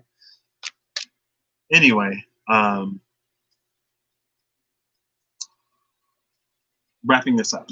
Why would you make that challenge to spirit? If you stayed on the porch, expect for things to begin to work out better than you could have even imagined, better than you could have hoped, because you have aligned with your highest. You have aligned with your highest self. So expect miracles, expect the miraculous. And there are many ways to stay on the porch. Now my head is like really starting to hurt. Like this very, very sharp pain right here. There are many, many ways to stay on the porch. There are many ways to stay in the fight. And it looks different for everybody. And so if your spirit, because there was something that's what it said. This is an ego death, but not an essence death. Oh, and with this 8 of Wands, right? This clarifies. Oh, this actually introduces a certain amount of karma. On the backside, this is the front. On the backside of the 8 of Wands, everything that we needed, like everything has already been prepared, and Pegasus is coming in to serve karma. And this is coming in quick, under the cover of the night, like a bolt of lightning. Also, I linked the other video down below. You don't have to watch it, but I linked it because I referenced it in the ramble. Is this the death card? No, that's the 8 of Wands. 9 of Wands. This is the 9 of Wands. Okay. Ooh. And then there's the Wheel of Fortune under the 9 of Wands. Yeah, if you held fast. 8 of Wands to the 9 of Wands. 8, 9, 10. 8, 9, 10. We got 10, 8, 9, 10. Oh my gosh, look at that. 8, 9, 10. 8 of Wands, 9 of Wands, Wheel of Fortune. So instead of the 10 of Wands that you may be expecting after this 9 of Wands, you go to the Wheel of Fortune. And then here's the 4 of Wands right here. So, hey, you may be getting some of that 4 of Wands action too. Really, really, really, really, really, really, really gorgeous and beautiful things for you if you stayed on the porch. And it may all start, and I got the feeling before that it would all start to come out during this eclipse or in this eclipse season, because I pulled the Ace of Cups, Holy Water, with the SKT sometime, and it talked about it gave me Cancer season vibes. And at that point, I was like, I want this to happen before Cancer season. I was impatient. But I feel like, it's all going to start to roll itself out here pretty soon. If you stayed on the porch, and again, staying on the porch can look different for different people. Like, if your ego has been dying, like if whatever you've been doing to comfort your ego as it's been dying, as long as your essence has stayed on the porch, then you can expect some level of return to come your way. But if your ego died and your essence died with it, then, you know, the wheel will turn incrementally. It will turn incrementally. But, I mean, I don't want to say that. So yeah, this is where I'm actually going to end it here. Actually, I'm not, because y'all know I like to get a final message from the cards before I end anything. So this is where the reading ends. More rambling will probably ensue. Man, it's going to be like 4.5 hours. I'm literally talking about, I was like, girl, she had like these 3-hour videos. And I'm like, what? Now, if I knew how to edit, not if I knew how, if I cared to download a program to edit this video, then I would, you know, put a clip of this at the top and be like, you know, click past this if you don't want an overview. There's somebody I watch. There's somebody I click on sometimes because he pops on my screen. I'm still a little hype if you can't hear it in my voice. Still a little hype. Honestly, my throat has calmed down. My teeth have stopped shaking as much. Okay, well, or they, you know, shake some more. Why not? But anyway, I'm good. I'm good. Whew. Goodness. These are supposed to be novelty spreads, y'all. I built this. Oh, so also if you tuned in here, so I used the novelty deck. It's the tarot cards deck. I used these cards from Spencer's. I got them for $8. Halloween. They're the novelty cards. Like if you want to be a a fortune teller for Halloween, if you need a tarot deck as part of your costume, then this is the deck for you, right? But I love this deck.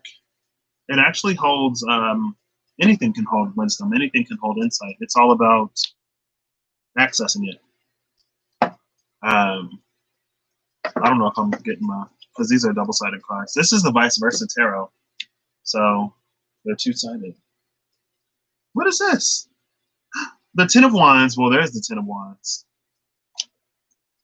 They're at 10 with the Eight of Cups left at the bottom of the deck. I hate that. I'm sorry. Hate is a strong word. And this is another eclipse energy, though. Kind of, sort of. When the sun and the moon occupy the sun. Yeah, this is an eclipse. That's when the moon is in front of the sun. Because that sun is out in full force, and we see the moon right there. Something about this space I don't like. But with that Eight of Cups.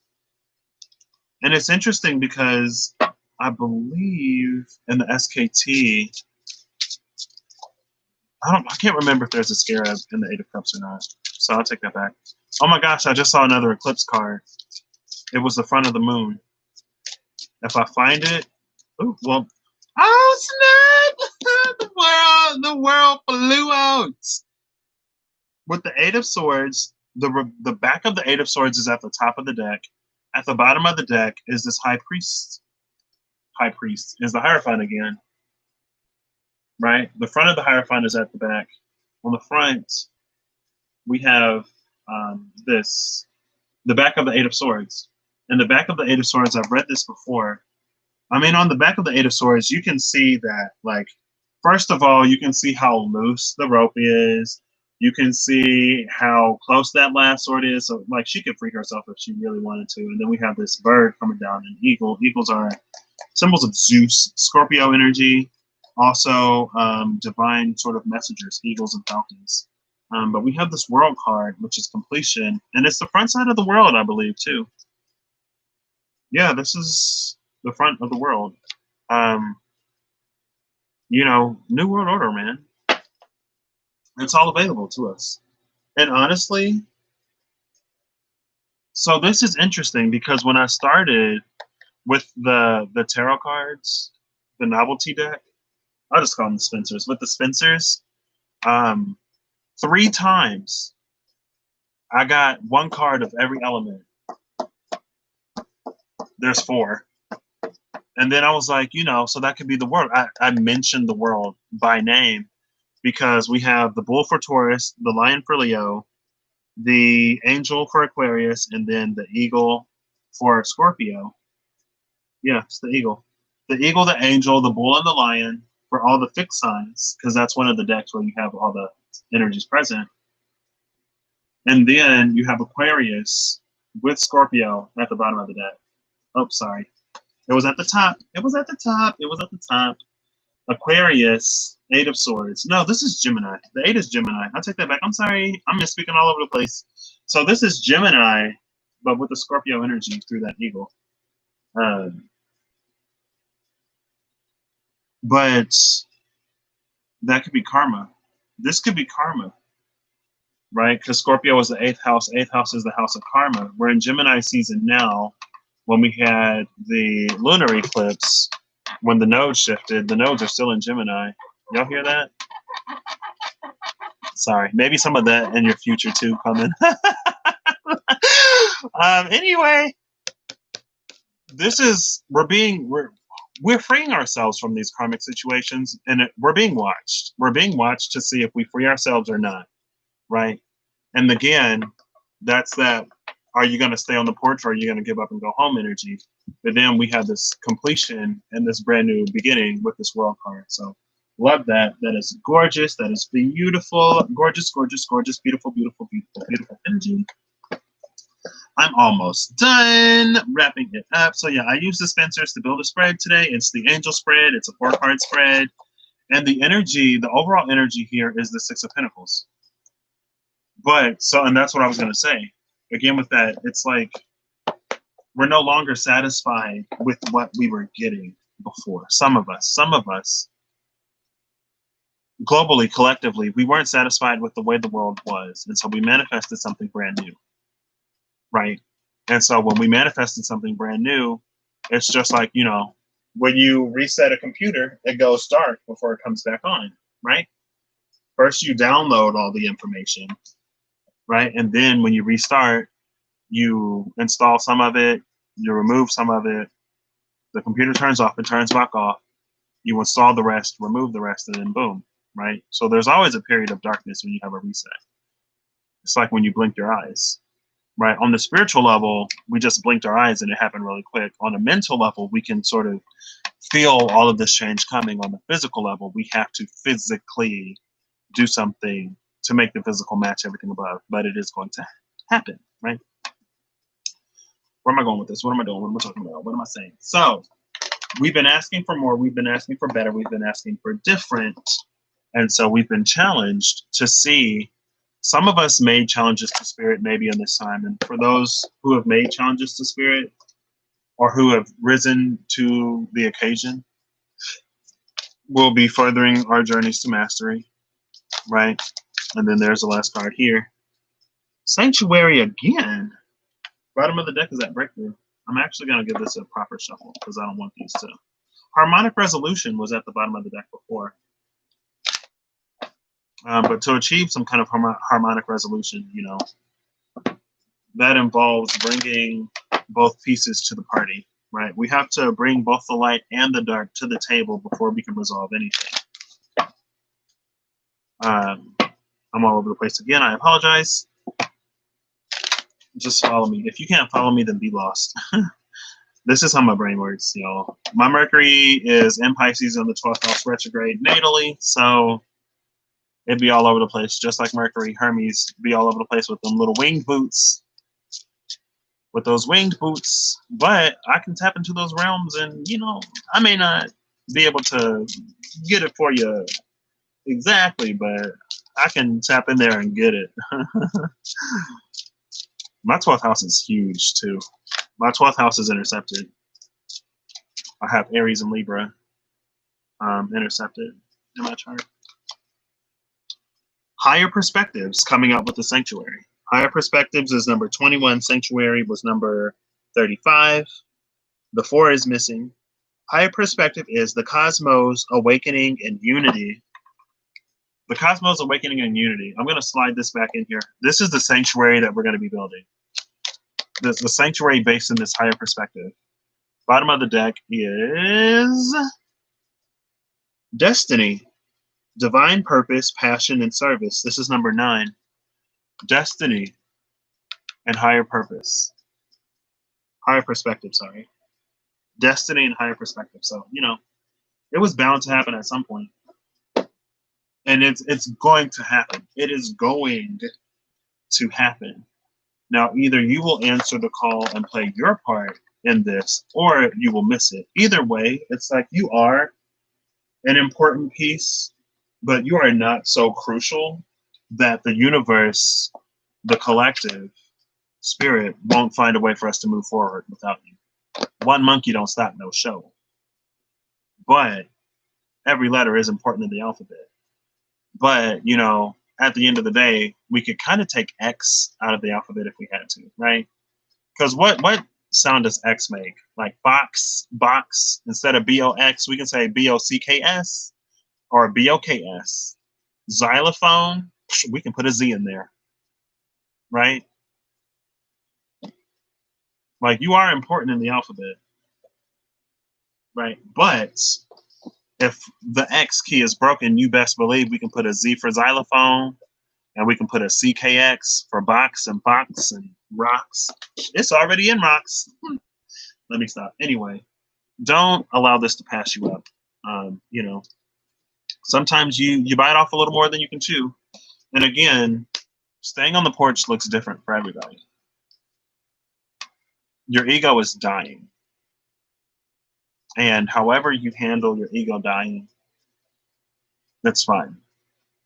But your essence, what is the essence of you doing? Oops, speaking of essence, y'all know I'm going to do it. Y'all know I'm going to do it. I'm going to do the dice. And we'll see. We'll see if the essences come out. Of course it's the gray set. Of course it is. So let's see. We have a 2 here for Taurus. We have a 10. So we're not going to get an essence. But we have a 19, which is the sun. This 4 is the heart. This 5 is the throat. This 12 is the hangman. And this 1 is water. And water is the essence. So when it comes to the essence, and this is in general, so you know what your essence is more or less. We have the hangman here, which is someone who is stuck in a space of indecision. With the heart in the throat, this is a 9. But with the heart in the throat, it's maybe like you feel it, but you may not be speaking it. There may be a disconnection between the heart and the throat. And actually the heart and the throat, I think, came up before. But with the gray set, yeah, there's a gray set. The gray set is this area. It's almost looking a little more like a cobalty blue. Almost like a cobalty blue today, instead of straight up gray, especially over here. And so a cobalt blue would be definitely more on the third eye, because it's a lot more indigo, right? That cobalt, it's a deeper blue. Deeper blue is the third eye. Lighter blue is the throat. So we have this third eye here. So your perception is beginning to change of things. And this is, again, it's all about your essences. So your perception is beginning to change. But since it's like your perceptive is changing, but something in you is holding it back. Maybe your heart, maybe your throat, maybe both. Maybe your heart needs to open a little more. Maybe you need to speak from your heart. Maybe you speaking from your heart will open your heart with this. Or, yeah, that's what I'm going to say. Because, I mean, as your heart changes, the way you speak needs to change. If you're having difficulty opening your heart, maybe express yourself. Then we have Taurus down here, which is all about worth, which is all about earth, worth and earth. And then we have the 19, which is the sun, which is the birth of a brand new day. So it's like you feel the light. You can perceive it more clearly, but you're getting caught up in your actions. We have the 1, the 2, and then the 12. 1, 2, and 12 is 3. 3 is catalytic. So this little triangle right here, you see both sides of the equation. You know where you used to stand. You know where you want to be. You may not know how to get there, but that doesn't matter. But you're not, with this sun, the heart, and the throat, you're not acting in alignment to get there. You're not speaking it. There's something that you're not saying, and something that you can't say is very, very, very hard to be, right? If you can't even say something, it's hard for it to be, especially when it comes to something that you want. So speak what you want, speak from the heart, speak your truth. It doesn't matter if you're ready or not, because sometimes you just got to leap, right? Sometimes you just got to leap. You just got to leap. And that's what that breakthrough was about. Breakthrough said new beginning. Leap of faith and new beginnings were both on the breakthrough. The breakthrough was the 4. So I'm going to shut this down here. I hope y'all have a great, I'm going to hope. I honestly hope that you're having a good day. I hope you're having an amazing day. I hope you are rising to the occasion. I hope you are challenging all the things that need to be challenged in your life. I hope you are facing it head on, because your attention is divine. And so if you want to see something change, you have to pay attention to it. You don't have to get swept up in it. You don't have to be consumed by it, but you have to pay attention to it. Your attention and intention are what moves things. So how is it going to move? I mean, something like this will move. But, in your life, will it? I don't know. Maybe you'll be stuck on one of those timelines where things don't really happen. But, everything is within our ability. Everything is within our power. If you're watching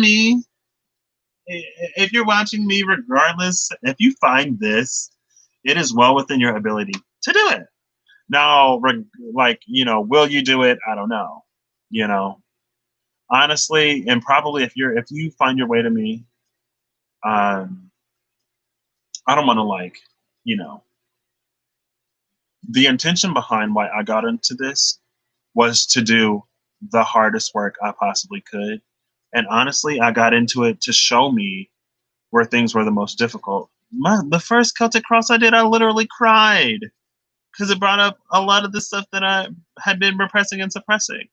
Honestly, one of the things that came up in that first Celtic Cross, and it was in the space of you down here, was that I give so much to so many other people. And I feel like I haven't really been given to the same measure that I give. And I've been taken advantage of a lot in my life. And it's like I would have these friends that, like, some people have fair weather friends. I have poor weather friends. People who only come into my life when they can't talk to their other friends when things are going bad. When their life is falling apart, they come to me for some healing, and then as soon as things get better, they leave. And when I need somebody, they're not there.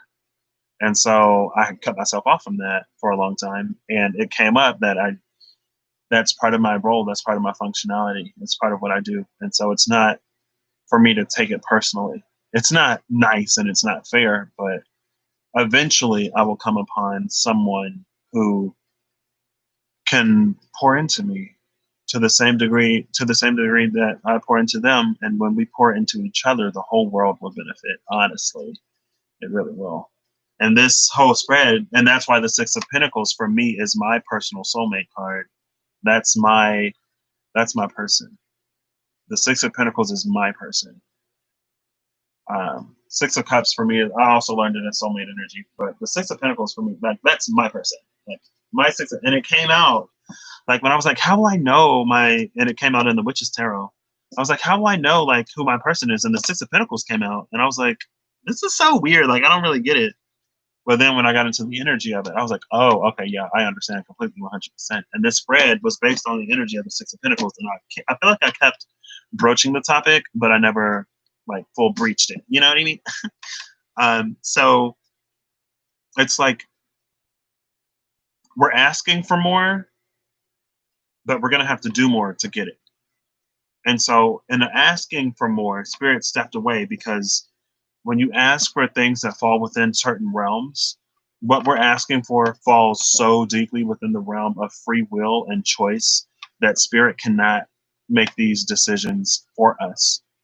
But in order to prepare us for this, according to a lot of the sort of narrative floating around, we get these star seeds, we get these light workers, we get these old souls, we get these ancients, we get these people coming back, because there's an opportunity for so much karma to be cleared nowadays that a lot of people, like there were some people who came to assist. There were some people who were like, I'm trying to clear a whole bunch of karma. And they all came back now for this moment, because progress forward cannot be forced upon us. It has to be something that we choose. And not only do we have to choose it, it has to be something led primarily by us. And so for the people who are connected, for the people who have their hearts on, honestly, for the people whose hearts are open and who are connected to the Spirit, through them, all of this will be made possible, right? And so a lot of people are going to be coming into their callings like fairly soonish, right? And like you could have had a calling before, but it's an ever evolving, ever changing journey, right? And so it may be shifting, changing, and evolving right now. And so to retreat to your own sort of ignorant bubble of peace, your willingly ignorant bubble of peace, to ignore everything going on right now, maybe to be sacrificing the very thing that you came down here to do. And that's on you, right? You can't, like, there are no guarantees down here. There are no guarantees because we have free will, we have free choice. Just because you have the tools doesn't mean you're going to use them. Just because you can do it doesn't mean you will, right? And so with that 6 of Pentacles, it's like we're becoming the ones who will make that happen down here. We're in conjunction with Spirit, of course. But it's like, we're separated from Spirit right now to do a little bit of learning on our own. So then it's like our teachers are going to be shifting, right? But as we're shifting teachers, we have to pass this test first before we go up a grade, and then we get a new teacher, new curriculum, and everything else. Okay, so I'm going to shut this down here. What you're giving right now will be returned to you. So if you're giving nothing right now, you're not going to get anything when the wheel turns. So don't be surprised. All right, bye. Love you. Lots and lots. Love and light. Smooches, kisses, hugs, and not drugs. Let's medicate a little bit less, meditate a little bit more, and show up.